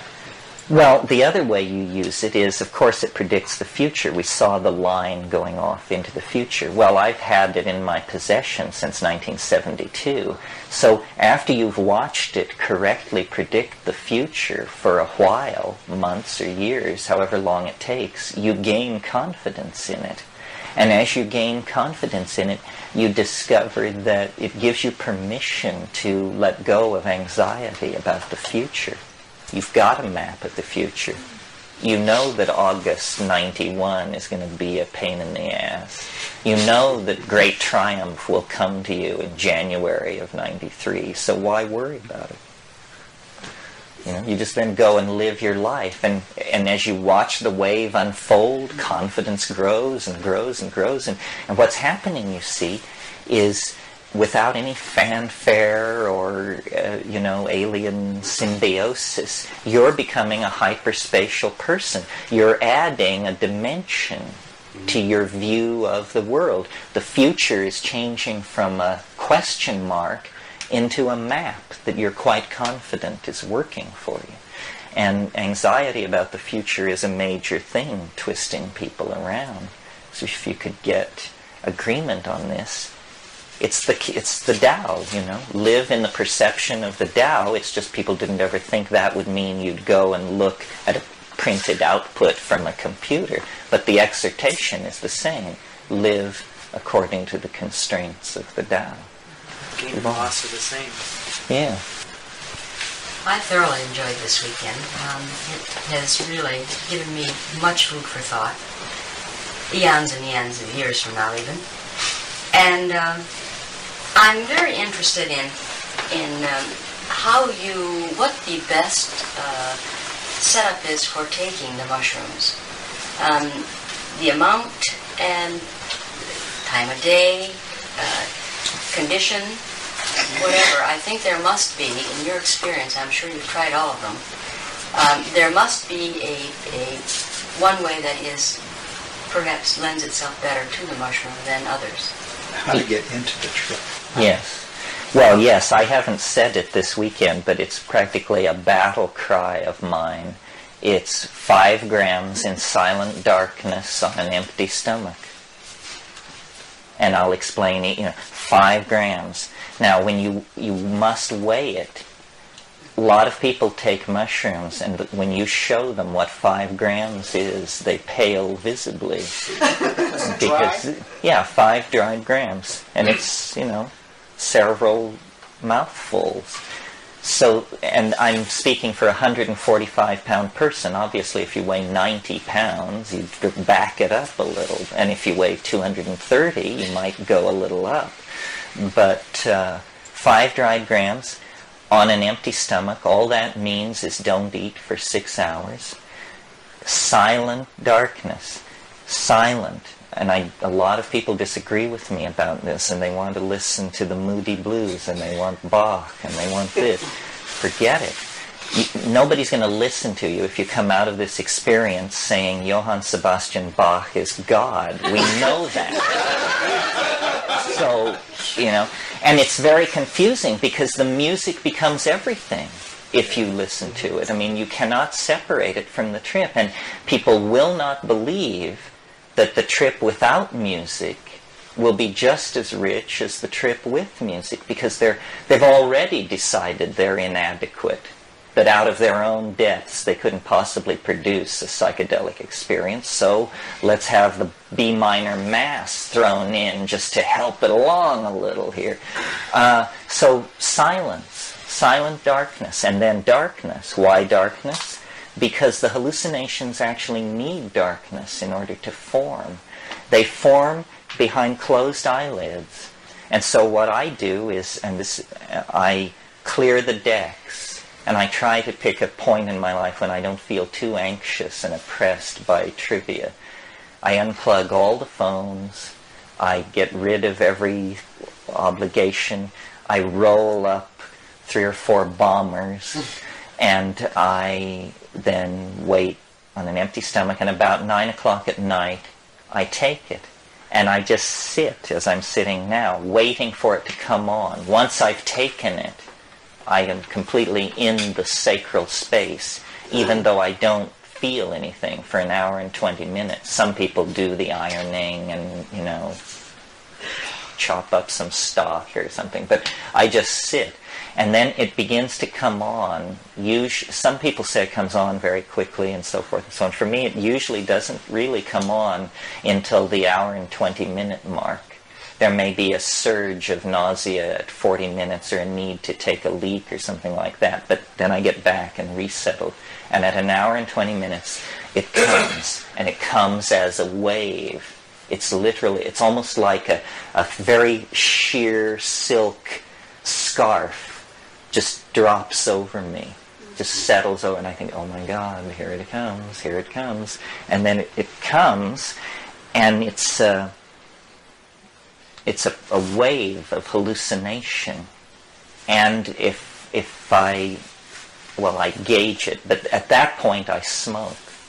And something about the cannabis synergy meeting the psilocybin, I mean, it is spectacular. I mean, you think that everybody from Vancouver to Tijuana must have just thrown themselves on the ground as this thing. I mean, it feels like the sun exploded.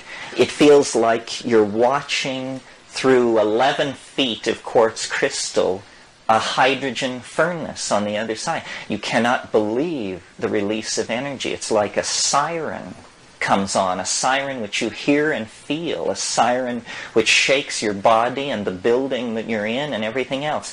And then it just, pushes you out into, who knows, long periods of time where not a word of it will ever be reported to any other human being.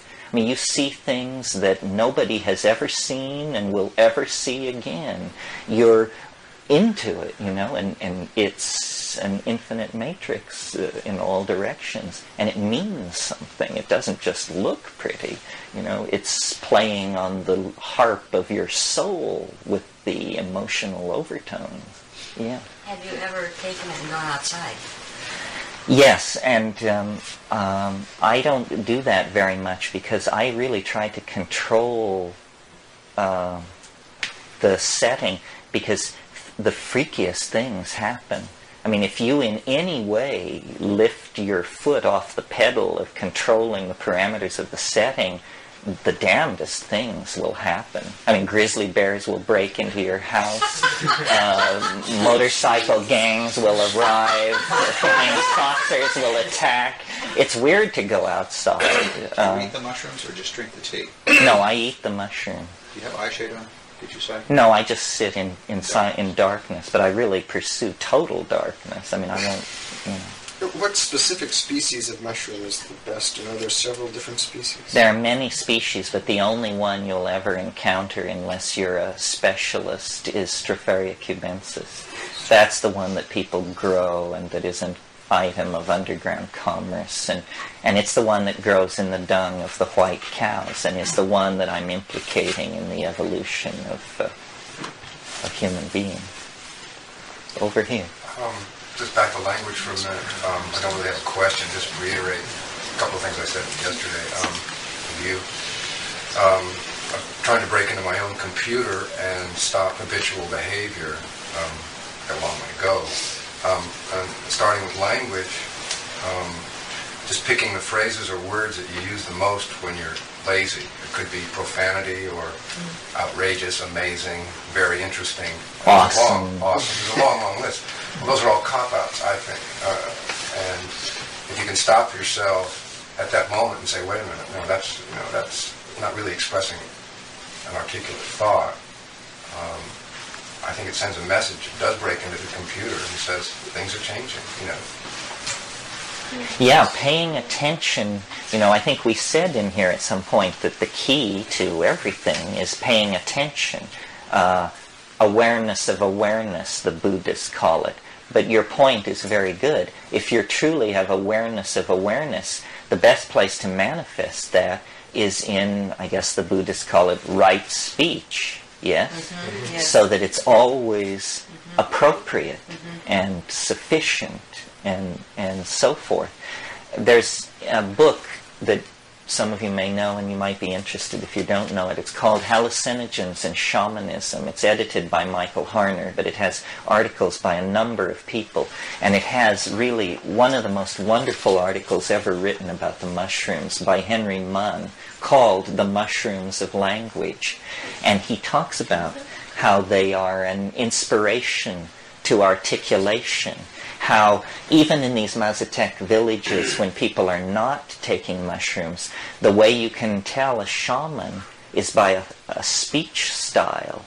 And I saw this in the Amazon with the ayahuasqueros. They have a diction, a psychedelic diction that is careful, appropriate, always sensitive to the context of the listener, and so forth and so on. In other words, they are great teachers, educators, communicators, and I think it's the residual effect of this empowerment of speech. What was the name of it? Pardon me? What was the name of the book? Hallucinogens and Shamanism by Michael Harner. It's in paperback from Oxford University it's Press. Is it in a book? No, it's not in the book. It's an excellent anthology. It has articles about ayahuasca, about ibogaine, San Pedro. It's a good world survey of folk usage of hallucinogenic plants and extensive bibliographies that will lead you on if you're interested in some particular area. How long does your 5-gram trip last normally? If I take it around 8:30 at night, by midnight I'm ready to call it an evening. I always eat before I sleep, because otherwise you'll wake up in the morning feeling really wasted and sort of hollow. But if you'll eat something fairly substantial right before you sleep at 1 in the morning, then you wake up the next morning, you feel great. Any difficulty getting to sleep? Oh, well, your mind is just roiling with thoughts. But on the other hand, you've come so far down from where you were an hour and a half before. That's when you smoke the third bomber. And that usually shoves you into unconsciousness.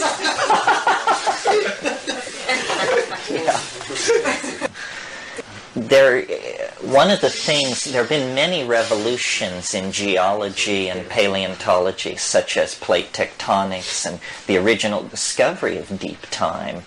I mean, 150 years ago, you could consider yourself an intellectual and believe that the Earth was 5,000 years old.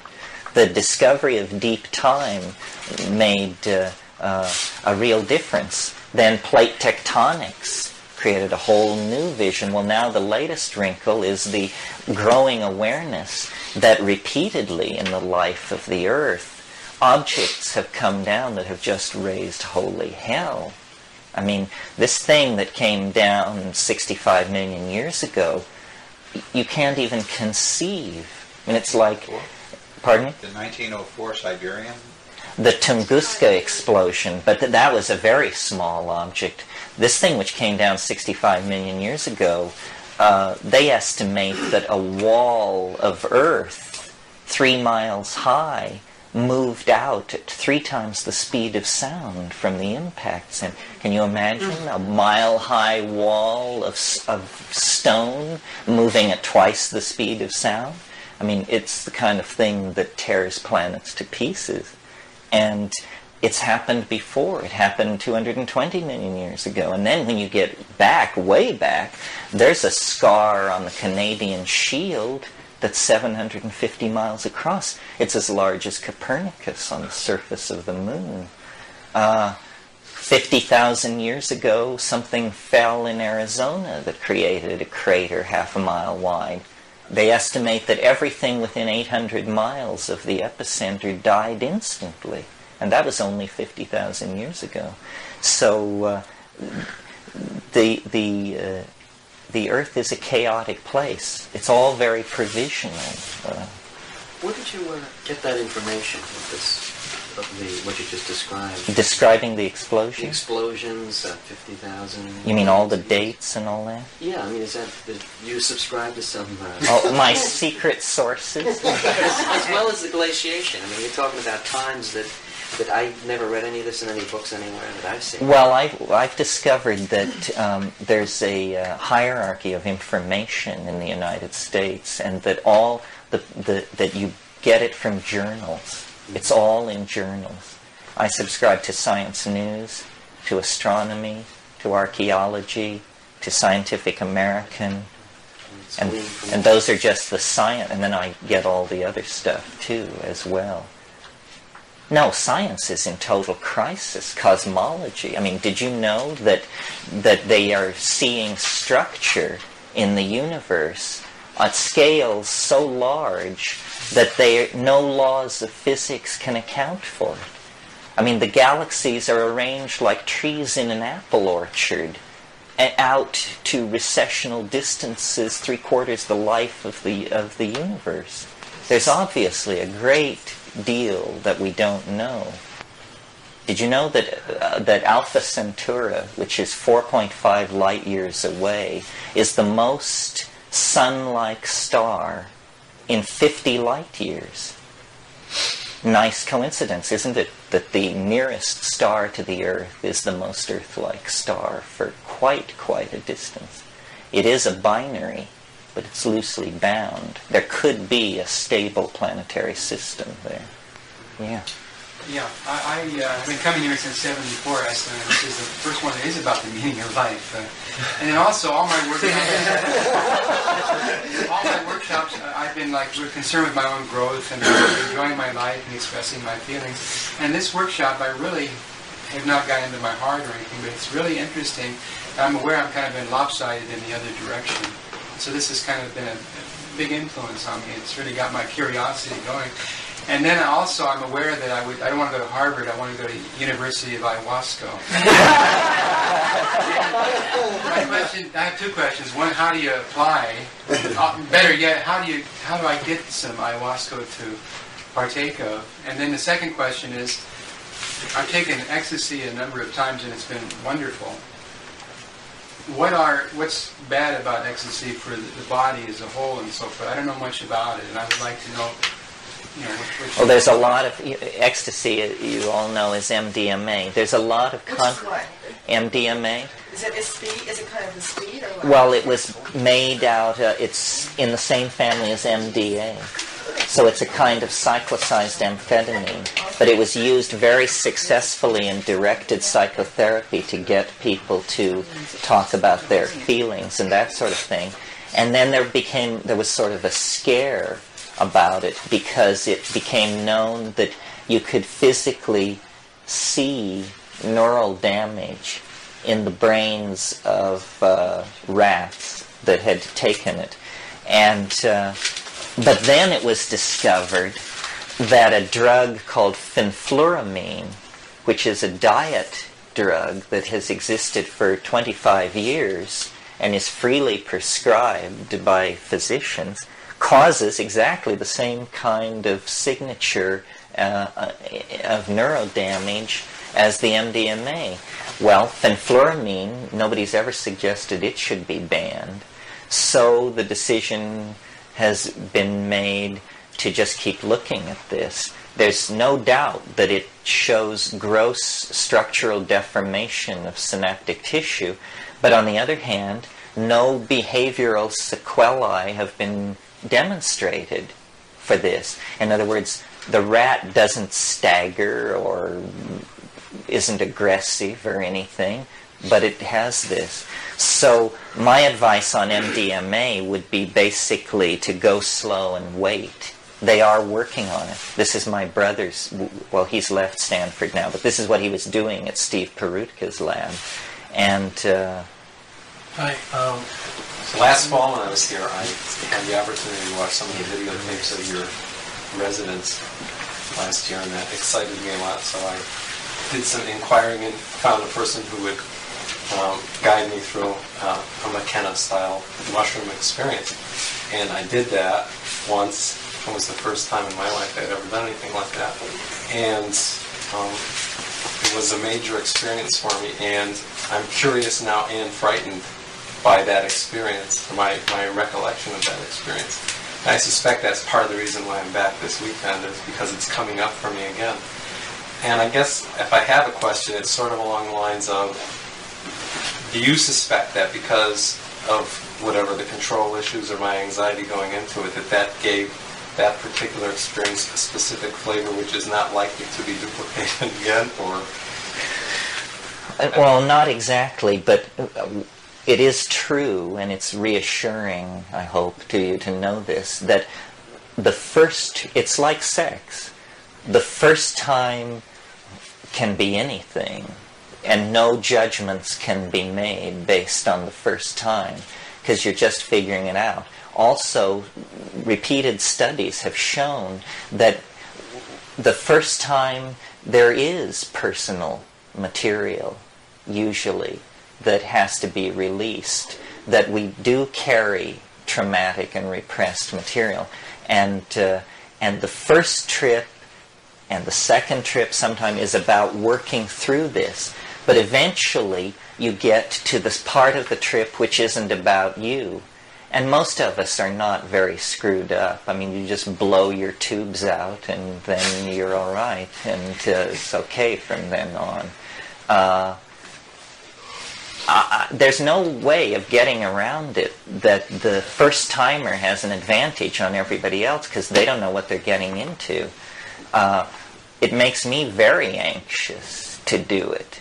And I say in my talks, if it doesn't make you anxious to do it, increase the dose until it does. Because it's the ego that needs to be dissolved. And it's no good to go through an ambiguous trip. You really want to get it to happen. But for men especially, and certainly for me, it's a surrender issue. You just think, oh God, to submit to it again, to have it totally take me out of control, to have it be totally in charge. And then, you just have to take the plunge. And I always, Leo used to have a prayer, which I can't do the prayer, but I got the idea. And the basic idea is, here I am, I trusted you enough to do this, please don't hurt me. I mean, you have to humble yourself. I mean, I know people who are very, well, I'm thinking of a certain person who's a very strong, masculine ego type, pushy, talks too loud, has made a lot of money, is used to being taken seriously. And God, when this guy took mushrooms, he absolutely hated it. And because it told him, it said, you're a jerk, and I'm going to make you feel it. And he hated it. And he was telling me the story as though I should say to him, lucky for you, you escaped from the claws of this vicious mushroom. And I was, of course, thinking to myself, my God, it's exactly what this guy needed to hear. It's amazing. But the surrender thing is an issue, and it doesn't get easier, I think. And I've talked to shamans in the Amazon about this, and they say, you think this stuff is easy for us to do? You think just because I run around with a penis sheath on my ding-dong that this is any less weird for me than for you? It isn't. It isn't. It says, if you're a human being, this is a tough swallow. And yet we do it because we need to cure and we need to understand. But you must be strong. You must have your weapons, whatever your weapons are, your inner fortitude, your chi, your sensak, all of this. So it's a call to courage. This is why I think that gurus do such a brisk business, even among people who know about psychedelics, because this takes courage. How many people ever walked to the meditation hall with their knees knocking in fear over what was going to happen in their meditation? But, this is the thing. Oh, you have? Oh, shit, I got to sit down with my mind again. But that was after psychedelics. The stakes are the same.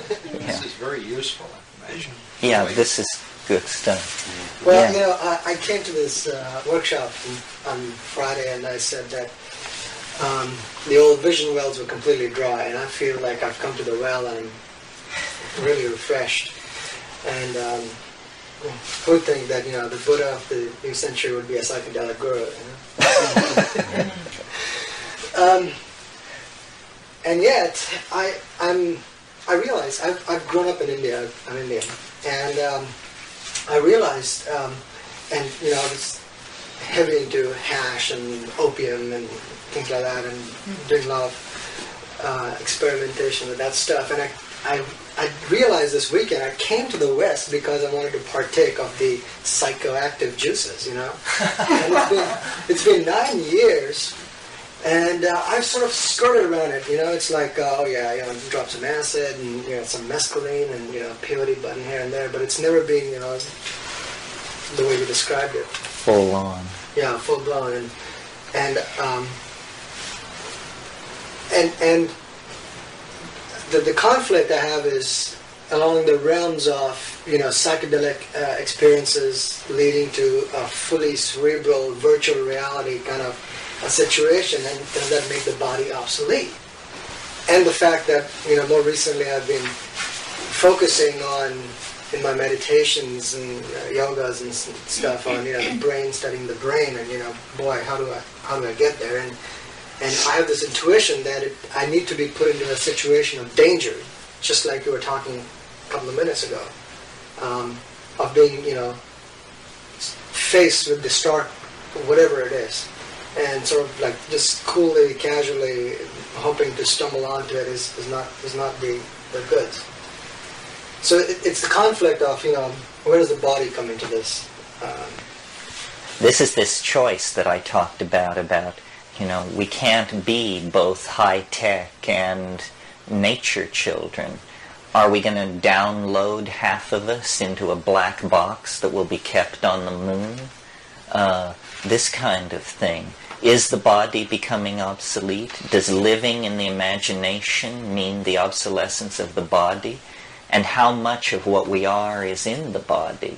I mean, we know that theories have ranged from all to none, but it would be a good idea to get this a little nailed down before we go much further with this.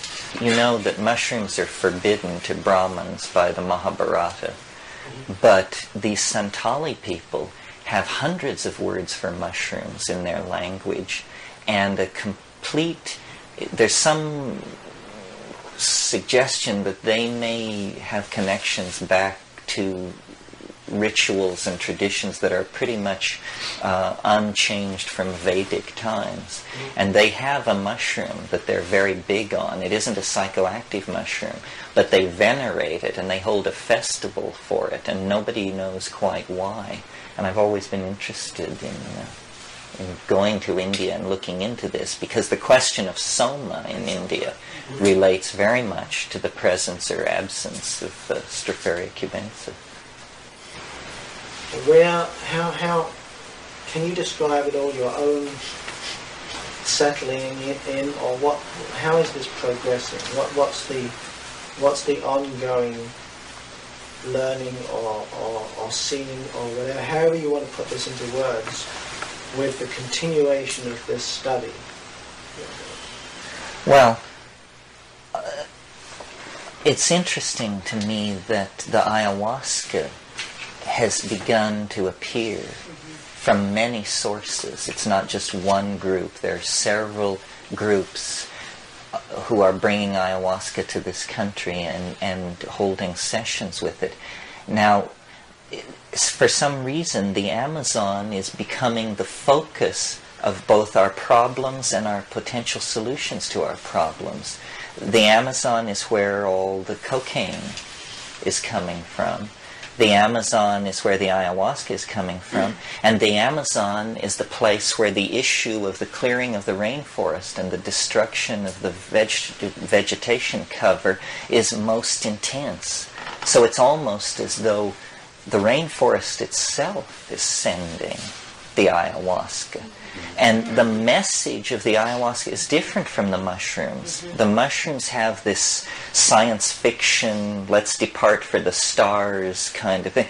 And the ayahuasca has its feet in the mud and says, life, children, balance, affirmation. So I don't know if this addresses your question. I'm amazed at what's happening to me and to this issue. The mushroom said many years ago, just keep saying what you're saying and I will clear the way.